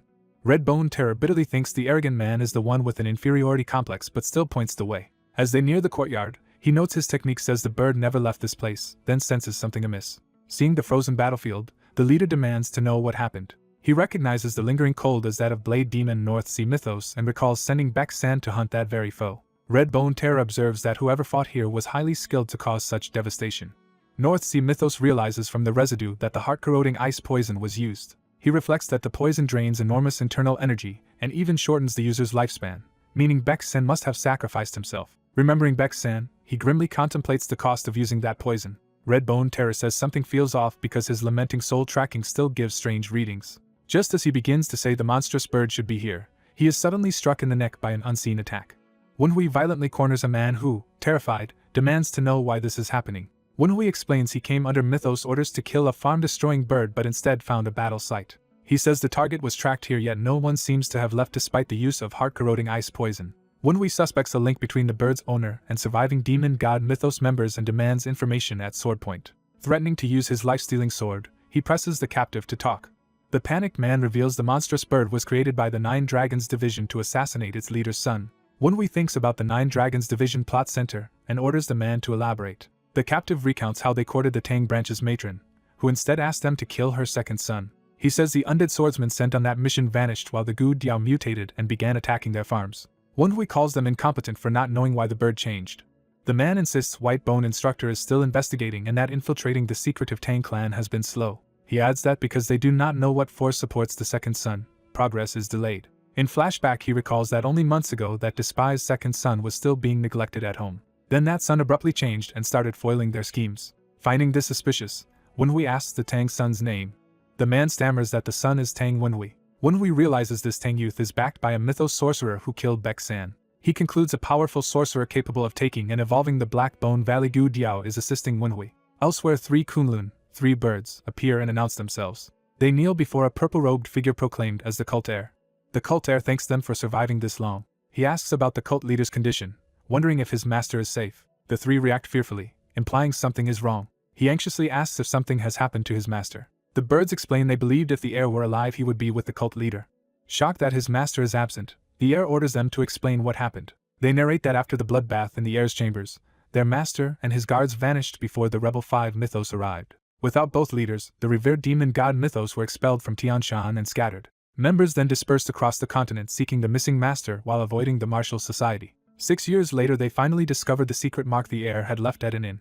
The 3 Kunlun birds were dispatched to verify that signal. The heir reflects that a true leader should stay near his followers even in chaos. He apologizes to them for lacking the strength to prevent their current plight. The 3 protest tearfully, saying they are only grateful for his return. He admits he is not with his master and has been alone.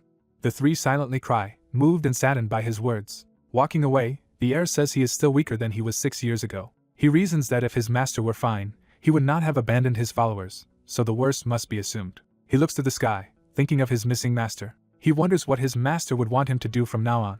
The Kunlun birds ask what orders he has for them. After pondering, he acknowledges their 6 years of waiting compared with his own few months. He reflects that their long, Devoted weight contrasts with his short experience since awakening. Remembering his master's teachings, he recalls that the cult leader must be a divine figure to followers. He pictures his master and realizes that the cult leader must stand so high that others' gazes drop to the ground. He resolves that in his master's absence he must become a guiding beacon for the followers. Even if the role is harsh and lonely, he accepts it. He ignites purple flames, vowing the divine fire of mythos that began in Sichuan will spread to Tianshan. He prays for that fire to burn all their enemies and invokes the revered demon god Mythos. The birds and Gu Diao recoil in awe and fear at the spectacle. The Gu Diao and race are equally stunned by the erupting divine power. The heir then declares he will take the 3 Kunlun birds as his own disciples in his master's stead. He proclaims that together they will prepare a throne for the master's eventual return. He asks if they will place their faith in him again so he can do this. The 3 prostrate themselves, begging him to lead them, and he thanks them. He decides his first step is to gather Mythos followers scattered across the world and asks who currently leads them. They answer that leadership fell to one of the 5 sword captains, the vampiric spectre. They add that vampiric sect leader Na still lives and that they must rush to inform the spectre of the heir's survival. 2 of them volunteer to return with the news while instructing the 3rd to remain with the cult heir. The heir tells the messengers to report that the new leader of the revered demon god Mythos will be waiting in Tang Clan village.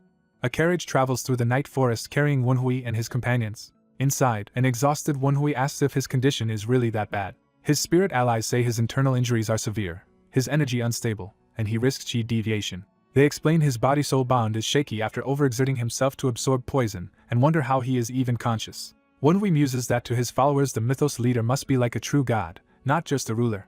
He recalls his master's lesson that followers must look up to a divine leader, and lower their gaze when that being descends. He concludes he must become a reliable beacon for them in his master's absence. Even if that path is lonely, he resolves to walk it, prompting his spirits to quietly address him as cult heir. He now understands a little of the loneliness his master once felt. Deciding the priority is his recovery, he notes his body needs rest while the Gu Diao insists on at least a month.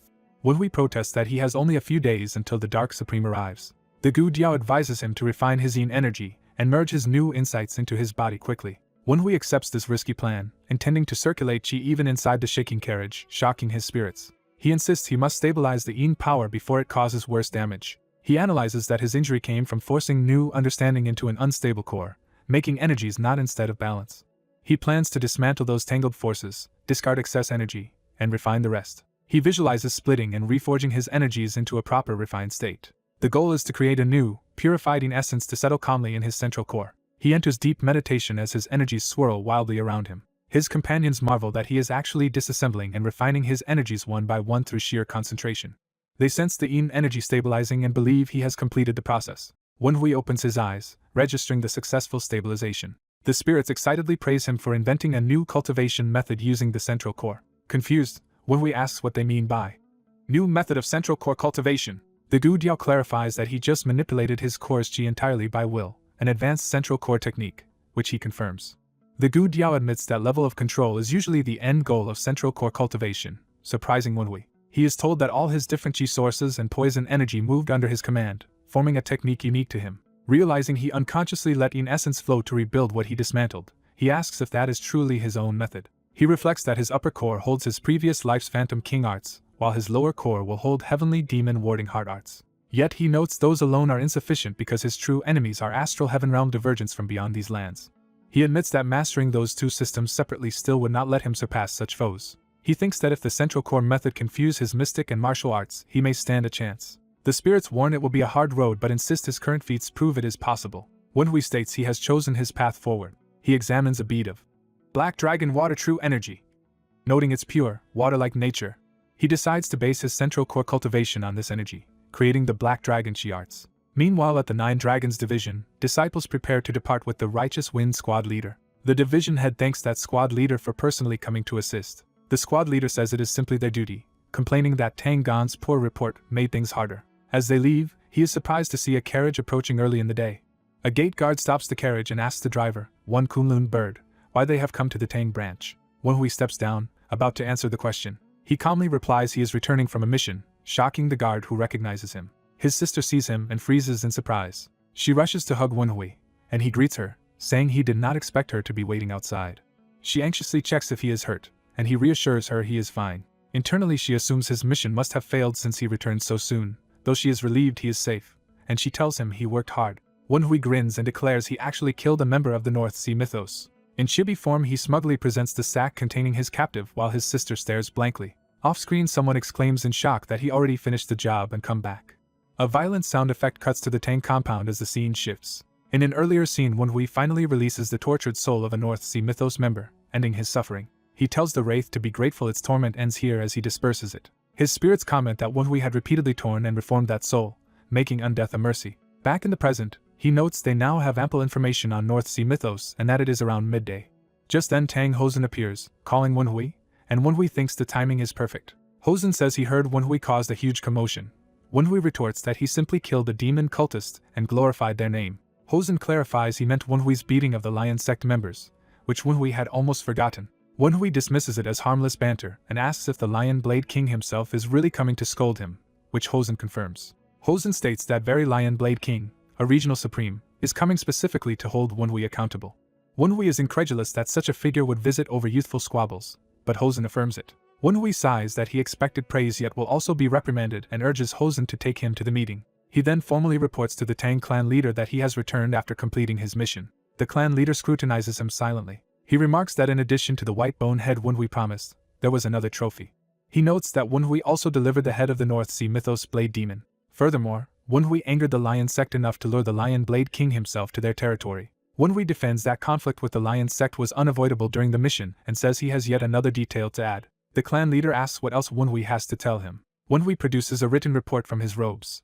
He offers the document explaining the North Sea Mythos' current plot. Smiling, he asks if this information qualifies him to join the strategic game the clan leader is orchestrating. Later, as they descend into a hidden underground facility, Wenhui wonders if he should have spied on Tang Hosen earlier had he known of this place. He decides it would not have been possible anyway because he was busy tracking Namgung Sanyang and her people. At the bottom, a secret door opens with blinding light as they enter.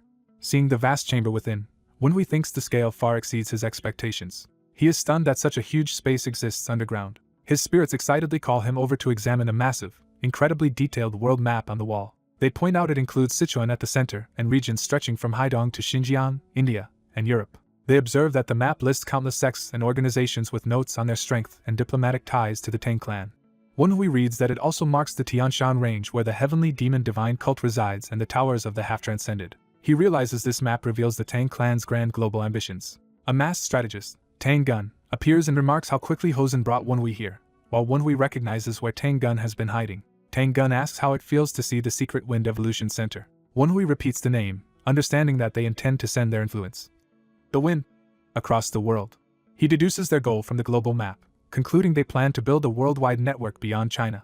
Tang Gun excitedly agrees, dramatically shouting to his lord about Wenhui's potential. He clings to the clan leader, begging that Wenhui be entrusted to him, claiming the youth's head is divinely blessed. Tang Gun raves about Wenhui's intellect, courage, wits, and even supposed morals while Wenhui objects at that last part. Tang Gun declares Wenhui is the perfect raw material and promises that if given 20, or even 10, years with him, he will turn the Sichuan Tang clan into the world's greatest organization.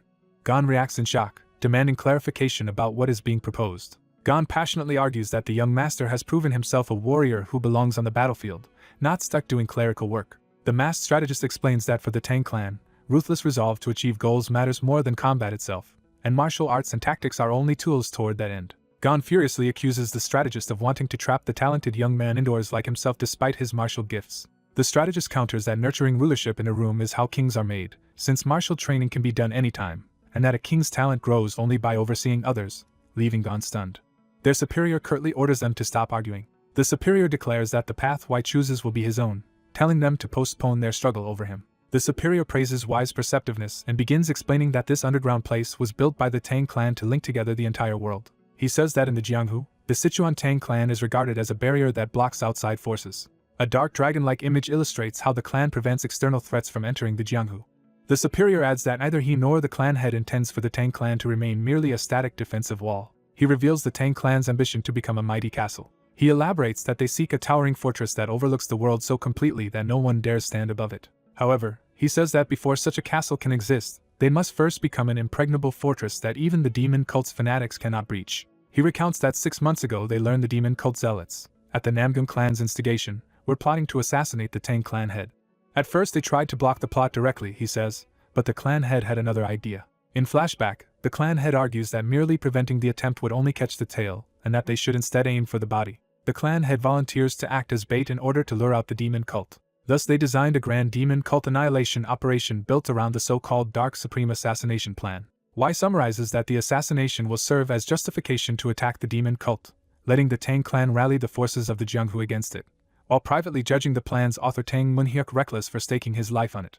Y inwardly admits Munhyuk's information gathering and decision making are impressive but thinks the plan itself is flawed. Y bluntly says the proposed plan is doomed to fail. He identifies the biggest uncertainty in the operation as the mysterious power and information related to the secretive society. The narration stresses that accurate intelligence on this society is the crucial missing factor. Munhyuk reacts dangerously to the word fail, and warns Y to justify such a claim carefully. The strategist insists Y is underestimating their preparations, and says they have arranged thoroughly for the upcoming assault. He lists mechanisms, formations, mystic arts, and detailed guard deployments as parts of their carefully constructed plan. Y acknowledges from the documents that the Wind Evolution Center has gathered excellent intelligence and well-organized resources and orders for the strategy. Y presents additional intelligence he personally obtained. The strategist is astonished to see that Y's data lists the positions and layouts of North Sea Mythos and Black Bone Ghost Valley agents operating in Nine Dragons County. Munhyuk asks how accurate this new information is compared with their own findings. The strategist reports that Y's intel matches roughly 90% of what they discovered, differing only slightly, and that the enemy scheme falls within their anticipated scenarios. Given that degree of precision, the strategist concludes the leak must have come from inside the demonic cult. Munhyuk confirms with Y that this document represents the complete North Sea Mythos plan, and Y agrees. Munhyuk concludes that Y's information is probably reliable and that Y also admits their strategy itself is excellent. Munhyuk then presses Y to explain what flaw could still cause the plan's failure. Y replies that the problem is simple, saying their estimation of the demonic cult's strength is off. Munhyuk doubts this, arguing that he and the former Tempest Squad have ample experience fighting the North Sea Mythos and have already considered the possibility of their growth. Y counters that even that is insufficient and inwardly marvels at the sophistication of their plan. He judges that by normal standards their operation would guarantee victory even against enemies at the high end of their projected strength. But he notes that the plan assumes ordinary foes, whereas the cult now has abnormal monsters empowered by the society. Y recalls that White Bone and Bakeson have become much stronger over the past 6 years thanks to that external power. He also remembers deadly society techniques like the soul-restraining fantasy net that are almost impossible to escape once deployed. Likewise, he remembers the heart-corroding ice poison that is extremely taxing to use but incurable once it infects someone. Considering such support from the society, Y concludes that their current plan is far from enough to stop the enhanced cult. Munhyuk restates Y's implication that the Sichuan Tang clan is not yet ready to defeat the demonic cult, based on his observations. He tells Y that if he wants to assert their predictions are wrong, he must provide proof. Munhyuk demands that Y risk his life to prove both that their estimates are flawed and that his own assessment is correct. Munhyuk restrains his power to match the forecast level of an enemy captain and says that if cult captains truly are a stage above that, Y, who slew Bakeson, should still be able to defeat him at that level. He adds that if their predictions are accurate after all, Y will die here to the Tang clan's 1,000 poison hand. Y accepts the stakes, saying he will simply die if their estimates are right and he cannot withstand the poison hand. Gon and the strategists panic at this brutal wager and beg Y to apologize so the clan head will relent. Y calmly insists the clan head has misjudged things. Y unleashes his own powerful aura, shocking the onlookers. Gon is stunned by Y's rapid progress, noting it has been less than a week since Y unlocked his central core. Munhyuk, impressed but curious, asks what exactly he misjudged. He compliments Y's aura yet points out it is still weaker than the level he has limited himself to, equivalent to their projected enemy captains. Y agrees but notes that Bakeson, whom he killed, possessed an aura one realm above Munhyuk's current restrained level. Munhyuk demands to know how Y managed to defeat such a foe despite that disparity. Y says he will demonstrate directly rather than explain. Munhyuk recognizes that Y is deliberately holding back some of his capabilities and acknowledges that tactical caution. Y launches a swift, slashing aura attack to start the duel. The clash of their energies fills the room as they exchange high-speed blows. The strategist looks around bewildered as shards of stone fly from the exploding auras. Gon grabs the strategist and tries to drag him away while the masked man protests and struggles. As they fight, Y realizes Munhyuk is still going easy on him. Y observes that Munhyuk's gaze tracks the future course of his movements, showing incredible predictive skill. Yet Munhyuk intentionally swings slightly late, continuing to hold back. Y notes that Munhyuk is carefully limiting himself to the forecast power of an enemy captain. Y reflects that the real reason for this match is likely Munhyuk's desire to validate his information and the Wind Evolution Chamber's work, which irritates him. Annoyed but determined, Y resolves to fight seriously despite understanding Munhyuk's motive. He launches a ferocious charge using killing techniques he learned from the enemy sword demons. Munhyuk recognizes that Y is using martial arts taken from their adversaries. Munhyuk realizes Y has not merely copied those sword demon moves but fully assimilated them into his own style. Even while acknowledging Y's impressive skills, Moonhyuk says they still do not conclusively prove his claim about the cult's strength. He prepares to escalate, deciding the demonstration has not yet met his standard of proof. Moonhyuk lands a blow that injects poison into Y, making Y momentarily wide-eyed. Their energies erupt again in a massive green explosion as they trade decisive strikes. Blood flies as Y forces a counterattack despite taking a poisonous hit. Gon screams in fear for young Master Wunhui's life.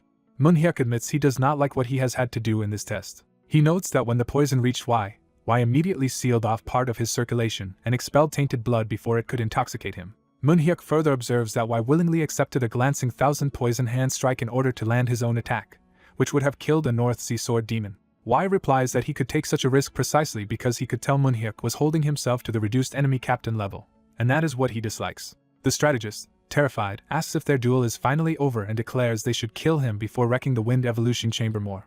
Later Moonhyuk notes that Y was convinced their plan would fail. He asks whether Y has an alternative solution, and Y confidently answers that he does. Moonhyuk presses him to state it, while Y smiles with resolve. Time passes, and Moonhyuk prepares to act on his decision regarding Y's proposal. In private, Moonhyuk reflects on how surprising it was that Y managed to poison him even while his own internal energy was restrained. He studies his slightly intoxicated hand, impressed that Y's ingenuity reached him at all. Moonhyuk asks his advisors what course of action they now recommend, as the strategist mourns all the research he must reorganize. He cuts Gon off, saying he already knows Gon's stance, prompting Gon to call him cruel. Moonhyuk recalls when Y first showed talent and volunteered to carry on the Tempest, knowing that Gon's feelings had attached to Y then. Gon is flustered when confronted with this truth. Moonhyuk reassures him that he will not be angry about comparisons between himself and Y, recognizing Gon stayed only for the Tempest squad's sake. Gon is moved and addresses him respectfully. Moonhyuk remembers promising Gon that he would one day restore them to their former battlefield glory. He vowed then to raise them back to that lofty plane, and asked Gon to believe in him until that day. Now Moonhyuk says he himself cannot become the new Tempest squad leader. The strategist politely asks to pose a question before hearing Y's detailed plans. He asks whether Moonhyuk intends to name Wunhui as his successor, prompting Moonhyuk to wonder why he is raising the topic. The strategist advises that if Moonhyuk does not yet completely trust Wunhui, he should not give him any position of real power. He elaborates that the truly dangerous mistake is entrusting tasks to someone you distrust and says Moonhyuk must either exclude Wunhui or use him without reservation. He suggests that if Moonhyuk doubts Wunhui's information, he can simply let Wunhui act independently while they defend the clan using their existing preparations. But if Moonhyuk chooses to trust Wunhui, the strategist says, he should place full confidence in him. He urges Moonhyuk to trust Wunhui wholeheartedly if he is to be trusted at all. The strategist notes that Moonhyuk's daughter Kyujin never cared about succeeding him and that their other candidate Yu Chang is unfit, while Moonhyuk realizes the strategist is trying to provoke a decision. Moonhyuk silently reflects on what it means to truly trust someone. Rewinding to the earlier question, Moonhyuk again asks Y what solution he proposes. Y smiles and says the answer is simple. He confidently declares that they should place the entire operation under his command. Moonhyuk decides and soon after announces that he has reached a conclusion. A public notice is then posted proclaiming that second son Tang Wunhui is now the official clan heir. That evening, Wunhui stands before a lavish celebratory feast in his honor. A servant apologizes that this is only the first course due to limited kitchen stores, which surprises Wunhui. The young servant enthusiastically explains he has sent someone for more ingredients, so they can cook dishes better suited to Wunhui's taste. Wunhui's spirit companions comment that the boy is extremely faithful and loyal to him. Wunhui agrees and pointedly contrasts that loyalty with others who once betrayed him, while the spirits protest they have changed. Wunhui muses that although he only asked Moonhyuk to hand over authority for this single matter, Moonhyuk went further and granted him the vice branch clan head's responsibilities on the eve of a major event. He mentally lists all the burdens now on his shoulders, from handling Northern Sea Mythos' scheme and guest receptions to dealing with outer clans. Preparing for the coming festival and coordinating everything makes his head ache just thinking about it. Returning to the banquet, Wunhui remarks that the spread before him is a full celebration. His slightly drunk sister Kyujin arrives cheerfully, congratulating him on becoming heir. Wunhui awkwardly but gratefully thanks his sister. Kyujin, already tipsy, complains about his stiff expression, while Wunhui notes she is clearly drunk. She proclaims it is a wonderful day because the family is finally recognizing him. Wunhui adds that it is also the day she'll be freed from the successor role she disliked. She sheepishly admits he has seen through her and laughs. She fondly recalls her martial training days in the Qingqing sect. Kyujin says those Qingqing days were the happiest of her life. Wunhui reflects that the Kyujin he knows is not irresponsible and must have faithfully studied as a successor even while training in Qingqing. He realizes that although all of her previous preparations for succession are now meaningless, she still sincerely rejoices for him. Wunhui invites her to share the food since his subordinate is fetching more, and she happily accepts. Kyujin proudly announces she has brought very fine wine to celebrate. She begins pouring and explains that the wine is her cherished daughter in red, an extremely rare vintage. Narration explains that in Sichuan tradition, this wine is brewed at a daughter's birth and buried until a major life event. It is meant for celebrations like marriage or great achievement, and was originally intended for when Kyujin became Vice Branch Clan head. Wonhui gently asks if she is truly okay with using it now for him instead. Kyujin replies that today, celebrating his rise, is happier for her than if she had taken the position herself.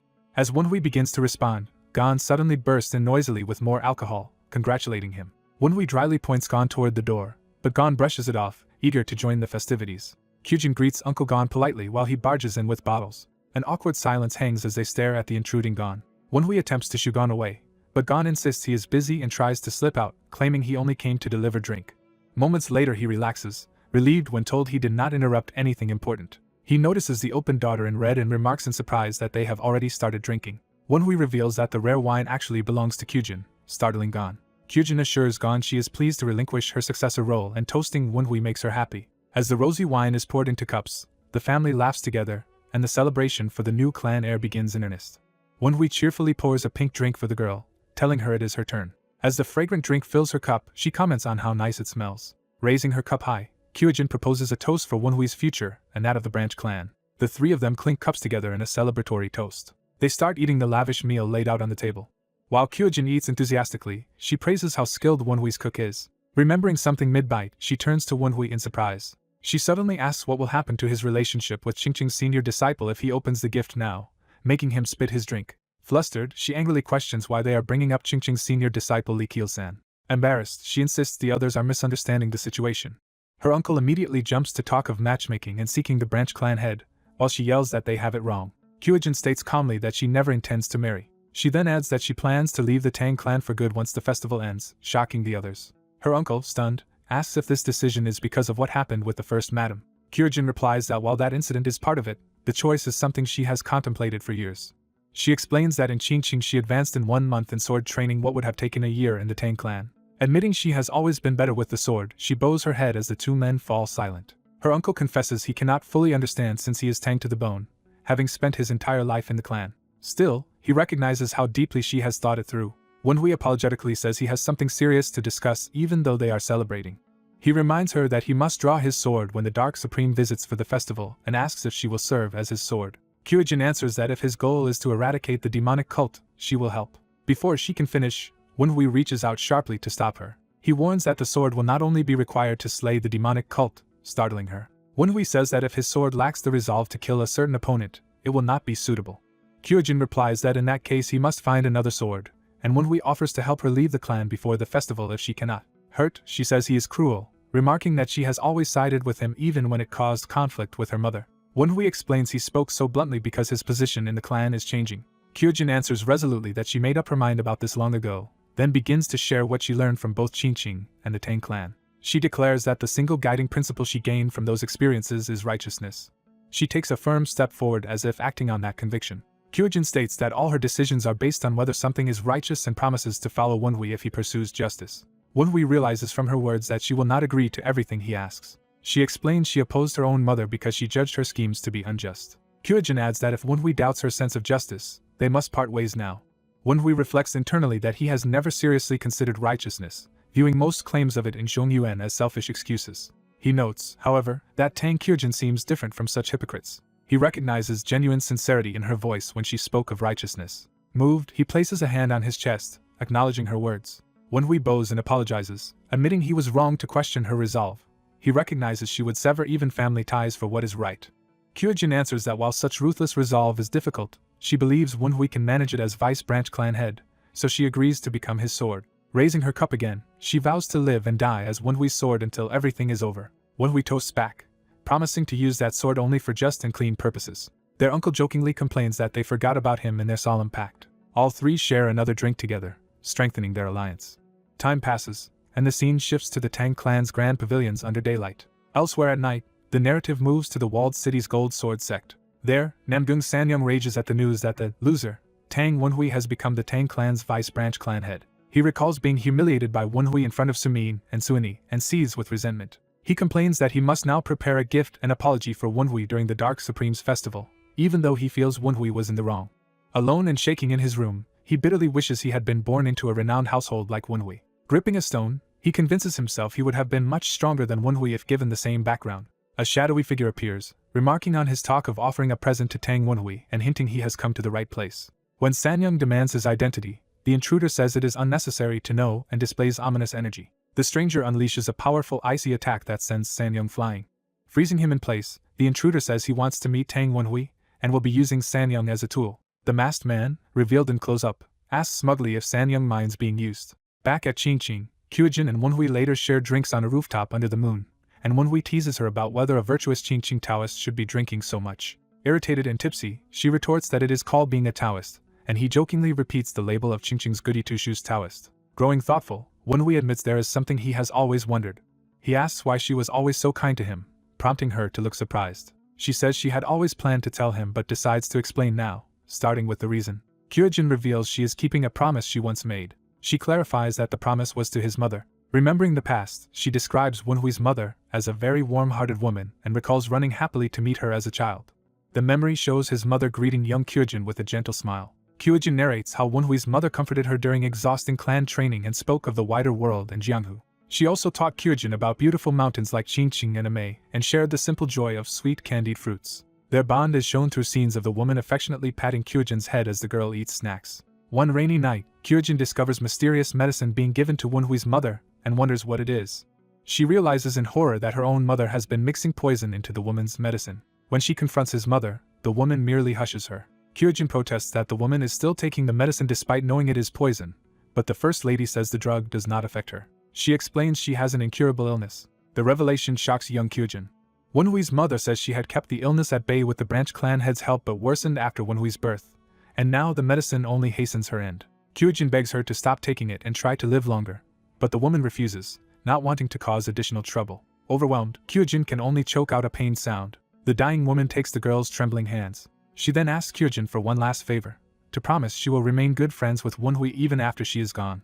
Kyujin cries and refuses to promise, insisting the woman must not die. The woman comforts her, saying she believes Kyujin will grow into a great person. She urges the girl never to lose her warm, affectionate heart. Back on the rooftop in the present, Kyujin says that was the promise she made before Wenhui's mother passed away. She adds that despite that, her own mother never stopped her malicious actions.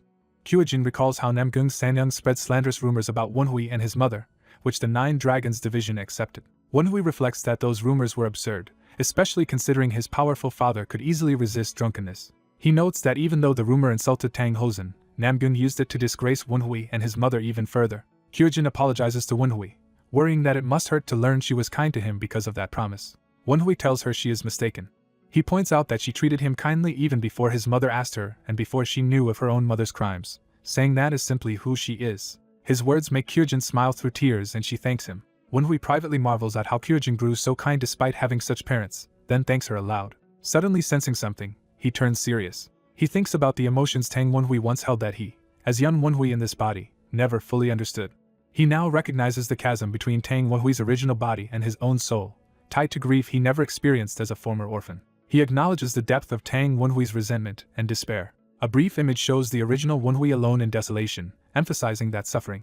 Wenhui feels he is finally starting to understand those emotions. Clenching his fist, he steels himself. He tells Kyujin he has something to take care of and excuses himself, and she cheerfully lets him go. As he leaps away, he jokes that if she is still drinking when he returns he will inform her senior disciple, making her shout in embarrassment. Left alone, she sighs and settles back down on the roof. She then grips her sword, readying herself for what is to come. Standing silhouetted against the moon, she draws the blade.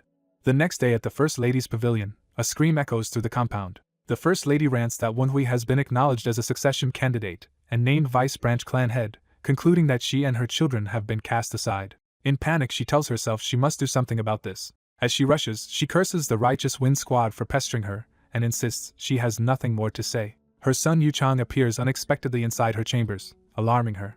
He explains he received permission from his father to visit, which momentarily reassures her. Grabbing him, she urgently tells Yuchang to listen. She insists they are no longer safe with Wenhui as vice branch head and urges Yuchang to escape to her Namgung family. Yuchang replies that the Namgung escorts who accompanied her are all under watch by the Righteous Wind Squad. She admits those allies are compromised but claims there is still hope.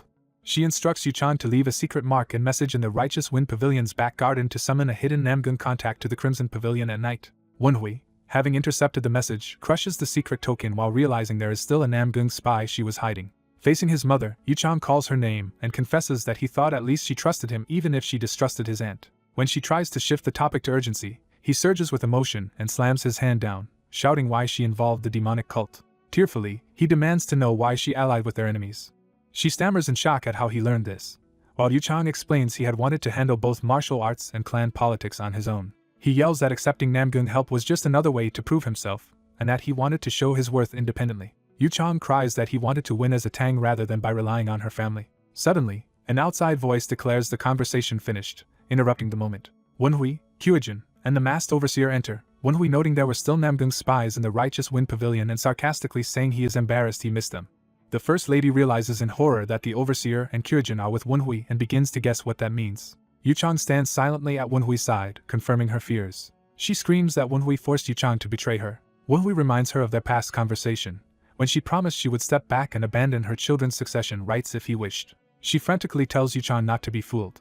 Kyujin coldly tells her mother to stop, saying they have already shown Yuchang proof of her crimes. The First Lady, stunned, calls out her daughter's name. The overseer orders her to save the rest of her explanations for interrogation at the Righteous Wind Pavilion. He adds that she must realize there is nothing more she can do. Hearing that, she mutters in despair that there really is nothing left. She and Wenhui each think to themselves that the situation is now completely over. Kneeling on the floor, the First Lady weakly protests that she cannot accept this outcome. Consumed by rage, she transforms, erupting in blood-red demonic energy and screaming that she rejects it. Her unleashed power blasts outward in a violent surge that engulfs the room. Wenhui feels the aura and recognizes it as demonic energy.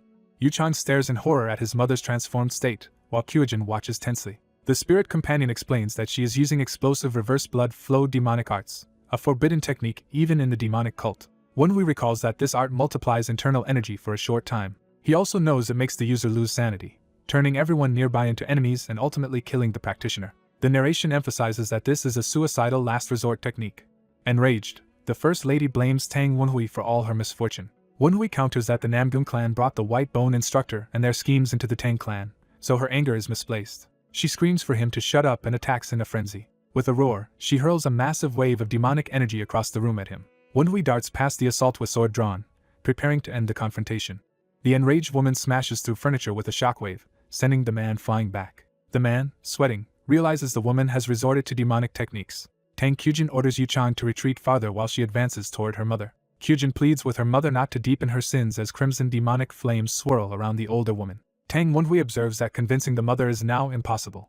Wenhui notes that the mother has completely lost her sanity to demonic energy. The mother, consumed by madness, rants that her disobedient daughter is no longer needed. She screams that she never needed Kyujin and lunges at her in a murderous frenzy. Wenhui grips his sword hilt, preparing to intervene. Kyujin releases a blazing sword strike straight at her charging mother.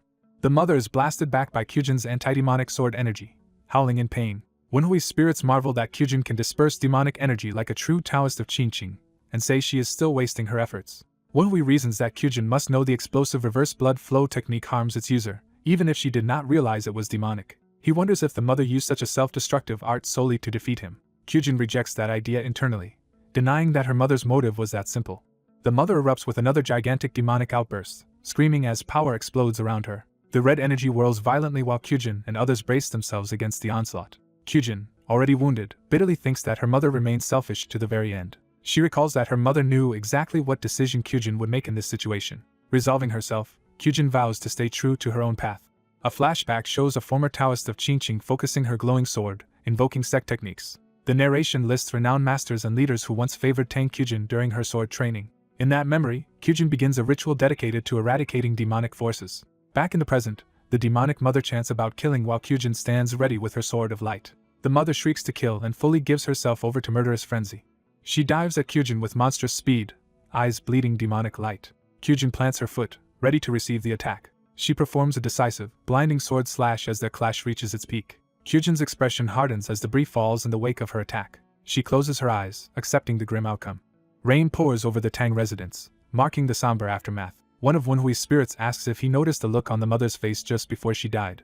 Wenhui, holding a box in a quiet room, admits he now feels uneasy about how things ended. He remembers facing the berserk mother as she charged at Kyujin. He recalls her feral expression at the moment of death. He also remembers how, in her last instant, her face strangely looked more like that of a caring mother than ever before. Wenhui reflects that her twisted maternal love for her own children is what drove her to try to kill him and ultimately hurt them instead. Suddenly bathed in blue light, Wenhui's body reacts as his spirits cry out in surprise. The spirits exclaim that his soul and body are finally synchronizing and the gap between them is closing. They conclude that Wenhui's deep resentment has now been resolved. In the hall where it all happened, Wenhui and the others slowly compose themselves and leave. Outside in the rain, the masked overseer proposes, announcing that the First Lady left with Wenhui to the Namgun clan to recover, and Wenhui quietly thanks him for preserving her honor. Wenhui listens silently, looking out at the rain.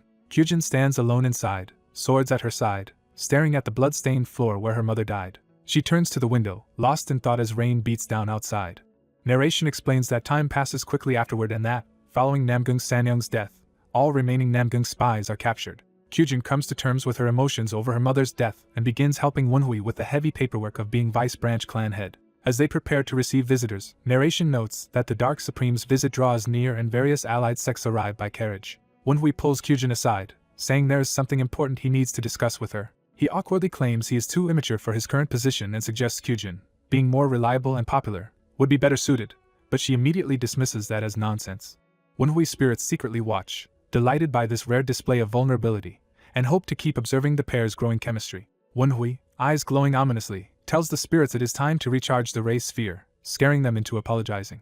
Outside, other women cheerfully call out to Kyujin as they arrive. Kyujin greets Yusumin and Sima Suini, happy to see her friends again. Sumin suddenly notices Wenhui in the distance.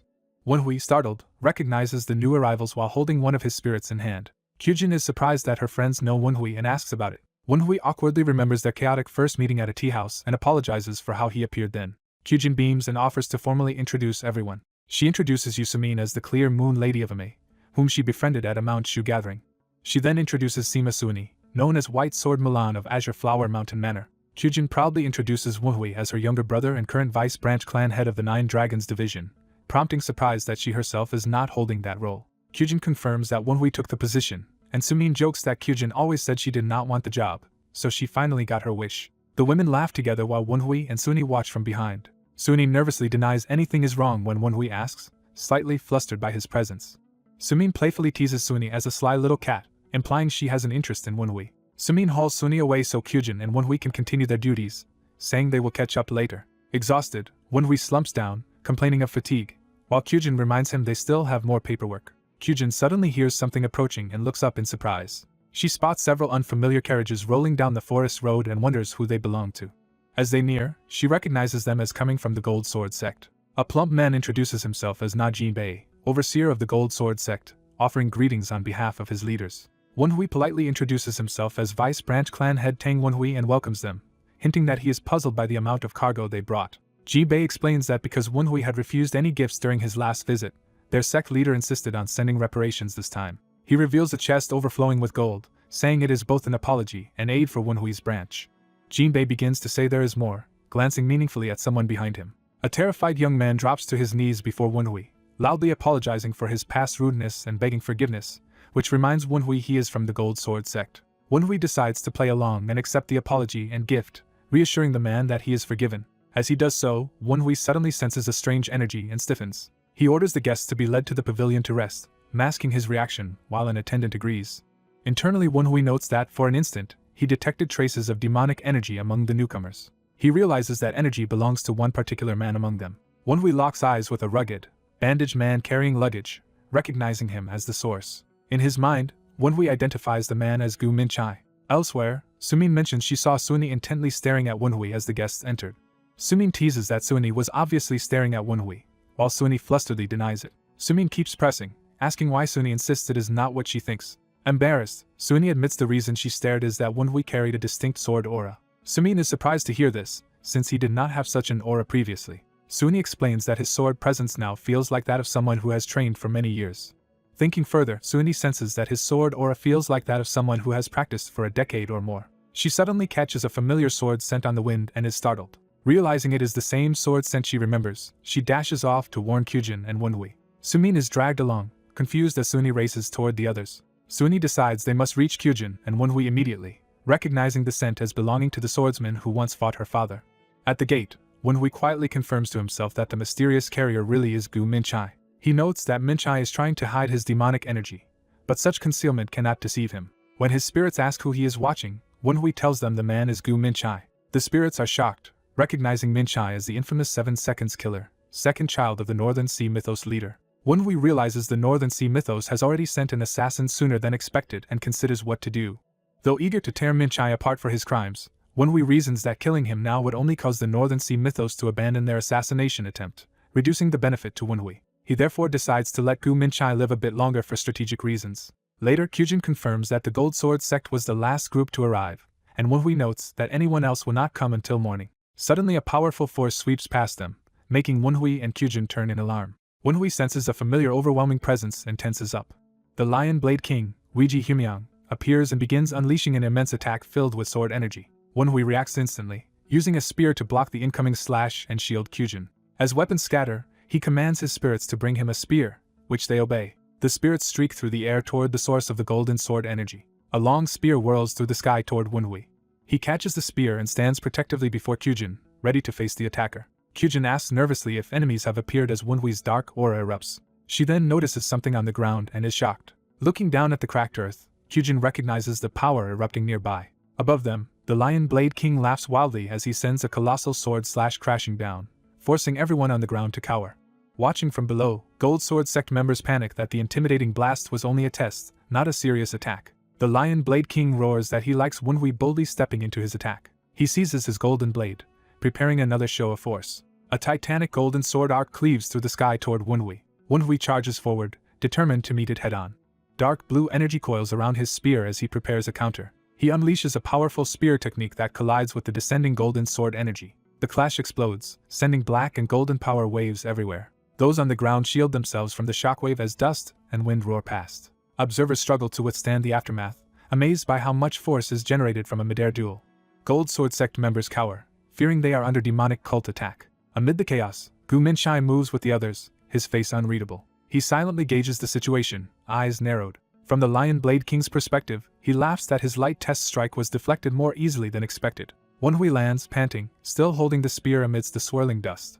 He formally introduces himself to the Lion Blade King and offers respectful greetings as Vice Branch Clan head of the Nine Dragons Division. The Lion Blade King, now recognized as Grandmaster Weiji Humyang, responds that he has heard of the Tempest Swordsman's talented children. He praises Wenhui's performance, saying it was impressive. He adds that Wenhui is strong enough to match his disciple in a direct duel. Declaring Wenhui worth testing, the Lion Blade King prepares to push him further.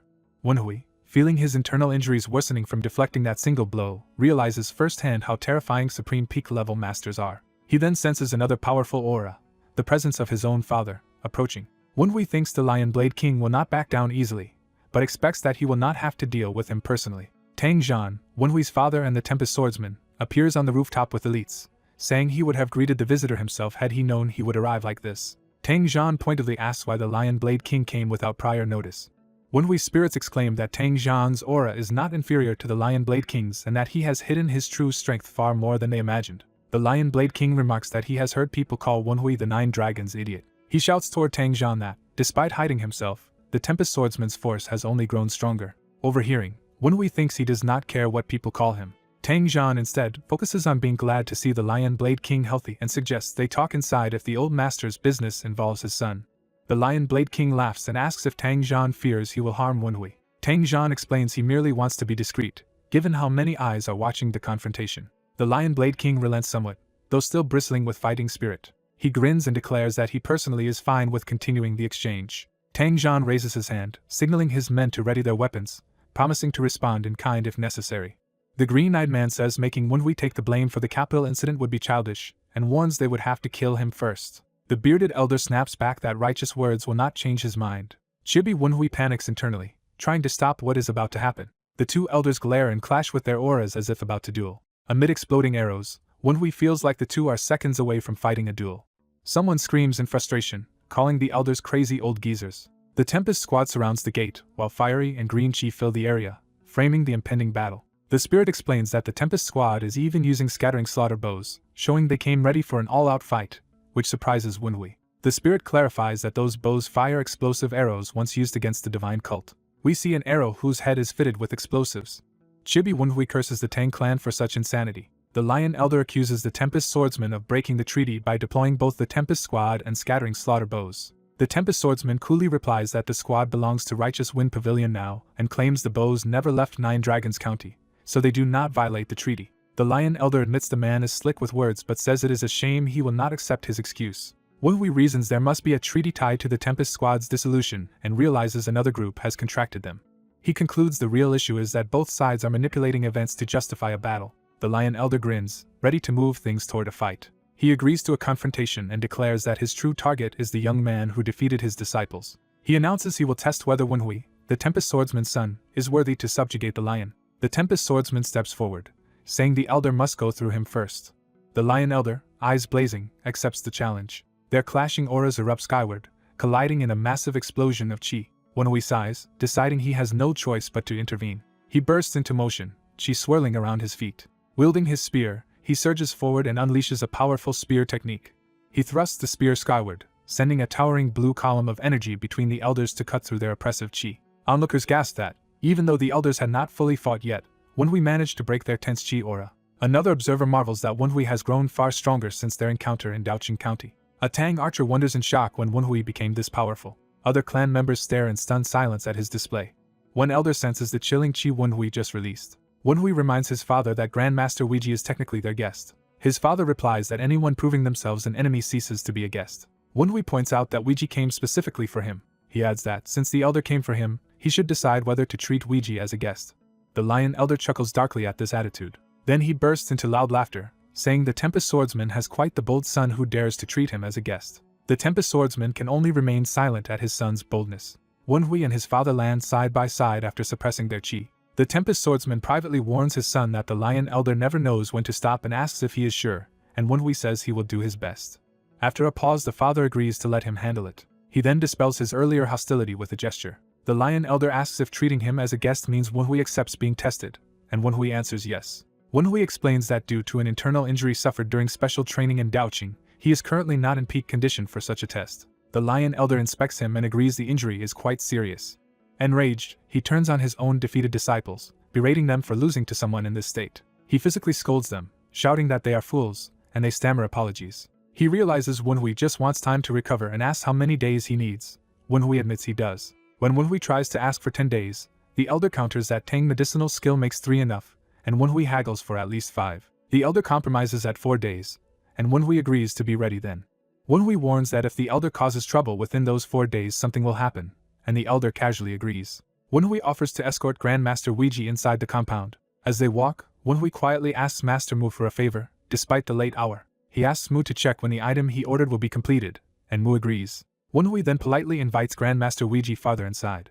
As they enter, the other disciples react nervously to the Lion Elder's presence.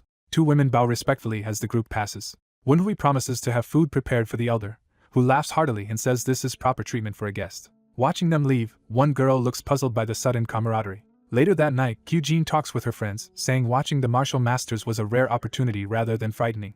One girl is relieved that Grandmaster Weiji showed no interest in her, and Kyujin gives an awkward agreement. Kyujin thinks back, noting that it was actually the Lion Sect's disciples who threatened the Clear Heaven Sword Emperor's daughter, and that Wenhui simply got involved, yet the Lion Blade King ignored the princess entirely, making her wonder if he cares nothing for the Sword Emperor. She calls to Kyujin, who answers. She asks Kyujin what sword techniques Wenhui uses, only to learn that he has never learned swordsmanship. Shocked, she insists that cannot be true. Kyujin recalls that Uncle Gon once asked him something similar, and her friend identifies Tang Gon, the fierce Wind Knight. Kyujin says Tang Gon is currently teaching Wenhui martial arts. In a flashback, Tang Gon had asked Kyujin if she had ever taught Wenhui swordsmanship or given him related manuals while watching the boy practice alone. Kyujin had replied that Wenhui used to dislike martial arts yet somehow learned the 12 beats of the Violent Tiger on his own, wondering if the rumors about his hidden background were true. Tang Gon then asked why she was curious, and she explained she had taken Wenhui to Lu Ban's foundry at Righteous Wind Pavilion. There he ordered a custom sword, which astonished her. Tang Gon told her that Wenhui had also requested training in spear and blunt weapons, but ordering a sword made him think Wenhui already had some sword technique in mind. Back in the present, the girl reflects in alarm that he ordered a sword despite never formally learning any sword art. Kyujin confirms that is what Tang Gon said, and the girl declares she cannot hold back anymore. In chibi form, she grabs Kyujin and begs to talk to Wenhui herself, startling Kyujin. Kyujin reluctantly agrees to talk to him, and the girl thanks her fervently. Another friend whispers to Kyujin that this girl has been staring at Wenhui all day, and Kyujin reacts with surprise as they watch her walk ahead. The gossiping friend insists that the girl, usually only interested in plants and swords, was clearly watching Wenhui in a special way. She privately adds that the girl would make a good wife and notes she is the only daughter of a famous, male-dominated family. Then she leans in, about to add a qualifying. But Kyujin gives her a flat stare, causing the other woman to trail off awkwardly. In chibi style, Kyujin and the gossiping friend pity the confused girl as if she were a tragic case. Later, Kyujin greets unexpected night visitors at the gate, wondering who has arrived so late. She is stunned to recognize the newcomer as grandfather Chughyung. Chughyung brusquely asks where the second child is and is led toward the white pavilion. Overhearing, the girl wonders if this smith personally forged Wunhui's ordered sword and asks who he is. Another woman answers that this is Tang Chughyung, the master who made her own sword and the owner of Lu Ban's foundry. Excited, the girl proposes they secretly follow him to see what sort of sword technique Wunhui will use. At the white pavilion, Wunhui respectfully greets Chughyung, surprised the master came in person. Chughyung angrily blames Wunhui for sending someone to rush him, while Wunhui protests he only wanted an update as the due date approached. The smith snaps at him to shut up but admits that his presence means the work is finished. He reveals a glowing box, handing it to Wunhui. Inside lies the completed weapon, described as the sword Wunhui had ordered. We see the sleek, black-sheathed weapon resting on white cloth as Chughyung presents it. In a flashback, the smith remarks that designing this weapon was one of the most interesting projects he has had in a long time. Examining the blueprint, he notes that Wunhui managed to grasp the essence of Tang clan martial arts and combine it all into a single weapon. He muses that although it is designed to function primarily as a sword, he wonders whether Hosen's son will be able to handle it. Under the moon outside his forge, Chughyung admits he is very curious about that. Back in the present, Wunhui holds the weapon and reacts wordlessly to its feel. He studies it under the moonlight and asks Chughyung what he thinks, then wonders aloud at its quality.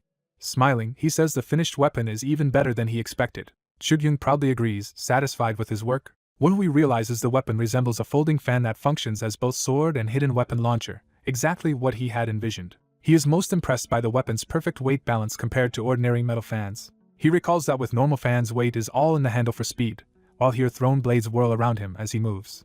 This fan's weight is centered so it can truly be wielded like a sword. He tests it in motion, slashing with deadly grace. The fan opens to reveal many narrow blades forming its ribs. He notes that despite the added blades, it still works smoothly as a fan and hints that there is more to it. Inspecting a blade tip, he realizes part of the material is mystical ivory. Chughyung praises his sharp eye and reveals he used the tusk of a rare black mythical elephant, a material normally reserved for sorcery artifacts. The spirit companions add that the handle is ancient 500-year-old iron heart rosewood, further shocking them. In chibi form, Chughyung begins explaining the bottom strings as Wunhui thinks the smith used all kinds of exorbitantly rare materials. Wunhui stares at the glittering fan, wondering what on earth this man has created. Chughyung coughs and says the materials matter less than the weapon's special functions. He explains that pulling the strings changes its form and tells Wunhui to try. Wunhui opens the fan and prepares to tug the strings. Doing so, he triggers the internal mechanism and the blades shift ominously. Chughyung then instructs him to point the fan at the ground and pull again. Wunhui slams the fan downward while pulling, activating another function. A hail of small projectiles shoots out, and Chughyung explains that gentle pulls fire stealth weapons while hard pulls change the fan's form, the first mode spraying many needles at once. Chughyung urges him to test the second mode. He tells Wunhui to aim at a nearby wall. Wunhui does so, unleashing another barrage that strikes the surroundings. The smith names the second form Rainstorm Needles Scatter Shot as the needles pepper the wall like rain. Overjoyed, Wunhui calls the weapon amazing. Chughyung says the last form is the best of all. He hints that the third function is special and more powerful. Wunhui pulls the string again, and notes that this one sounds different. In chibi style, the smith casually explains that this mode detonates the previously launched needles, shocking Wunhui. He reiterates with manic eyes that the shot weapons will explode. Laughing excitedly, he tells Wunhui to try it out. Wunhui internally reels at the idea that the already scattered weapons will now explode and admits he never imagined such a feature. He reasons that to make this possible, Chughyung must have packed gunpowder and other reactive substances inside each needle. He concludes this stealth weapon is terrifyingly effective, exactly the kind of tool prized in demonic martial arts. In chibi mode he hugs the smith, shouting that he is the best, while Chughyung laughs that he knew Wunhui would love it. Returning to seriousness, Wunhui readies himself and announces he will now trigger the explosive function. Chughyung smirks ominously as he waits. Wunhui pulls the string, but at first nothing happens and he is confused. Suddenly a blast erupts around him as needles explode, forcing him to defend himself. We see the embedded needles beginning to glow and sizzle. More needles rise and swirl menacingly around Wunhui, who realizes there are additional stages to the explosions. He raises the fan amid a storm of crackling energy and shrapnel. A massive purple blast goes off around him, showing the full destructive potential of the weapon. Chughyung watches, satisfied, saying he knew Wunhui could dodge the danger. Panting, Wunhui demands to know what that terrifying effect just was. He then sees countless needles hanging in the air before him and notes in disbelief that the deflected needles are now floating. Chug-Yung finally admits he did not design the sword alone and that the collaborator who helped him wanted to test Wunhui through this weapon. Wunhui calls that collaborator a sly man, and Chug-Yung chuckles in agreement. The last image shows the empowered needles crackling with purple energy, emphasizing the deadly power built into Wunhui's new sword fan.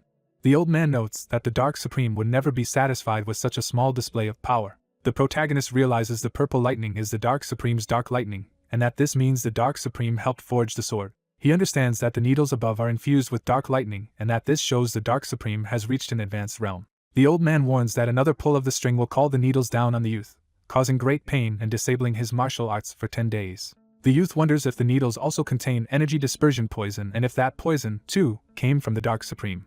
He judges that even his venom dragon cultivation cannot fully counter the poison and that being hit once would leave him unable to stop the Northern Sea mythos during the festival. The old man casually suggests the youth can simply step away if he doubts his ability to deflect all the needles. The youth asks what will happen to the sword if he leaves, and the old man praises him for catching on. The old man explains that if the youth waits too long or fails to deflect the dark lightning, the explanation finishes with the revelation that the sword itself will explode. The youth interprets this as the Dark Supreme and Tang Chug-Yung demanding that he prove himself worthy. He resolves to live up to their efforts by using this extraordinary sword properly. With dark lightning gathering overhead, the old man challenges him to decide what he will do. The youth smiles and accepts the challenge. The old man is excited, saying he will not miss the chance for fun with such a sword and that he chose his test subject well. The youth ignites his aura, surrounding himself with fierce purple energy. He steadies his breathing as he prepares. He announces his start and channels power into the sword. 3 onlookers hiding on a rooftop marvel at the weapon, thinking it is a metal fan that fires hidden needles. One girl corrects them, realizing it is actually a sword, surprising the others. She insists again that it is a sword. Another still believes it is a fan. The first girl admits it still looks like a fan yet. She senses that ever since he took the fan, a true sword aura has been emanating from it. She concludes from its scent that he is a genius swordsman as well. The other 2 girls notice something happening and become excited. They recognize the dark lightning and wonder why the patriarch's technique is appearing. Beneath the storm clouds, the youth stands with the sword, ready for the test. He repeats his resolve and grasps the weapon. Numerous dark lightning circles form above him. The storm of attacks descends as he swings his blade. He rushes through the lightning, deflecting as many strikes as possible. One needle slips through and grazes his hand, making him cry out. He realizes each needle carries enormous mass and impact. He inwardly acknowledges the terrifying strength of the Dark Supreme's dark lightning. From afar, the old man observes that the youth has mastered the basics. More dark lightning gathers. Even more circles of lightning form overhead, escalating the test. The youth notes that the number of attacks exceeds the first wave. He braces himself at the center of a vortex of power. He moves with lethal precision, parrying needle after needle. He feels how meticulously calculated each attack is. He compares the ordeal to a master teaching a disciple and senses he is learning optimal deflection methods from the assault itself. He unleashes a huge sweeping counterattack while shouting. Exhausted and panting, he still stands. Yet more dark lightning surges, signaling that it is not over. The youth, startled, looks up. He sees the sky filled once more with a web of purple lightning. New dark lightning circles coalesce menacingly. The entire sky becomes packed with them above his head. He acknowledges that while the onslaught teaches him, its difficulty is overwhelmingly high. He admits he cannot deflect all of the attacks with his current strength. He thinks that with his master's sword he might manage. He recalls after reincarnating and gaining a dantian he repeatedly studied his master's sword art, the Heavenly Demon 9 Slashes. He has reviewed that manual hundreds of times within his mental archive. He remembers its most overpowered move, Mara Thousand Swords form. He knows his current internal energy cannot sustain the full Mara Thousand Swords form. So he decides to modify the technique to suit his present level. Overhead, the dark lightning circles keep growing in number. Lightning begins to rain down toward him again. He plans to use his Tempest technique to supply the required number of slashes. He will also combine it with the Black Dragon Chi Art's cold energy to saturate the area. He spins, forming intersecting arcs of energy. He charges forward inside a blue-white ring of power. A grid of slashes rises to meet the descending lightning. He pushes himself to make his sword net more thorough. He urges himself to move faster. He strives to emulate his master's Mara, invoking Tempest Dance, Sword Tempest Mara. His modified technique forms a lattice that stops the rain of needles, causing massive impacts. The explosion of clashing energies engulfs the area. Smoke and dust obscure the courtyard as a lone silhouette emerges. The youth states calmly that he has passed the test. He proclaims that the sword now belongs to him. Later, the old man gives him a box of explosive needles along with the formula for the explosives. The youth thanks the old man for both the weapon and the instruction, but the old man says the Dark Supreme deserves credit for the teaching. The youth replies that the Dark Supreme only helped because the old man agreed to forge the sword. The old man, intrigued, asks if he truly thinks that and requests permission to pose a question. He explains that Tempest can only be wielded by someone bearing remorse, and observes that the youth seems to carry more remorse than most. He wonders aloud why someone so young, who should know little of the world, is burdened with such regret. The youth brushes it off as overthinking when he reflects on his own remorse. The old man accepts that the youth does not wish to explain, acknowledging that everyone has their own pain. He then asks if he may name the fan sword, and the youth agrees. The old man says the youth's previous movements resembled a tornado, and suggests the name Calamitous Wind Fan. The youth looks at the weapon, stunned by the name. He repeats the name Calamitous Wind Fan, mulling it over. Smiling, he thanks the old man for giving the weapon such a fitting name. Alone later, he thinks of calamitous wind rather than tempest as the path he should follow. Standing in the snow, he smiles quietly, seeming at peace with this path. As he looks toward a sect complex in the mountains, he wonders if that is truly the road he must walk. The scene shifts to an inn where a server reacts in surprise to the arrival of the old man. The server apologizes for the lack of seats, but the old man says he reserved a room under the name Liu Ban's foundry. Recognizing him, the staff quickly lead him inside. Seeing the many late-night patrons, the old man wonders if they have all come hoping to glimpse the Dark Supreme. He internally mocks this lofty reputation while the narration introduces Dark Supreme Tang Munhyuk, protector of Zhongyuan. The old man finds the praise embarrassing because to him the Dark Supreme is just his immature older brother, who now drunkenly greets him. Tang Munhyuk complains he has been overworked and asks how the youth was. The old man wants his brother's opinion despite having watched the test himself. Tang Munhyuk predicts the youth will grow from tempest into calamitous wind and might even shake the martial alliance. He then asks what his brother thinks will happen once the youth endures all the hardships of that storm. The brother answers confidently that the youth will not tire. He explains that seeing the youth in person reveals a violent yet sorrowful calamitous wind born from deep resentment. Meanwhile, the youth reflects that behind that violent wind, his own heart was crying miserably. Back at the table, Tang Munhyuk orders another bottle of alcohol. His brother remarks that the youth alone is worthy of inheriting the Tempest Squad. Tang Munhyuk agrees, listing the youth's talents, determination, insight, skills, and character, and notes he is Hosen's son, making him the ideal candidate. He adds that the only flaw is the youth's lack of social skills. He worries that if the youth's calamitous wind outstrips everyone else's, he may end up standing alone. Yet he suggests that by making him squad leader he might instead carve a path for others. The brother says he would appoint him leader if he were the sole option. Shocked, he asks if there is another candidate. Tang Munhyuk reveals he is also considering the famed Qingqing divine sword, Li Keelsan. His brother explodes, protesting the idea of choosing a senior disciple of another sect as Tempest Squad leader. Tang Munhyuk points out that Li Keelsan is widely regarded as the strongest sword in the world. He reasons it is wiser to recruit such a talent to their side and to stir healthy competition within the Tang clan through that appointment. Calling him a sly old snake, the brother admits he understands the plan. He then laments that such plotting leaves Wunhui with few ways to flourish, asking if there is any chance for him. Tang Munhyuk says there is one way. When pressed, he declares that the squad leader position will ultimately be his own. His brother is startled by this implication. Tang Munhyuk explains that if Wunhui becomes the eye of a storm that absorbs all winds, he will not need to worry about fitting in. Others will simply revolve around him. Watching him drink, the brother admits that although Tang Munhyuk is childish, he truly thinks like a leader. Suddenly Tang Munhyuk senses something off in his drink. His brother reveals he laced the drink with a paralysis poison capable of felling a bull, praising Tang Munhyuk for noticing. Tang Munhyuk complains that poisoning him is going too far, while his brother laughs that he expected the poison to at least slur his speech. Tang Munhyuk retorts that the real surprise is that his brother failed to spot the poison right away. The brother asks who supplied him with such a toxin. Realizing the answer, Tang Munhyuk starts to say it. The brother admits he ran into someone on his way here, prompting Tang Munhyuk to angrily accuse him of betraying him. At that moment, a group of figures dramatically enters the restaurant. Powerful force sweeps through the hall, knocking patrons from their seats. Tang Munhyuk recognizes the disturbance as an ambush. The shockwave sends him crashing while the blacksmith remains standing. Tang Munhyuk refuses to let himself be captured in such a state. A calm voice from the newcomers tells him the place is surrounded and urges him to surrender. The leader remarks that their schedule has already been badly delayed because of his outing. A woman steps forward from the group and addresses Tang Munhyuk as grandfather. Elsewhere, the rooftop girls gush over the Tang clan's Tempest dance, saying they have never seen such a sword technique. One girl agrees, then suddenly hesitates. She realizes what they witnessed was not actually Tempest dance nor even a Tang clan martial art, and wonders where Wunhui learned it. The others are startled to hear it does not belong to the Tang clan. Dark lightning again fills the night sky. They watch nervously as Wunhui faces the storm once more and ask whether he will be alright. Qujin judges that even a Supreme Peak Master would struggle to fend off such an attack. Another girl fears he will be badly hurt. One of them steels herself, shocked but ready to act. Below, Wunhui again confronts the flood of lightning. He spins into his sword grid once more. He unleashes the move 10,000 swords sent to counter the barrage. Qujin senses that his sword aura is at its peak but has become unstable since using that technique. Worried, another girl asks Qujin if such instability is okay. The maid senses an unprecedentedly intense bloodthirst radiating from Wunhui. Her horned spirit companion insists that Wunhui must be the Demon King. The maid dismisses the Demon King claim, but the spirit argues Wenhui could easily tear it apart. Terrified by Wenhui's aura, the spirit panics and the maid angrily tells it to be quiet. The maid analyzes that beyond his bloodlust, Wenhui's chi is extremely unstable.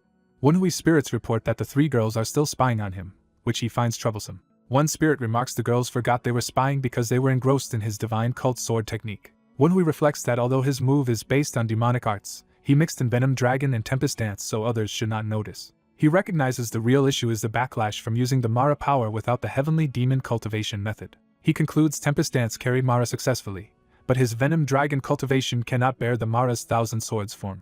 Since Heavenly Demon 9 Slashes was meant for Heavenly Demon cultivation, Mara's bloodlust that should have been restrained instead runs wild. After the attack, that unrestrained bloodlust has nowhere to go, and now churns around him. Wenhui worries he might suffer serious chi blockage unless he resolves it quickly. The maid notices something odd as she watches him clutch his head. Wenhui lowers his hand and smiles ominously. He suddenly leaps off toward the rooftop where the spies are hiding. Landing before them, he startles the three girls as they huddle together. Standing over them, he asks how long they plan to squat on the roof spying on him. The three nervously greet Wenhui and try to laugh off what they were doing. Wenhui notes that the elite daughters of the Qingqing, Ame, and Orthodox sects are all right in front of him. He decides that these three are ideal for helping him suppress Mara's bloodthirst. Meeting them in the courtyard, he proposes a duel. The three are surprised he wants to fight all of them. He confirms and says it will be their payment for watching his training. The maid admits spying on him was wrong. She still questions dueling because his chi looks dangerously unstable. Wenhui answers that this is exactly why he needs to spar, to make up for his lack of sword training. He explains he wants to fight people like them who have more refined sword experience, so he can digest his new enlightenment. Internally he adds that their Qingqing and Ame energies will help dissolve Mara's bloodlust. The maid accepts his reasoning and asks the other two for their opinions. The other two agree that since they spied on him, they should go along with the duel. Wenhui, wrapped in purple chi, invites them to step forward. He and the maid face off, and she warns him not to overdo it while he says he understands. She draws her sword, announces she is starting, and prepares to attack. She charges with a powerful slash while Wenhui stands ready.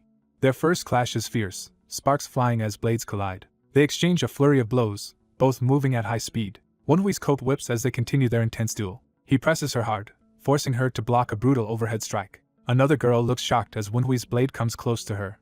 She barely manages to parry and cries out from the impact. Wenhui drives her back with a rushing follow-up attack. The maid focuses, eyes narrowed behind her sword. She unleashes a chi-charged sword technique, shouting as she attacks. Her slash collides with Wenhui's, exploding with light. The other two spectators remark that this was supposed to be training, yet they are fighting as if it is life or death. The maid charges again, legs and sword moving in a rapid assault. Wenhui blocks and counters in a continuous series of sharp clashes. She thinks in disbelief that although she knew Wenhui was improving quickly, this level is far beyond what he was 2 weeks ago. She notes that his current strength is on a completely different level, and something more is happening. She realizes that with each clash his sword technique becomes more polished. She concludes he is watching her techniques and learning how to wield a sword in real time during the duel. Pushed, she attacks again with determination. Soon she is panting and drenched in sweat, exhausted from the exchange. Wenhui calmly thanks her, saying the bout was very helpful, while she responds weakly. Turning to the others, he immediately calls for the next challenger. The Ame girl complains she would have refused if she had known the duel would be so intense, but steps up saying she looks forward to it. Accepting the promise, she draws her special sword. She announces that she will begin the next match herself. She launches a bright, sweeping sword energy attack toward Wenhui. Wenhui braces himself as her blade and energy rush in. She follows with multiple rapid chi slashes, surrounding him. Wenhui groans as her blows land, feeling their impact. His spirits warn that the Ame sect's Buddhist anti-demonic energy directly counters his demonic power, and ask if he is all right. Wenhui says he knows this, and that it is exactly why he requested this duel. He observes that Mara's bloodlust has not yet fully become demonic energy, so the Buddhist power will not cause internal injuries. However, he can feel his energy draining significantly each time their swords collide. He reasons that if Taoist energy is already opposite his own, Buddhist energy is an even harsher counter. Accepting this, he resolves that he must adapt to it now. Their next clash unleashes a huge burst of purple energy across the courtyard. He thinks he needs to grow accustomed to this counter and find a way around it, while acknowledging Ame's swordsmanship is formidable on its own. He analyzes that the Ame sect, being all women, has developed sword techniques that compensate for lower stamina and strength. He notes they use low sweeping swings and superior balance to evade and counter, rather than prolonging battles. He recognizes their style focuses on swift, decisive exchanges rather than attrition. Wenhui decides these methods would be extremely useful against much larger opponents. As she moves in again, he carefully reads and adapts to her footwork. Their swords trace golden arcs while they exchange more heavy blows. Wenhui steps into her attack, pushing through the golden energy. He brings his weapon to her throat, ending the duel with his blade at her neck. The The scene pulls back, showing Wenhui having decisively beaten her. She collapses in chibi form, declaring she is tired and done. Wenhui thanks Simin for the duel, and she jokes that he is too obsessive and women will not like that. The last girl walks forward thinking Wenhui is interesting. She reflects that Wenhui was not born particularly talented, unlike Kyujin, and is average compared with other disciples. Yet despite that, he learned Kyujin and Simin's sword techniques simply by watching them. She realizes he made those techniques his own at a speed even naturally gifted people could not match. She concludes he can do this because his comprehension of the sword is extraordinarily high. Still, she wonders how his understanding can be so advanced when his physical sword skills lag behind. As she stares at Wenhui's aura, she reacts in surprise. She senses that his sword aura, his so-called sword scent, has changed. She tells him he is controlling it incorrectly. She explains that over-manipulating it will damage his sword scent and that he should instead balance releasing and drawing it in. Wenhui repeats the unfamiliar term in confusion. Embarrassed, she asks him to forget what she just said. Wenhui recalls reading in the divine cult about a Sima clan ability to perceive talent, and wonders if this sword scent is that ability. He thinks of the Clear Heaven Sword Emperor, a master on par with his own teacher, and decides he cannot ignore this possible ability. He asks her to elaborate on how to balance letting sword scent in and out. She blushes and asks if she can give a more detailed explanation. Rushing to Simin, she insists the explanation must be easy to understand. Simin, in chibi form, tells her simply to explain it in an easy way. The girl enthusiastically compares sword scent to a consumable item that can be used up. She adds that once exhausted it never fully recovers, but if left unused it deepens and becomes more potent when imbued into the sword. Watching this, Simin holds her head and calls her companion a hopeless nerd. The girl smiles dreamily, clearly delighted to be teaching. Wenhui stares blankly, thinking he has no idea what she is talking about. Later that night he heads, somewhat late, to meet the Dark Supreme for an appointment. He worries about being scolded for his tardiness but apologizes respectfully upon arrival. The Dark Supreme greets him loudly, noting he has finally come. The old master comments that Wenhui caused a commotion in the courtyard despite having an important guest waiting, showing he is unusual. Wenhui replies that he had many things to prepare before meeting such a great martial artist, and notes the man does not seem angry. The Dark Supreme acknowledges Wenhui's preparations. Focusing on Wenhui, he remarks that the young man has grown stronger within just 2 hours and says he has gained metaphorical claws. Wenhui is surprised the old man can tell, and the master reminds him he has survived countless battles. Wenhui deduces that even among the 10 great masters few have as much combat experience, fitting someone who rose from vagabond mercenary to sect leader, and resolves not to underestimate him. Considering the master's attitude, Wenhui decides to take a calculated risk and ask an important question. The Dark Supreme invites him to speak. Wenhui directly asks why the master truly came here. Offended, the old man slams the table and demands if Wenhui is calling him a liar. He roars, asking if Wenhui really thinks he lied to a youngster. Wenhui feels overwhelmed by the surge of the master's energy. The Dark Supreme finds Wenhui's boldness interesting and assumes the youth has a reason to doubt him. He says that depending on Wenhui's explanation, he might move up the test and fight him immediately instead of in 4 days. Wenhui's spirits panic that the man is too dangerous, but Wenhui steels himself and agrees to explain his reasoning. He points out that a Grand Murim master appearing unannounced at 9 Dragons Division right before a major festival is too suspicious. He argues that the master should know the consequences of such timing and that if he came only for Lion Sect honor, he would have chosen another time, so there must be another motive. Wenhui states that the real reason is that the master had to come precisely now. He hints that there is something the Dark Supreme lacks but the soon-arriving Dark Supreme of the East will possess. The old man realizes Wenhui is talking about the Observer of Celestial Orbit's realm and assumes Wenhui wants clues to reach it. Remembering that encounter, the master strokes his beard nervously. He sighs that he should have dealt more cleverly with the Tang clan and offers to help Wenhui if possible. He asks Wenhui to state clearly what assistance he wants.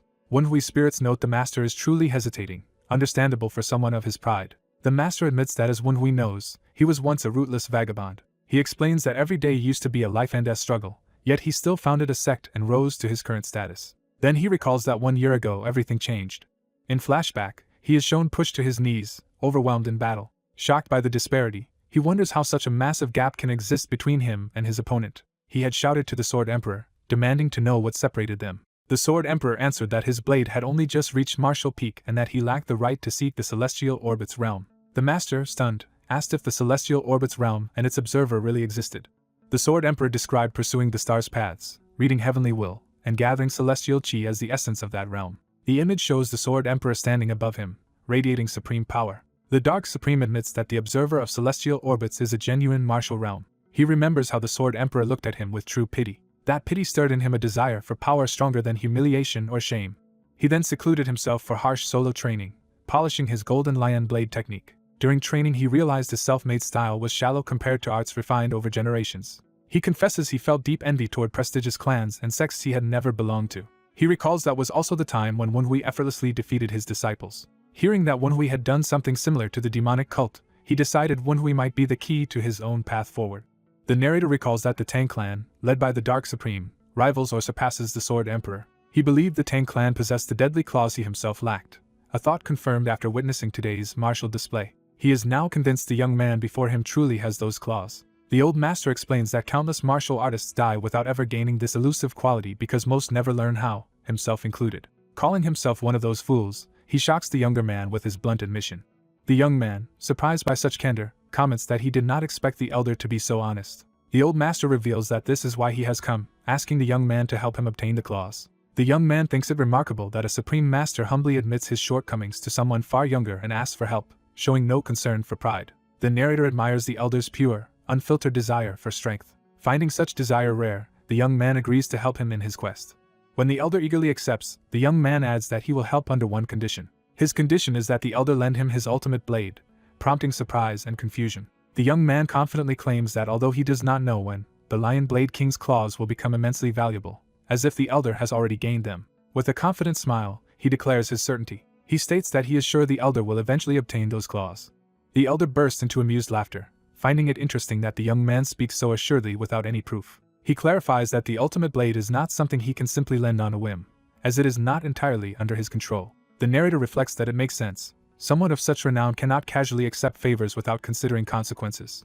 The elder then offers a compromise, saying that if the young man regards him as an older brother, lending the blade will be no trouble, leaving the younger man stunned. The young man and his spirit companions are dumbfounded, wondering what the old man has just proposed. Elsewhere, a stern man scolds his subordinate for being late, warning him to be more cautious with his actions. The subordinate, exhausted and indifferent, sighs, provoking the superior to angrily question his behavior and chain of command. The subordinate's eyes flare with cold blue power as he prepares to respond. His superior recoils in shock, demanding to know what is happening with his eyes. The superior begins to freeze over, bewildered as ice creeps across his body. The subordinate's icy aura explodes outward, shattering the frozen man into fragments. A sinister ally appears, commenting that killing someone so openly is a savage way to solve a problem when many witnesses are around. The killer replies that everyone there is doomed anyway, and that he is merely beginning the slaughter ahead of schedule. His ally chuckles that this means he will have considerably more work to do. They discuss the reconnaissance, and the ally reports that their target's defenses have no exploitable weaknesses. Suspecting leaked information, the ally warns that going after Tang Wenhui may now be dangerous. The killer, eyes blazing, insists he has already accounted for the risks. The ally immediately backs down, apologizing for overstepping. The killer warns he will not tolerate such insolence again, and the ally nervously agrees. Suddenly, an ominous figure descends in a blaze of light, making the two men realize that Blue Bone has arrived. The woman, introduced as the Blue Bone Merchant of the 12 Black Spectres, announces that she brings new orders. Power surges around her as she channels chilling energy, preparing to speak. Her eyes blaze with intensity as the demonic aura swells. The two men bow deeply, offering their greetings to the Mythos leader. The leader asks her followers who obey the laws of the snow of the Northern Sea how preparations for the operation are progressing, and is told the white-handed stealth and slayer squads are assembled and ready for martyrdom at her command. She declares that she is granting them the divine mission to begin the first chapter of a holy war, which they eagerly accept. She adds that, as the leader of the laws of snow, she intends to send a special gift to an old enemy she has not met for decades. Her command is to behead one of the Tempest Swordsman's sons and display the head publicly, regardless of how many followers die in the attempt. The killer confidently replies that they can and will carry out that order. The Mythos leader replies that she looks forward to seeing the results. After she departs, the killer is told to gather their forces under the codename Red Bone. That night, Blue Bone vows that they will ambush Tang Wenhui. News reaches Nine Dragons County that the Northern Sea Mythos leader has entered the region. Standing on a balcony, Tang Wenhui notes that the leader has arrived sooner than he anticipated. With a strategist over a map, he remarks that trying to keep tabs on such enemies is futile because all of them will end up dead. Wenhui assumes that the Northern Sea Mythos will wait until the festival day to act. His masked ally counters that while the leader may wait, infiltrated agents have already started their work. Wenhui is surprised they have moved before their patriarch even arrived. He reasons that the enemy likely abandoned their original assassination plan once their White Bone instructor died, since planned assassinations fail once exposed. Nonetheless, he knows they cannot simply give up, as their goal is to plant fear of the demonic cult throughout Zhongyuan. He concludes they will try to prevent the Tang patriarch from forming a new squad and instead provoke an open battle at the festival's height. His ally confirms this matches their own analysis but wonders why the enemy's agents are acting prematurely. The masked strategist admits he sees no reason for the enemy to begin so early. Wenhui deduces they now want to humiliate the Tang clan for seeing through their original plan, attempting to intimidate them. His ally is shocked that they would sacrifice tactical advantages just for intimidation, but Wenhui insists that is exactly their character.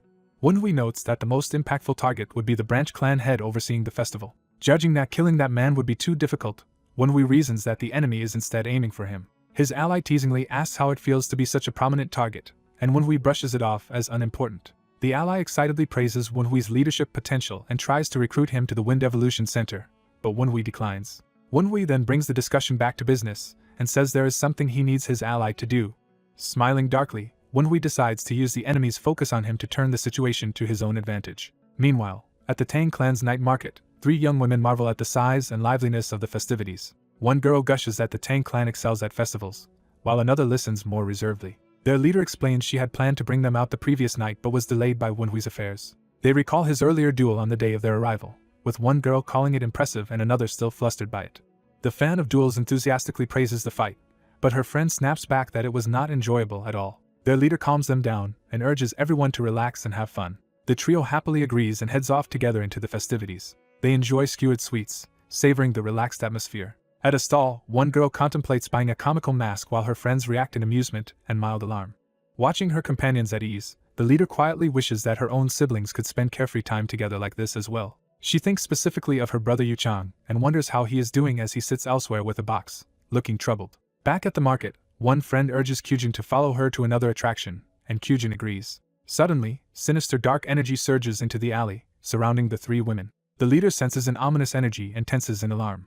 Her companions also feel it, asking if she noticed it as they prepare to move. They immediately leap away at high speed toward the source of the disturbance. Arriving near the area, they realize the presence they sensed was around that neighborhood but worry that they may already have lost the trail. One of them feels that something is wrong, prompting the others to ask what she means. The leader observes that the usually quiet area is now completely devoid of people, raising her suspicions. She concludes that the emptiness is unnatural for this location and realizes they have walked into a trap. She urgently orders everyone to escape at once, and her friends agree. Before they can flee, powerful icy attacks rain down from above, shocking them. The women counterattack, cutting down several hooded assailants despite the flurry of snow-like energy. The leader fights fiercely, unleashing her own blade technique against the encroaching power. Yet the enemies respond with even greater waves of freezing energy. She recognizes the chilling demonic aura as the same blade demon of the Northern Sea mythos that Wenhui had once fought. The killer steps forward from the darkness, acknowledging their skill as befitting future leaders of Sichuan Nirim. His face half-lit by cold blue light, he prepares to unleash more of his ice power. He smirks that they have easily blocked his men's attacks. The leader gauges his aura and concludes in horror that he is at least at the supreme peak level. The killer tells her there is no reason to be nervous. He muses that the Amei-sect's anti-demonic sword techniques will be troublesome, meaning he must handle them carefully. He decides to eliminate the Amei swordswoman first, moving in on her as she cries out in fear. She musters all her strength and screams, unleashing a desperate technique. Even so, the killer blasts through her defense and strikes her brutally. A shockwave explodes outward, flinging all 3 women away. One companion shouts in denial as she witnesses what is happening. The killer remarks that capturing the 9 Dragons clan's daughter and the Clear Heaven Sword Emperor's daughter will suffice, making the injured girl realize he knows exactly who they are. The 2 surviving women attack from both sides, swords raised high. Unfazed, the killer prepares to counter their simultaneous strikes. He casually repels their assault with icy force, sending them flying again. The leader cries out in disbelief at his overwhelming power. Her companion is struck hard and cries out in pain. The killer closes in once more, swinging a devastating attack that slams into them amid a shower of icy shards. The aftermath shows the women lying badly injured on the ground while the killer stands untouched. One of the women, barely conscious, screams the names of her fallen friends, Sumin and Kyujin. The killer approaches her slowly as she tries to rise. She weakly demands to know what he intends to do with her captured friends. He silences her with a vicious kick, knocking her back down. Looming over her, he orders her to tell the 9 Dragons clan that if they want the 2 captured women returned. He finishes the message. Tang Wenhui must come alone to face him. The killer departs with the captives, leaving the battered woman slumped in the alley. She gasps their names, Sumin and Kyujin, in despair. Bleeding and barely conscious, she struggles to move. Realizing she is still alive, she steels herself despite the pain. She pulls out a signal whistle with trembling hands. Using the whistle, she sends out a desperate alarm across the city. Exhausted, she slumps back but keeps clutching the whistle as blood drips from her lips. Meanwhile, Wenhui, holding a Northern Sea mythos token in his war room, vows he will not forgive his ally if their plan fails, as the ally calls his name. The injured woman, far away, whispers Wenhui's name as her vision fades. Later at Azure Pavilion's guest room, Wenhui rushes in to find her lying on a bed surrounded by healers. He He asks about her condition and learns she suffers from serious external injuries and severe ice poison. He is told that thanks to using the Great Closed Pulse method she has stopped the poison from spreading, but her state is still critical. The Tang healers admit they have no means to cure this particular type of ice poison. They explain that ordinary ice poisons could be alleviated, but the heart-corroding variant wielded by the Northern Sea mythos is different from anything they know. Wenhui steps forward and tells them to move aside, saying he will treat her himself. Consulting his spirit advisors, he notes that this poison is even worse than the heart-corroding ice poison used by Baek-san, and that she survived only because of the Great Closed Pulse method. Wenhui begins treating her by channeling energy into her frozen abdomen, while mentally reciting how the Great Closed Pulse method seals all veins, meridians, and the dantian. He reflects that the method is highly effective at halting poison, but leaves the user unconscious. He explains to the gathered group that because of this, the technique cannot be undone without outside help, and reasons that the enemy will choose to rely on ice poison rather than simple sword kills. He tells the others that the enemy will indeed use ice poison, which carries a real risk of death for any of them. When he warns them of the danger, the MA swordswoman nevertheless agrees to proceed with the plan. Another woman quickly volunteers as well, surprising Wenhui. Their leader points out that Wenhui would never have proposed the plan without also preparing a way to cure the ice poison. Wenhui confirms that if they use the Great Closed Pulse method to halt the spread, he can treat the poison as long as they remain alive. The MA woman concludes that they simply need to apply the method immediately upon being poisoned. Wenhui, still a bit surprised, agrees, and she chides him for looking at her oddly since he suggested the plan in the first place. He admits he did not expect her to accept such a dangerous plan so readily after only just meeting him. She replies that the decision was difficult but necessary. She decided he was trustworthy after watching his duel the previous day. Smiling, she tells him not to fail them, lightly laughing. Back in the present, Wenhui concentrates on her treatment, thinking that she trusted him and fulfilled her role, so now he must keep his promise. As he continues, he senses something strange and notes that the energy within the ice poison feels unusual. Realizing this energy matches something he has encountered before, he concludes that Gu Minchai still possesses a particular item critical to the situation. Wenhui realizes the enemy is only carrying a powerful item because he has not fully claimed it yet. An injured woman weakly calls out Wenhui's name as she regains consciousness. Wenhui checks if she is alright, and she complains that he failed to mention they would fight a Supreme Peak Realm expert. Wenhui nervously asks her if that expert said anything to her. She relays the message that the captor told the Nine Dragons clan to send Wenhui alone if they want the two prisoners back, which makes Wenhui ask where. Embarrassed, she realizes the captor never specified a location, and Wenhui calls that foolish. Wenhui concludes the captor is testing them, while she asks what he means. He explains that the captor wants to see whether the Tang clan, or more precisely Wenhui, can locate their hideout. When she asks if he can, Wenhui confidently answers that he can. Wenhui confirms with his master that the captive expert is locked in the Righteous Wind Pavilion's interrogation chamber. Impressed, the woman arms herself and praises their preparations. She stands up with her sword and declares she will accompany Wenhui. Wenhui warns her she has not fully recovered from the Great Closed Pulse method and ice poison and should rest. She refuses to stay idle and insists she cannot just wait for their two comrades to return. Wenhui relents, orders revitalization orbs for her, and a subordinate hurries to fetch them. He hands her a pill, explaining it is a poison that numbs her exhaustion so she can keep moving. Wenhui further warns that once the pill's effect ends she will feel even worse and asks if she can accept that. Determined, she demands the pill anyway, saying it is better than doing nothing. 2 hours later at the Gold Sword Sect Manor, Wenhui's group confirms the corpses of the sect's servants, and knows they have found the right place. A tortured survivor reveals that the captors are in a manor on the northwestern outskirts of Nine Dragons County. Wenhui's spirit ally detects a formation ahead, and Wenhui identifies it as the Northern Wind Blizzard prison array. Wenhui orders his men to stay back, tells the vice branch head to retreat and signal if danger arises, and goes forward alone. The vice branch head insists that Wenhui's safety is their top priority if anything happens. Wenhui brushes off the concern, saying they worry too much. He leaps into the array, promising he will return. His entry triggers a massive surge of energy, activating the blizzard formation. As he runs, his spirit companion shouts that the array is fully activating. Snow and ice explode around Wenhui as the blizzard intensifies. He races through the now snowbound landscape inside the array. Narration explains the Northern Wind Blizzard Prison Array is a creation of the Northern Sea mythos, refined through years of research. The array disorients intruders and drives them into deadly hypothermia. It is described as ideal terrain for Northern Sea mythos warriors, who wield cold chi. Undead-looking enemies rush Wenhui, screaming as they charge through the storm. Wenhui calmly opens his steel fan, preparing to fight. He slices through multiple foes in quick succession with fan blades and palm strikes. Surrounded by corpses, Wenhui remarks that these enemies are weak compared to Baek-san. Spotting a cloaked figure by a blue flame, Wenhui notes that this man is his true target. Wenhui steps forward alone and demands to know where the two captured comrades are. The fur-clad man says he already found Wenhui's behavior suspicious. Wenhui asks what he finds strange. The man reveals he sent special squads to eliminate the 9 Dragons clan's key figures just to see how quickly Wenhui could navigate the chaos to reach him. After noting all those squads failed, he trails off ominously. He says every one of his subordinates was defeated. He calls this part of the divine cult's grand orthodox annihilation plan to conquer Zhongyuan. He explains that Wenhui not only understood that intricate strategy but even turned it back against the divine cult. He concludes that only the strategist who created the orthodox annihilation plan himself could have done that. Though he insists this should be impossible, he admits the evidence keeps pointing to the same conclusion. He finally states that he cannot reach any conclusion other than Wenhui being that strategist. Wenhui, annoyed, asks what nonsense the man is spouting. The man begins to say, "You," as he examines Wenhui closely.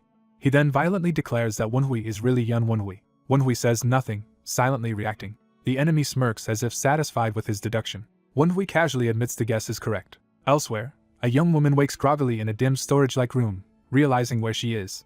A shadowy figure tells her she has finally awoken. Recognizing him, she stammers that he is Na Jinbei of the Gold Sword sect. He laments that she woke up and looks toward her with feigned annoyance. Pulling off his disguise, the man notes he is still using a false appearance. The captive woman senses a terrifying aura like that of the demon-wheeled Jianshu, and realizes he is a powerful Jianshu user.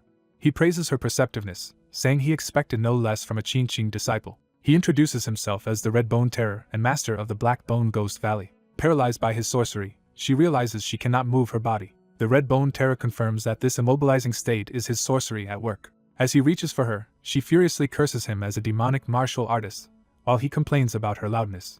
He roughly grabs her face, saying she should behave more like her quieter companion. The other captive, Suini, lies unconscious while her friend calls her name in panic. The Red Bone Terror remarks that Suini has been silent since waking. He grips her head and mockingly asks how nice that must be. Suddenly he senses something above as part of the structure trembles. Looking up, he realizes the blizzard array outside has been activated. He concludes that Tang Wenhui has arrived to rescue them. He taunts the captives, asking if they feel hopeful now that their rescuer is near. Grinning, he promises that once everything is over he will turn both women into live Jianshu. He leaves them lying helplessly on the floor of the cluttered room. The two women quietly ask each other if they are alright, still shaken. One notes that the enemy's security is extremely tight, and suspects more foes and formations around them. She adds that she cannot move because of the sorcery, and that the ice poison is steadily spreading through her body. Her companion mutters that the situation looks very bad. Worried, she asks if Qujin thinks Sumin is safe. Qujin reassures her that Wenhui likely ensured Sumin's safety, though she still hopes so anxiously. They decide to wait as Wenhui instructed, relying on a backup plan if things go wrong. Back in the blizzard, the fur-clad enemy finally addresses Wenhui by name, acknowledging he is indeed Yan Wenhui. Wenhui gives his current identity, calling himself Tang Wenhui. The enemy insists he is Yan Wenhui, but Wenhui plays dumb and denies understanding. Drawing his icy sword, the enemy tells him to stop pretending ignorance. He unleashes a massive cold slash of sword energy. Wenhui braces himself as freezing winds roar around them. Wenhui internally identifies the weapon as the demonic blade life-stealing sword. He recalls it as a Northern Sea mythos treasure forged from many thousand-year ice crystals, brimming with concentrated yin energy. To Wenhui this makes the sword a lump of miracle medicine, while his spirit companion protests that no one else would see it that way. The enemy recounts how he once disliked Wenhui solely for sharing a hated man's name, then grew suspicious of Wenhui's extensive knowledge of the divine cult and his aid to the revered demon god mythos. Now, face to face, he says he recognizes Yan Wenhui's familiar attitude, tone, eyes, habits, and manner of walking. He screams again that Wenhui truly is Yan Wenhui. Wenhui just sighs in annoyance.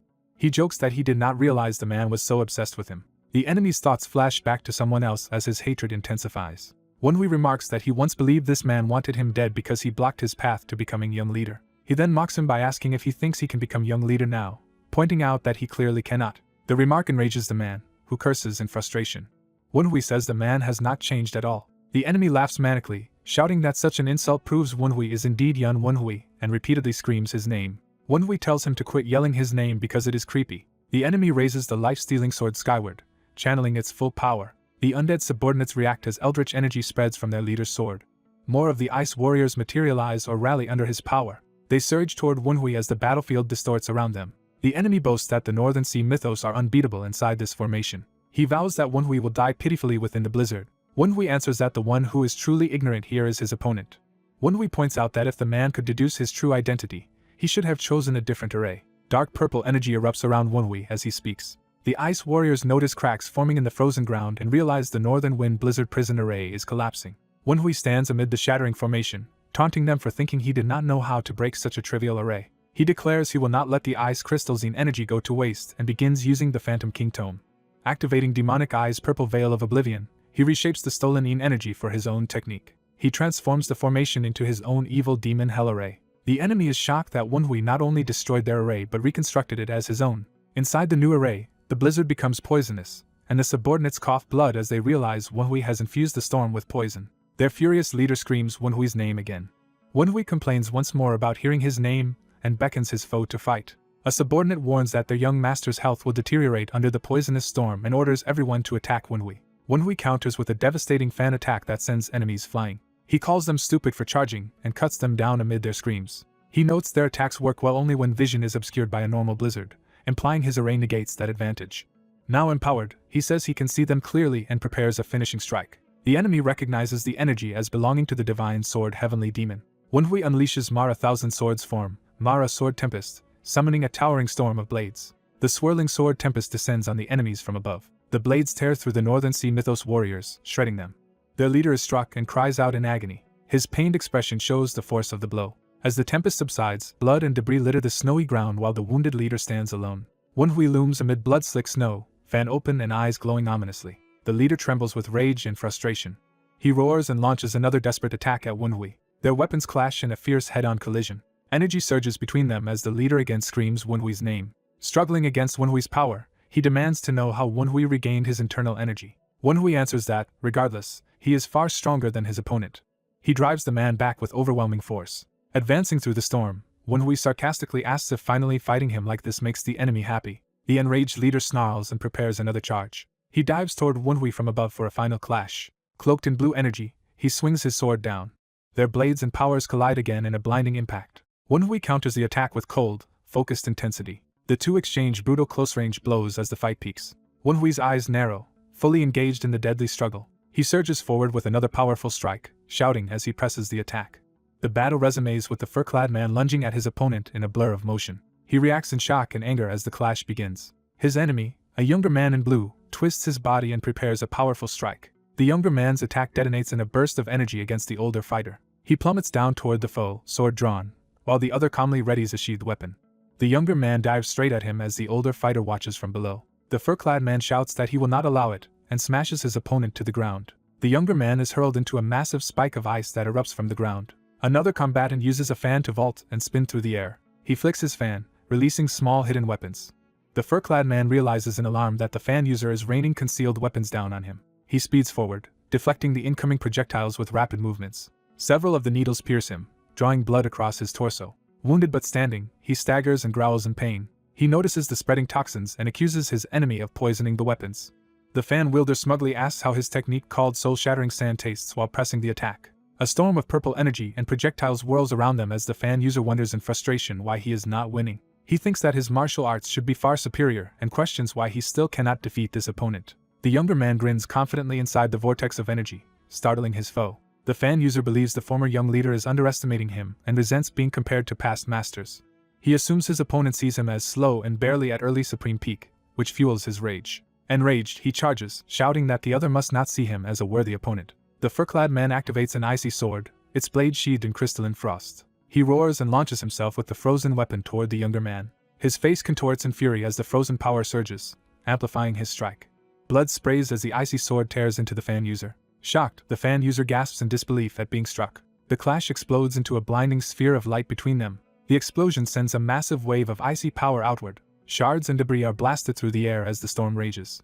The icy sword spins through the air after being thrown. It slams into the ground, discharging another surge of cold energy. The younger man, now composed, asks if his foe understands why he did not use the evil ghost war robe from the start. Smiling, he remarks that it would probably take the other man longer to understand his reasoning. Reeling and bleeding heavily, the fur-clad man coughs and wonders what just happened.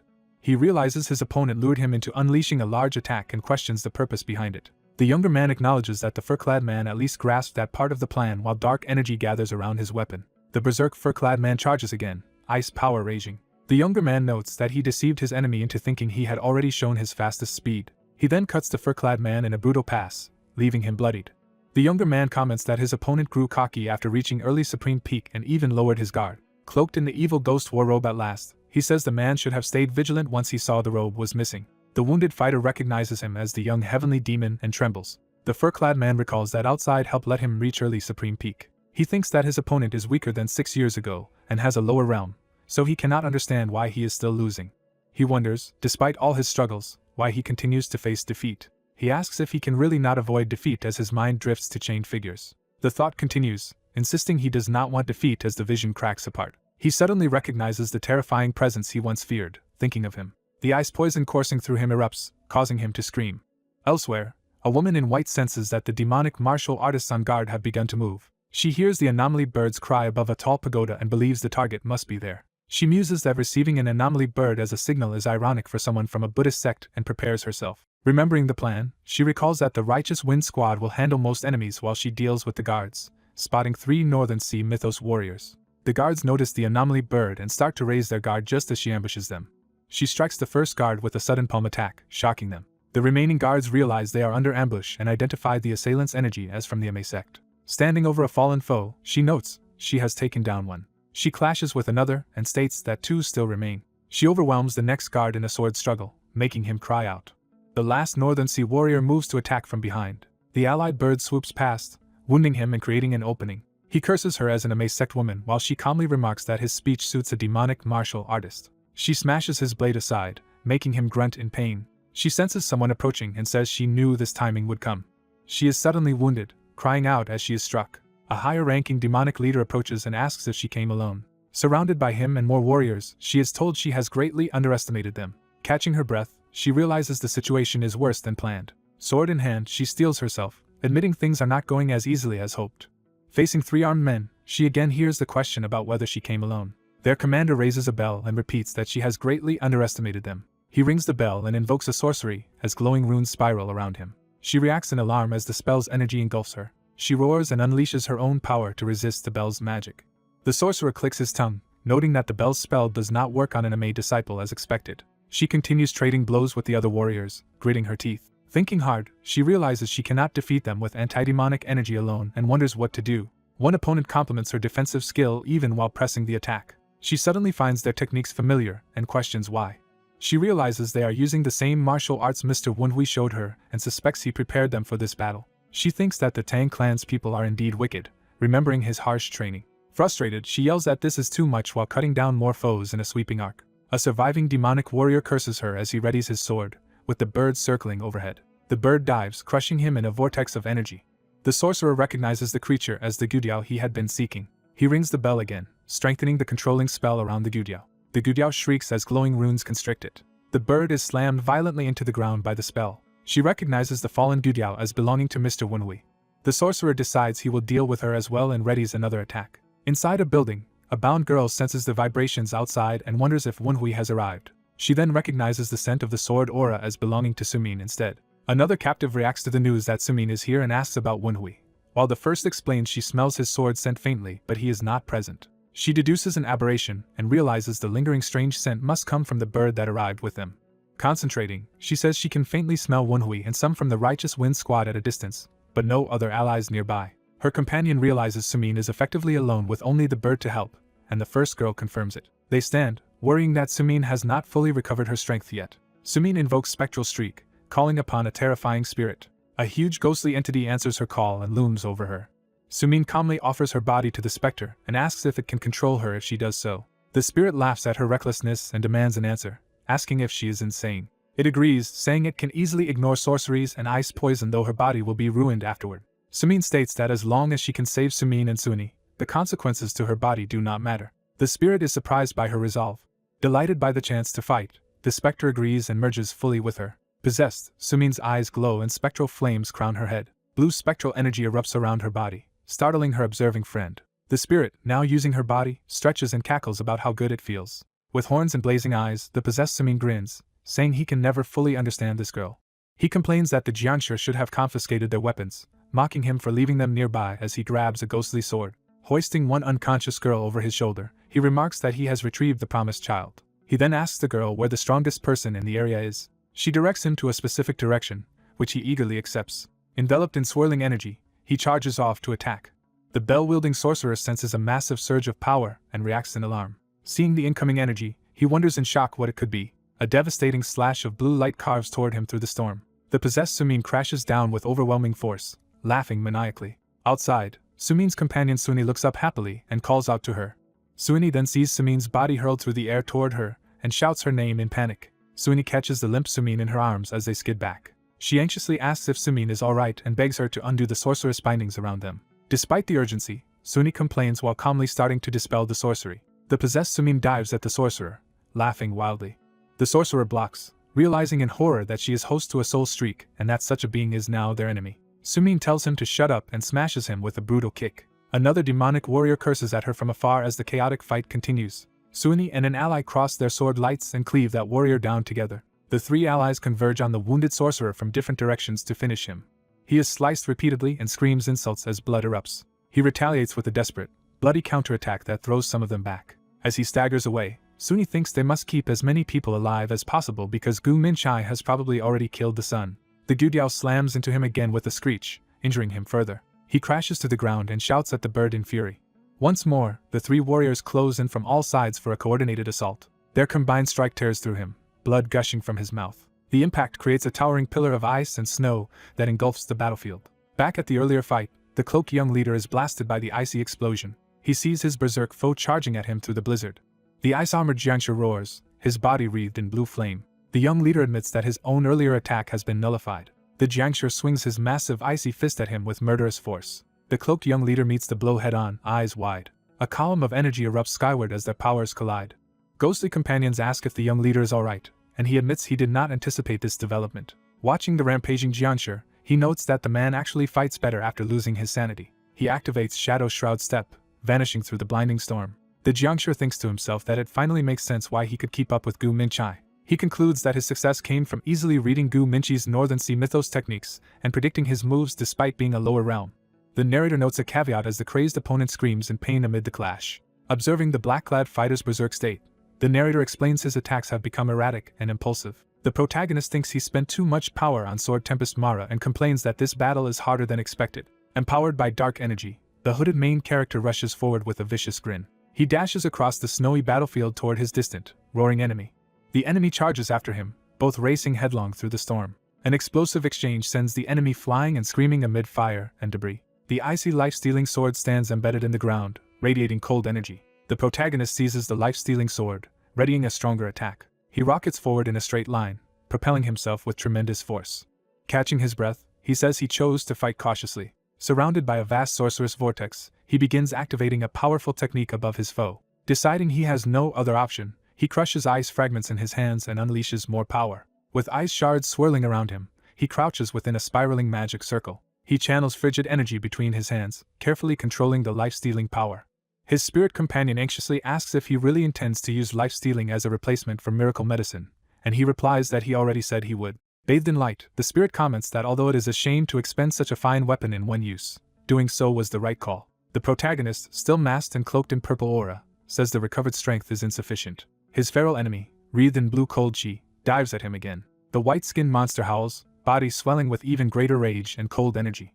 The protagonist reflects that simply restoring his internal energy will not be enough to win. His spirits realize in horror that he plans to cultivate chi while fighting, warning that this is madness and could cause chi blockage. He answers that such danger applies only if he used the normal method. The rampaging foe pours out blue energy and lunges at him. Their clash shatters the ground in a massive impact of force and ice.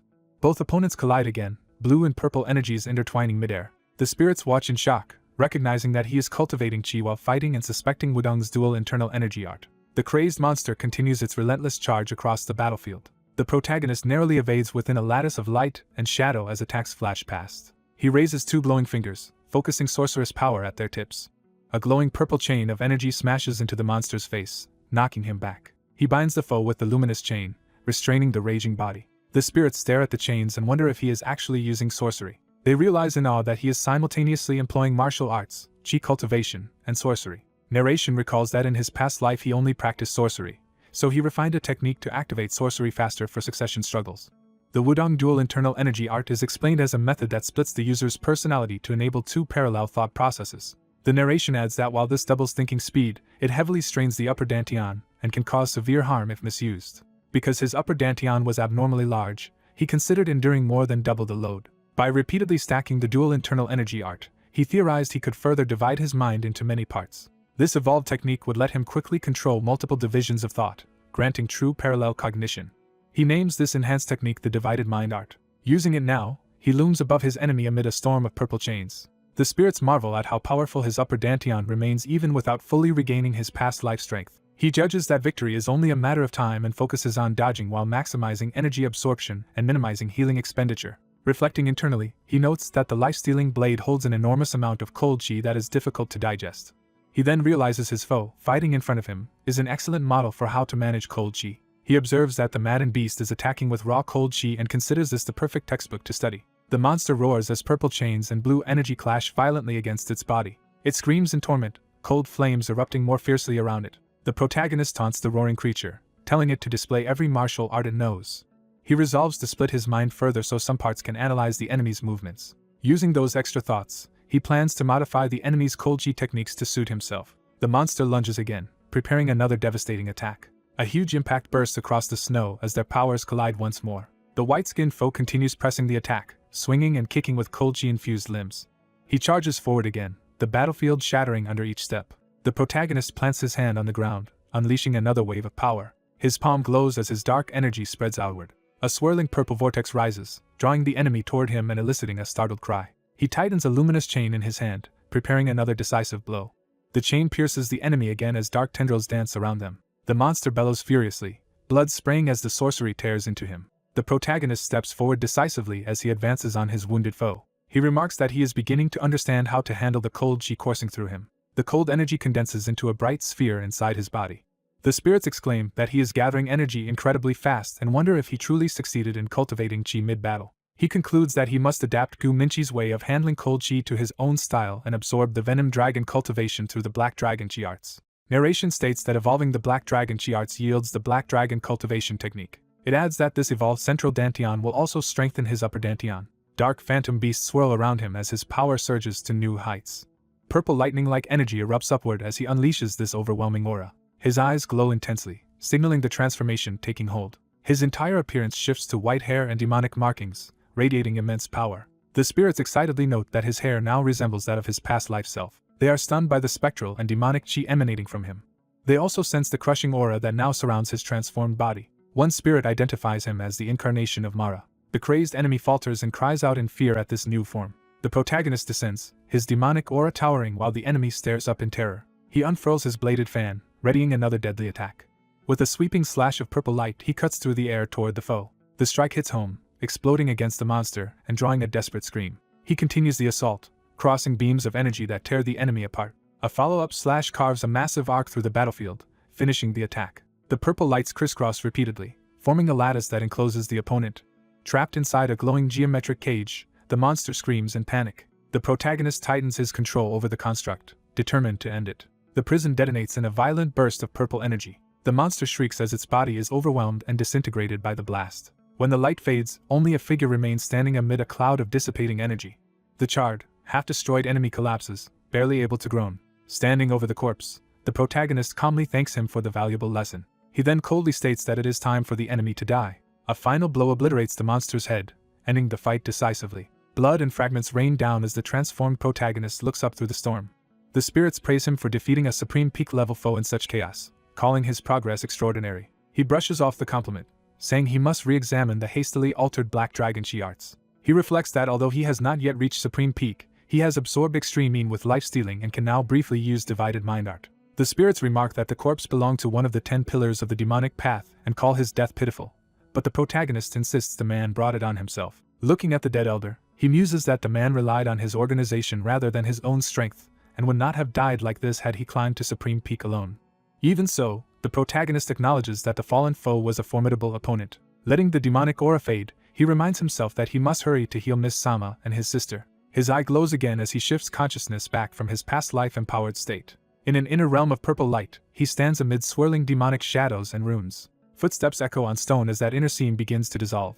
Outside in the courtyard, another disciple notices Miss Sumin staring at the strange sky. She is shocked to see Mr. Wunhui suddenly appear and asks where he came from. He explains he broke through the enemy's array and ended up near them. He then asks about the body at her feet, and she identifies it as the elder of Blackbone Ghost Valley. Examining the corpse and the bell beside it, he deduces this must be the feared Redbone Terror, who clearly died bearing heavy resentment.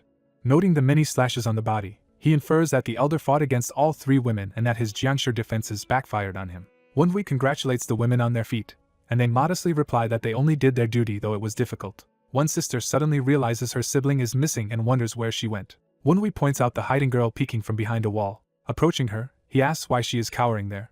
In a panic, she screams that the Demon King is going to eat her, leaving Wenhui confused. A small blue flame spirit pops out onto her head, relieved to finally be outside. The girl stiffens as the spirit leaves her, while Wenhui watches in surprise. When he calls her name, she hurriedly insists nothing is wrong and laughs it off. She then asks with a forced smile if all the fighting is truly over.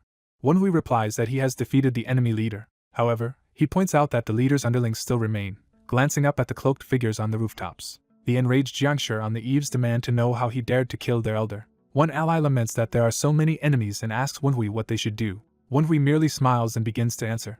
Before the foes can react, hidden allies suddenly stab one of the cloaked figures from behind. Blazing sword lights streak across the rooftops, cutting down multiple enemies at once. More enemies are bisected by these surprise attacks, dying before they can resist. The slaughter continues as heads and bodies are sliced apart in rapid succession. The women below watch the spectacle, awed by the devastating support. Reinforcements from their sect land around Wenhui, ready to fight. Their Vice Branch clan head rushes over and asks if he is unharmed. Wenhui jokingly asks what took them so long to arrive. The Vice head replies that Wenhui himself had ordered them to stay out of the array, so they waited outside and ambushed the enemies from behind. Wenhui retorts that they still could have helped rescue his sister, but the Vice head insists they were monitoring her situation too. He recalls that the women never seemed in danger and that the red bone terror screams had actually reassured him. The 3 women, shown in chibi form, laugh nervously and admit they now feel embarrassed about how wild the fight became. The Vice head then asks if everything truly ended well. Wenhui confidently answers yes. He starts to mention the enemy's corpse, only to stop mid-sentence as he senses something. His eyes widen in alarm at a sudden ominous presence. He turns to see a tall, bandage-wrapped figure in white robes standing calmly amid scattered limbs. Time seems to freeze as the newcomer stands on a field of crystalline ice in which several people are trapped. Wenhui and others are shown encased in ice, demonstrating the newcomer's overwhelming power. Snapping back to awareness, Wenhui stares in shock at the true threat that has appeared. The allied warriors around him suddenly collapse or clutch their heads as the chilling aura washes over them. The women struggle to stand, asking what just hit them. Wenhui realizes that merely sensing this newcomer's extreme cold chi feels like being frozen to death. The narration identifies the man as Guraxiong, leader of the Northern Sea mythos and the fearsome Northern Sea Blade Demon. Recognizing the danger, the Vice head urgently orders the Righteous Wind Squad into their 7th formation. Tang warriors sprint urgently through the compound. One subordinate orders the Vice Branch clan head to flee home while they stay behind to delay the enemy. The eerie elder laments the cruelty of war but insists the soldiers should at least help a parent reclaim their child's corpse. The charging Tang men are suddenly struck down and cry out in pain. The spirits around Wenhui note that the enemy's Yin energy has grown to rival a top 10 martial master, suspecting outside help and that he can now perceive celestial orbits. Wenhui realizes Gu Minchai was merely bait and that Minchi's father never truly cared about him. He condemns the father for letting his son die despite being close enough to save him. Wenhui deduces the enemy wanted to probe Tang's defenses and gauge their knowledge before moving against the Dark Supreme. He identifies the attacker as Northern Sea mythos leader Guraxiong and judges him utterly insane. A blurred figure blitzes forward with terrifying speed. The Tang Vice head recoils in shock as Guraxiong appears in front of them in an instant. The Vice head attacks with a desperate punch. Someone yells for him to stop mid-strike. The rescued man reasons aloud that Guraxiong spared him on purpose, so no one should provoke him further. Guraxiong addresses Wenhui, calling him the young leader of the Tempest Squad and the 9 Dragons. Wenhui formally introduces himself as Tang Wenhui, heir of the 9 Dragons branch clan, and politely greets the Northern Sea mythos leader. Guraxiong stares at him and accuses him of being deceitful. He analyzes Wenhui's temperament, saying he appears calm yet seethes with rage, prompting Wenhui to ask if they have met. Wenhui answers this is their first meeting, so Guraxiong asks why he resents him, and Wenhui simply states he is Tang clan. Wenhui explains that any Tang would be angry when an outsider like Guraxiong intrudes on their territory.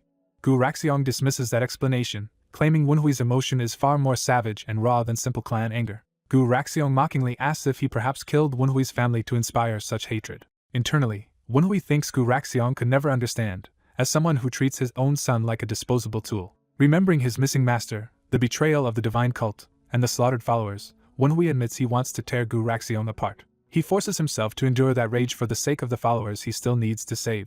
Outwardly he says he has not killed Guraxiong yet, though he cannot promise about the future. Guraxiong, stepping forward, questions why an outsider is so interested in their affairs. The Vice Branch head recognizes Wenhui's voice with surprise. Wenhui confirms to himself that Gu Minchai was never the real threat. He reflects that Minchai was manageable, but the arrival of the Northern Sea mythos leader changes everything. Wenhui knew the Tang Patriarch would not simply watch without acting. The Dark Supreme appears wreathed in green power, telling Wenhui to handle what he must and then leave. He orders Gu Raxiong to finish his business quickly and depart. Tang disciples see the blazing aura and shout to their clan head as he confronts Gu Raxiong. Observers recognize the aura as belonging to the Tang Patriarch, the Dark Supreme, one of the top 10 martial masters alongside their own father. A massive blast of power erupts between the two masters. The Dark Supreme lands heavily, bracing himself as shockwaves roll across the courtyard. He strides toward Gu Raxiong and Wenhui, remarking on who has come. Gu Raxiong greets his old acquaintance, the Tang clan leader, claiming it has been a long time. The Dark Supreme replies that while it has indeed been long, he is far from pleased to see Gu Raxiong. Gu Raxiong feigns hurt, saying he traveled far to meet him, while the Dark Supreme replies that taking Gu Raxiong's head would please many people. Wenhui's spirits comment that both men talk about killing each other without changing expression, concluding they are equally deranged. Wenhui observes that one of the two masters is exploiting the assassination plot for profit. He notes the other master knows this but remains indifferent. The Dark Supreme asks Gu Raxiong if he truly thinks he can take his head. He summons numerous thin blades or needles with his green chi, radiating lethal intent. Gu Raxiong laughs and insists there is no reason he could not kill him. Gu Raxiong calmly floats amid the surging energies, ready to clash. Their powers collide violently, blasting the surrounding Tang warriors backward. The Vice Head and Wenhui stagger under the overwhelming pressure radiating from the two Grand Masters.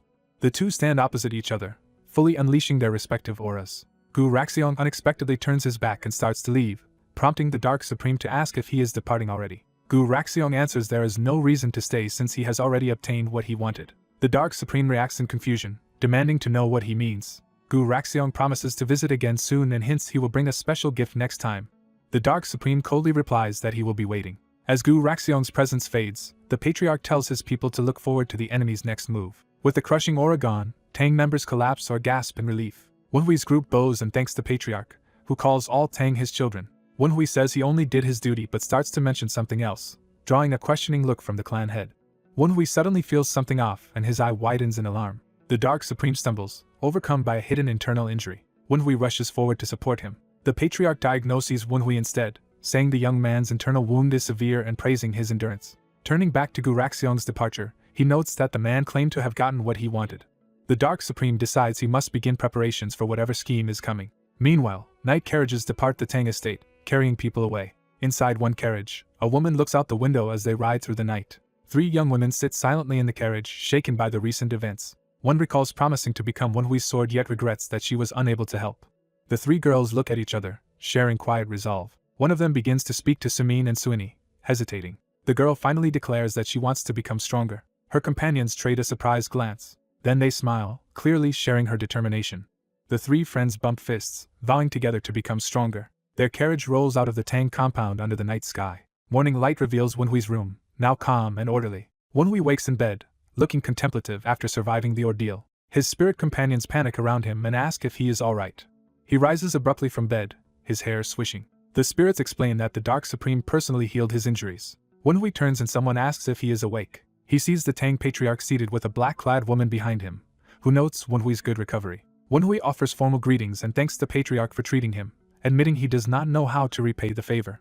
The Patriarch chuckles that no repayment is needed, calling any Tang his child. Wenhui still feels indebted, prompting the woman to react in embarrassment. The 3 sit facing one another in awkward silence. Wenhui internally wonders who the unfamiliar woman is. The Patriarch starts to introduce her as Yuan, saying she had long wanted to meet Wenhui, but she protests loudly and roughhouses him in embarrassment. She turns on Wenhui, saying that besides, he would not remember her anyway. She mutters that he cannot remember her, while Wenhui and the spirits look confused and the spirits scold him for wasting his handsome face and not understanding women. Wenhui, baffled, wonders what he did wrong. The Patriarch changes the subject with a gruff. Anyway, as he leaves, he advises Wenhui not to overexert himself for a while. Wenhui calls after the woman, thanking her as well. The door closes behind them. Ignoring orders to rest, Wenhui stands up carefully. His spirits ask what he intends to do now. Wenhui sits to meditate, saying he must prepare for tomorrow's duel. He begins by activating the Venom Dragon cultivation technique. Green energy flares at his lower abdomen as he opens his lower dantian. He then links the Black Dragon Chi to his central dantian. His torso erupts with surging green energy as the Chi rages inside him. The strain makes him vomit blood. Shaking and bloodied, he continues, planning one final step. He fuses the energies with the Phantom King Tome in his upper dantian, igniting brilliant power in his forehead. Visions of a ferocious red demonic beast roar into view. A second green dragon head appears, representing another aspect of his chi. A third purple monstrous visage manifests as well, completing the triad.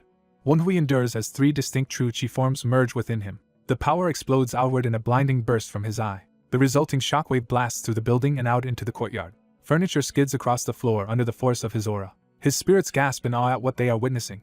They recognize that Wenhui has achieved the heavenly demon heart protection arts. Transformed and wreathed in purple energy, Wenhui finishes the technique and calmly says he is done. Elsewhere, the Tang Patriarch begins a conversation, remarking that Wenhui defeated Gu Minchai, one of the 10 demonic pillars. He admits he had low expectations for a duel with a youth who had not even reached Supreme Peak. He reflects that the duel was originally just an excuse to meet the Dark Supreme, yet Wenhui improved enough in days to beat a Supreme Peak master. Comparing himself to Gu Raxiong, he wonders how he can aim for celestial heights when he misjudges talents beneath him. Rising to his feet, he questions what truly lies below him. He concludes it must be the martial arts he has practiced up to now. Staring at his treasured weapon, he realizes something important. He decides the flaw lies with his own golden lion blade technique. He notes he has wielded the sword as long as any of the top 10 martial masters. He muses that if he had been born to a great clan or sect, things might have been different. He regrets never having a proper master to guide him on the right path. Suddenly he brightens with realization and says, "Right." He thinks that Wenhui must know something he himself does not. He recalls Wenhui defeating his own disciple despite barely starting sword practice. And now the boy has slain Gu Minchai as well. Fired up, he strides out of the hall. From a balcony he looks toward the Tang training grounds, thinking of Wenhui. He wonders aloud what exactly Wenhui knows. The scene shifts to the bright training courtyard bathed in morning light. Wenhui finishes bandaging his torso, readying himself. His spirits protest as he walks out, addressing him as young leader. They remind him the Dark Supreme healed him, but insist he should still be resting. Wenhui continues toward the training ground anyway. He takes a wooden practice sword from the rack. He tells the spirits he cannot afford to skip training despite his condition. He plants his foot firmly on the ground, assuming a stance. Smiling, he says there is another reason to train. Hidden among the foliage, the Patriarch watches, recalling his promise to help Wenhui. Wenhui focuses, gripping the sword with calm determination. He closes his eyes to concentrate fully. The Patriarch silently observes from his vantage point. He reasons that a noble child like Wenhui must have received some extraordinary instruction. Excited, he urges inwardly for Wenhui to show him that hidden knowledge. The old master, shocked by the young man's power, demands to know what kind of training he has received as the youth brings his sword down. The young swordsman unleashes a powerful downward slash with focused determination. Watching from the bushes, the bearded elder realizes the move is only a basic downswing. He suddenly understands that the youth is merely warming up as the swordsman continues fluid practice swings. Excited, the elder urges him to continue, asking to see the next technique. The swordsman responds by unleashing another sweeping attack, showing more of what he has learned. His slash carves through the air with immense force. The hidden elder stares in stunned silence at what he is witnessing. The swordsman calmly ends his sequence, leaving the elder wondering if that short display is all. The elder, gripping a branch, questions why he has not yet seen any secret teachings like those of the Dark Supreme or the Tang clan's prized arts. Frustrated, he cannot understand why the youth keeps repeating such simple sword basics. Concluding that the demonstration was a waste of time, he suspects the youth's earlier confidence was all an act. Yet he keeps watching intently, not fully able to dismiss what he saw. As the youth continues practicing, the elder senses something changing and remains on guard. He notices that, despite the intensity, the young swordsman actually seems to be enjoying himself. The scene shifts to a bustling city of pavilions and people going about their day. Crowds gather in a courtyard, buzzing as if something important is about to happen. A young woman in the crowd notices someone and reacts in surprise. She and another disciple excitedly call out to a senior they spot ahead of them. The senior disciple turns, hearing them call to him. He asks the group of women if something is happening, wondering if a major duel is taking place. One woman replies that the duel is not between the clan head and the Blade King. She explains that the challenger is actually Tang Wenhui, the vice branch clan head. Wenhui and the imposing elder warrior face each other in the arena. The elder, armed with a massive blade, approaches Wenhui as the duel begins in earnest. Wenhui introduces himself formally as vice branch clan head of the Nine Dragons clan and expresses hope for a good duel. The elder introduces himself as Weiji Humiang, leader of the Lion sect, warning Wenhui to be prepared. Humiang notices that Wenhui's blade looks different than expected. He asks about the fan-shaped weapon Wenhui used before, but Wenhui dismisses the question. Wenhui asserts that the weapon itself is not what truly matters. His spectral companions panic about his risky stance, but another spirit tells them not to question his decisions. Humiang, offended, demands what Wenhui means by belittling the importance of weapons. Enraged, he shouts that a pampered child from a famed clan cannot understand people like him. He charges Wenhui with a blazing attack, his weapon wreathed in fire. Observers recoil from the killing intent radiating from the clash. One senior worries the duel is going too far and prepares to intervene. Another elder stops him, telling him to keep watching. That elder insists they see what Wenhui can really do before stepping in. Wenhui calmly replies that whether he is from a renowned clan or a vagabond makes no difference. He explains that his origins are irrelevant compared to what he does with his skills. In a flash, Wenhui's strike slices off the end of Humyang's braided hair, shocking him. The spirits remark that Wenhui is being ruthless and ask how he will handle the consequences. Humyang slams his heavy blade into the ground, cracking the arena floor. He declares he is done tolerating Wenhui's attitude and will fight seriously. Humyang walks to the weapon rack, intent on choosing another sword. He grabs a standard blade, discarding his earlier weapon. With that sword he rushes Wenhui again, saying the duel truly starts now. Wenhui smiles and invites him to show everything he has. Humyang, charging with full force, demands Wenhui prove what is so important beyond weapons and status. He swings down with overwhelming might as Wenhui braces to meet the blow. The elder's fierce attack collides with Wenhui's guard. Wenhui strains under the impact, blocking with both hands. As they cross weapons, Humyang closes in, trying to exploit an opening. He lands a brutal blow on Wenhui's chest. Wenhui staggers back, coughing blood from the heavy strike. Humyang continues pressing his advantage, decrying Wenhui's philosophy mid-assault. He insists that neither martial techniques nor the weapon's form truly matter either. His onslaught tears up the arena floor as Wenhui is driven back. Humyang roars, asking Wenhui what, then, is the thing that actually matters. Bloodied but steady, Wenhui plants his feet and raises his sword once more. He wipes the blood from his lips, eyes burning with resolve. Humyang watches curiously, sensing the young man has not yet given up. Humyang admits he secretly watched Wenhui training the previous day. Wenhui and his spirits react blankly to this confession. The spirits mock Humyang's idea of stealth, comparing him to an obvious, lumbering dog. Humyang explains he expected some unique technique but had only seen Wenhui repeat the basics. Now, however, he feels that Wenhui is different when actually fighting. His eye flares with energy as he resolves to take the duel seriously. Igniting his sword with blazing aura, he says he will not assume this is all Wenhui can do. He rushes forward with a massive, flaming strike. Humyang unleashes a towering wave of sword fire, daring Wenhui to block it. The fiery attack explodes across the arena, tearing up the ground. Wenhui charges directly into the incoming flame. The explosion engulfs the courtyard in blinding fire and shockwaves. Onlookers are nearly blown away and cry out in alarm. Even senior figures can only stare silently at the devastation. As the dust clears, Humyang stands gripping his sword, a huge gouge carved in the arena with Wenhui's silhouette at its far end. Seeing Wenhui still standing, Humyang recognizes a familiar look on his face. He wonders what Wenhui finds so enjoyable about this brutal battle, noticing the youth's blood-streaked smile. Wenhui says that with such a strong opponent and a chance to test all his training, he has every reason to enjoy himself. He elaborates that facing a formidable foe and displaying his growth is exactly what excites him.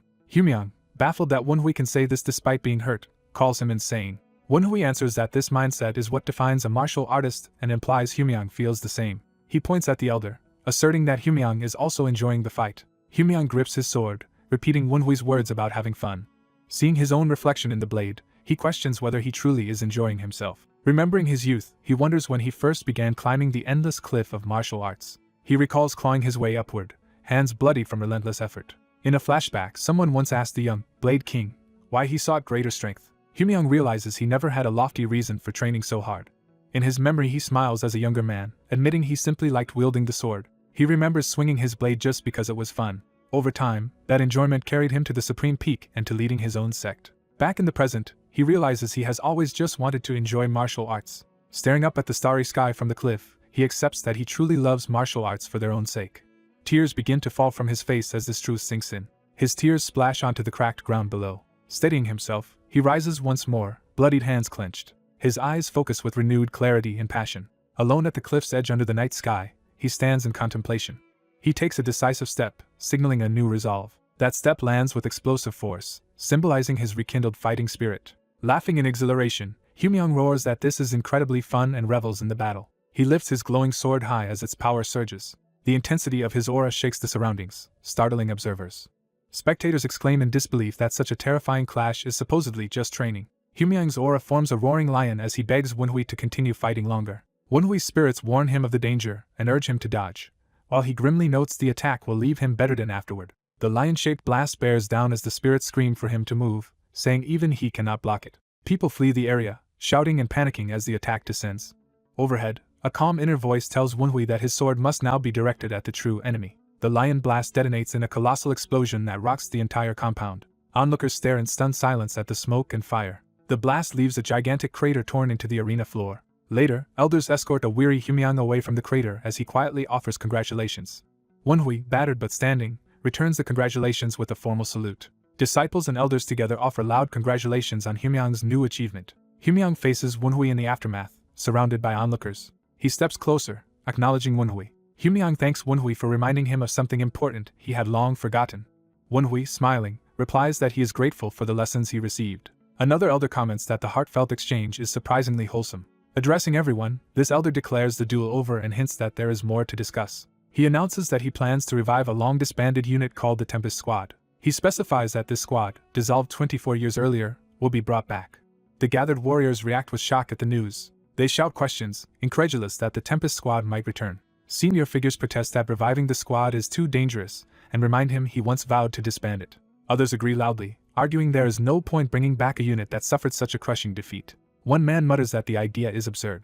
A flashback shows how the squad once bled heavily battling on the front lines against the demonic cult. The narrator explains that although they suffered terribly, the elders now reject the idea of fighting that war again. The white-haired leader firmly says he will do it anyway and challenges anyone to try and stop him. Another elder starts to object, only to be abruptly overwhelmed. A suffocating aura seizes several protesting elders, forcing them to clutch their throats.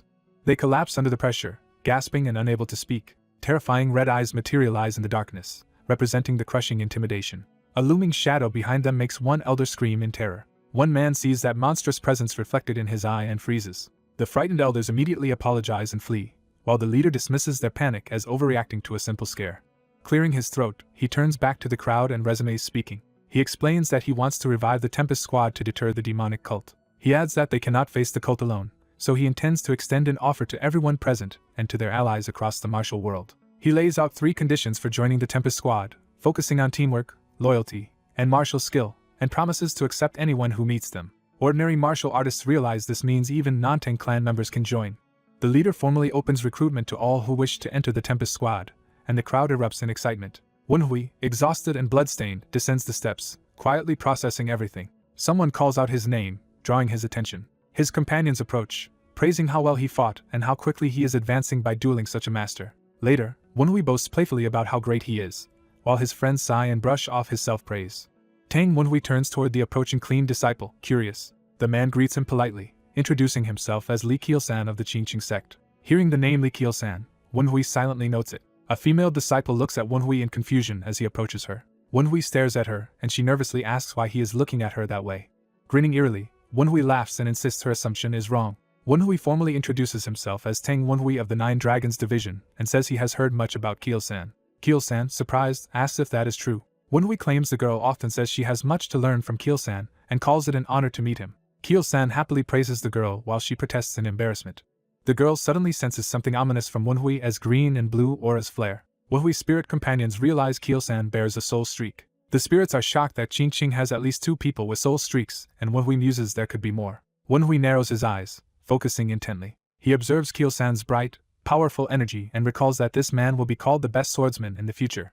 Intrigued, Wonhui finds Keil-san interesting and understands his future reputation. The girl complains about being hit on the head while Wonhui remembers something. Wonhui starts to mention that the girl said Keil-san often goes out with other women, causing her to tackle him screaming. She furiously throttles him, shouting that she never said such a thing, while Keil-san laughs. 2 women watch the chaotic scene in stunned silence.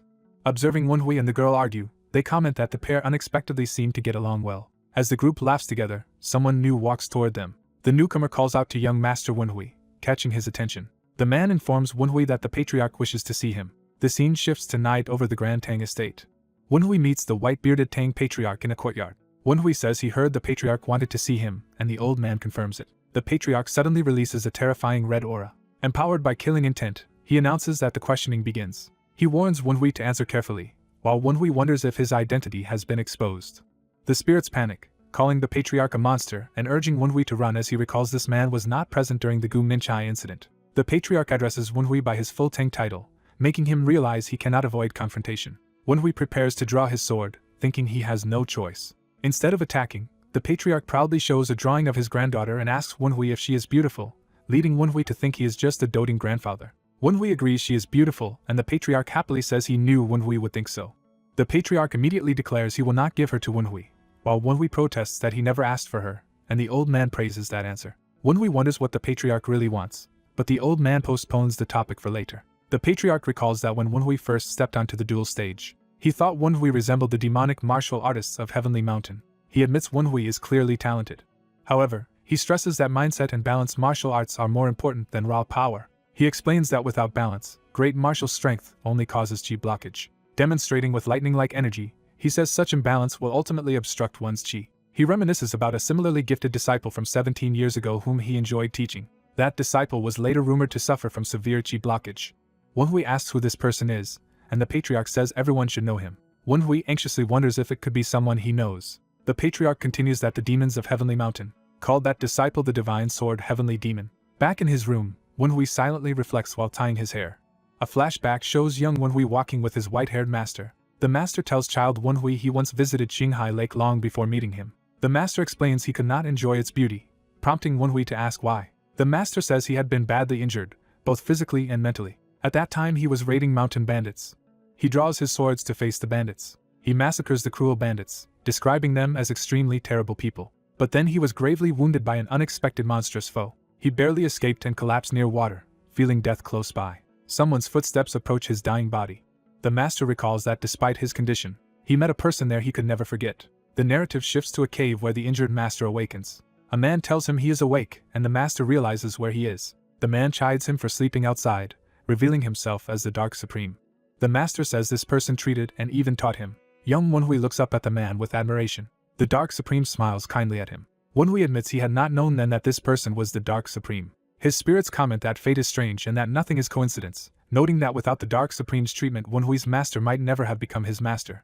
Wenhui smiles, saying that if he finds his master someday, he would like to share a drink with both his master and the Dark Supreme. Motivated, he jumps up, deciding he must do something to make that happen. He summons Gu Minchi's soul, vowing to find his master quickly and calling the spirit forth. A fearsome demonic visage answers his call. The giant spectral gate begins to open under the spirit's power. The gate cracks apart, releasing light. Inside, chained cultists of the Northern Sea mythos stand together. One chained figure orders the others to clear a path because he must speak with Wenhui. The guardians react to his command.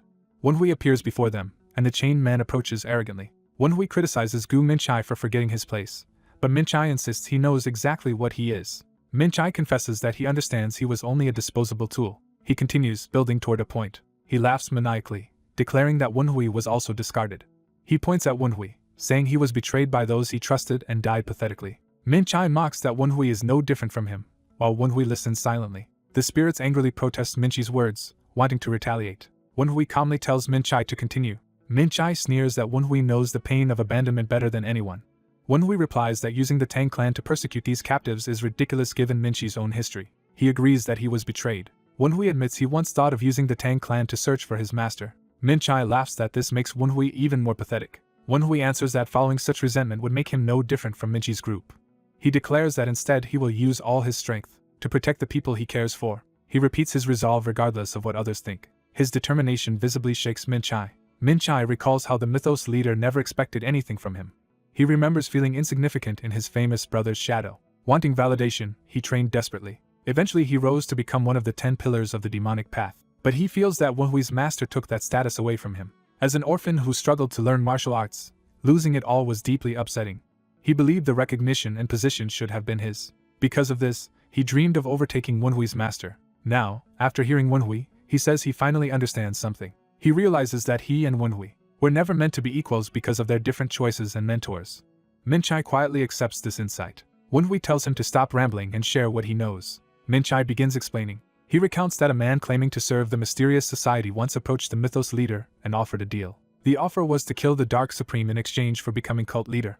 Wenhui, alarmed, asks about his master, but Minchai only knows that a society follower was tasked with tracking down the divine sword Heavenly Demon. Wenhui's eyes widen as he realizes this means his master is still alive. Minchai adds that the society granted the mythos leader unknown powers. He also heard the leader recently traveled to the Eternal Ice Mountain. Wenhui and his spirits puzzle over why the mythos leader would go to that frontline stronghold. Minchai concludes that whatever the reason, war has already begun. A somber scene shows a procession moving through snow toward the north. Hooded cultists carry a massive coffin through the blizzard. A sinister figure announces that the war has already started. The narration describes the Eternal Ice Mountain, a perpetually frozen border peak between the Northern Sea mythos and the rest of Nurim. Back at Tang, Wenhui thinks it strange that mythos leader Gu Raxiong personally went to this mountain. The spirits agree it is odd, noting even blade demons avoid living there, and Wenhui decides they must investigate since it is not too far. Wenhui worries about going alone. Hearing noise outside, he steps out to see what is happening. He finds Kielsan and the girls sparring in the courtyard. Keel-san asks why they are sparring so late, and the girl says he was too excited after what he saw earlier. Inside, Won-hui thinks deeply. He suddenly has an idea and brightens. Grinning mischievously, he begins writing, alarming his spirit companions. The spirits lament that his plotting gives them trauma. Outside, Keel-san and the girl cross blades intensely. Won-hui interrupts with a call. He tells the two that he needs to talk to them, surprising them. He shows them a document he claims to have taken from Gu Minchai 2 days earlier. Reading it, Keel-san reacts in shock. The girl insists they must report the serious matter to their superiors, while Won-hui notes inwardly that they have fully accepted his story and cautions that reporting now is risky. He explains that if they report, the Dark Supreme may mobilize forces, which might be exactly what the Mythos leader wants. Therefore he wants to verify the situation himself, and asks for their help since doing it alone would be hard. Keel-san laughs but hesitates. He recalls Won-hui's impressive fighting and agrees to go, saying he is not worried about Won-hui's skills. The girl clarifies that they are only going to investigate, and will retreat if anything happens. Won-hui agrees reassuringly, though his expression hints at other plans. The group arrives at the storm-lashed Eternal Ice Mountain. Won-hui confirms to himself that they have reached the Eternal Ice Mountain and admits he could not have gotten there so quickly without their help. The group arrives at a snowy mountain and decides to split up to search, warning each other to be careful. Won-hui moves alone through the snow as bursts of energy strike around him. He orders his spirit allies to look for clues while he advances, aura flaring. He recalls an old man calling something a gift, thinking about it. Won-hui reflects that the Dark Supreme never risks fights he could lose and would still be hard to defeat even with Won-hui's new strength. Certain there must be something hidden here, he searches until one of his spirits calls out to him. The spirit reports that it has found traces of blade demons nearby. Elsewhere, uneasy blade demons complain about their orders but are silenced by their superior. Their leader reminds them this mission is the Mythos leader's will and scolds them until they apologize. Won-hui ambushes 2 of the masked demons and demands to know what their leader wants. He swiftly subdues and ties up all 3 blade demons. The captured demons beg for their lives, but one starts laughing ominously. Won-hui, suspicious, asks the laughing demon what he finds amusing. The demon explains that eternal ice in this mountain can turn the dead beneath it into perpetually burning flames and mentions the Northern Sea leaders are being revived for the Mythos' comfort. A powerful ritual is unleashed as the demon prays for those leaders to rise again.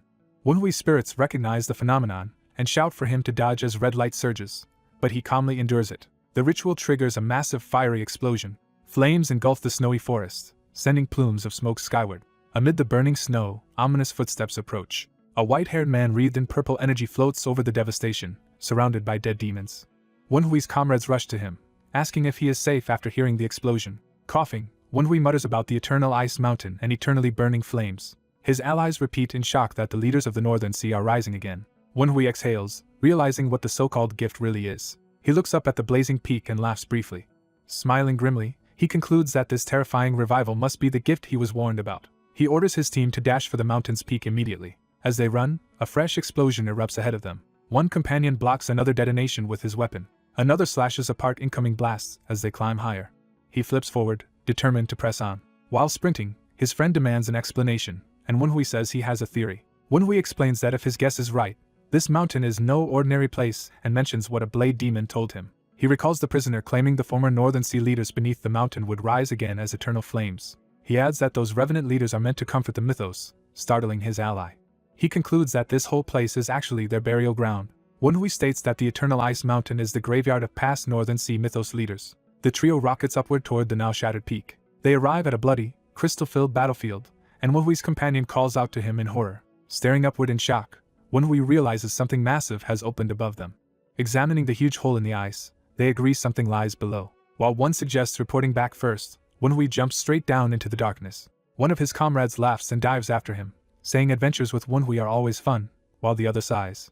Annoyed, she starts to scold the 2 reckless men as she follows. They land in a cavern beneath the mountain, icicles hanging overhead. Moving deeper, one asks what they are supposed to find down here. A blinding light flares ahead of them. Inside, they discover towering, red-eyed monsters waiting. Won-hui instantly senses that these are not normal blade demons. A furious melee erupts as blades and weapons clash. Won-hui's companions launch synchronized strikes, cutting into the hulking demons. One ally tells Won-hui to leave these foes to them. The other urges him to go ahead and they will catch up. Won-hui thanks them sincerely before moving deeper. He races past more blade demons while his friends hold the line. A spirit worries about whether they will be alright, and Won-hui jokingly asks if it means the blade demons instead of his comrades. Ahead, a vast metal gate begins to open with a blaze of light. Won-hui steps into a grand underground hall, realizing it is the tomb of the Northern Sea Mythos leaders. He walks among the stone coffins, taking in the eerie silence. His footsteps echo as he approaches one grave in particular. He catches his breath, visibly shaken by what he sees. Staring at a cracked floor before a coffin, he curses Gu Raxiong for causing this catastrophe. Elsewhere, Wenhui's male ally ignites a green flame-sheathed sword and prepares to fight. A blade demon charges him, but he counters fearlessly. His eyes glow green as he focuses his power. With a single blinding slash, he cleaves the demon apart. The demon reels in agony, impaled by a vertical beam of sword light. The swordsman unleashes a storm of intersecting green sword beams, annihilating more foes. When the light fades, only bloody remains surround him. Nearby, another ally tears through a demon, splattering blood everywhere. A clawed hand reaches out menacingly. She answers with a sweeping blue strike that shreds her opponent. A demon corpse crashes down as she lands gracefully. Proud of herself, she asks for praise and receives a gentle pat and compliment. Back in the tomb, Wenhui opens another heavy door and steps through. His spirits ask what he plans to do now that the mythos leaders are being resurrected, but he stays silent, thinking. Rejoining his two comrades, he is greeted with relief. They sense his grim mood, and Wenhui says there is no time. They must hurry to the Nine Dragons clan and he will explain on the way. Time passes and the scene shifts to the Nine Dragons clan's headquarters at sunrise. The clan patriarch listens to their full report and asks if it is all true. Wenhui confirms, saying they acted without permission because of the urgency, and the patriarch responds that they deserve reward, not punishment. A messenger bursts in, frantically calling for Patriarch Tang. He announces that the Northern Sea mythos has entered the martial world, shocking everyone. The patriarch laughs that their enemies are in quite a rush. He orders his people to assemble in front of the Righteous Wind Pavilion, and his subordinate obeys immediately.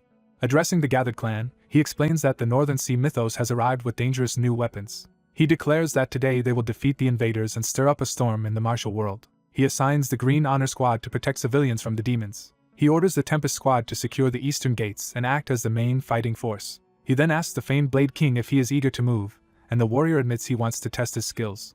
The patriarch entrusts the defense of the western gate to the Blade King. He tells the young elites, including Wenhui, that they are the future pillars of the clan and must not die. A sudden phenomenon lights up the sky above the clan grounds. Seeing it, the patriarch decides to personally greet their unwelcome guests. Outside the gates, a tall figure and his followers approach while carrying large coffins. Their mysterious cargo hums with chilling power as it is moved through the snow. A violent blast tears through the gate, blowing it apart. A freezing storm of snow and energy rushes into the courtyard. The long-haired leader of the Northern Sea mythos notices the disturbance. Patriarch Tang steps out to confront him, asking how he knew the mythos would come. Tang proudly says his people are highly skilled and that nothing in Sichuan escapes his notice. The mythos leader gestures to the coffins and says Tang must therefore know about them as well. One coffin slams down, and he declares the Nine Dragons branch clan will be destroyed. The lid of a coffin begins to crack open. Several powerful enemies, including a massive blue demon and a woman in purple, stand ready with the mythos leader.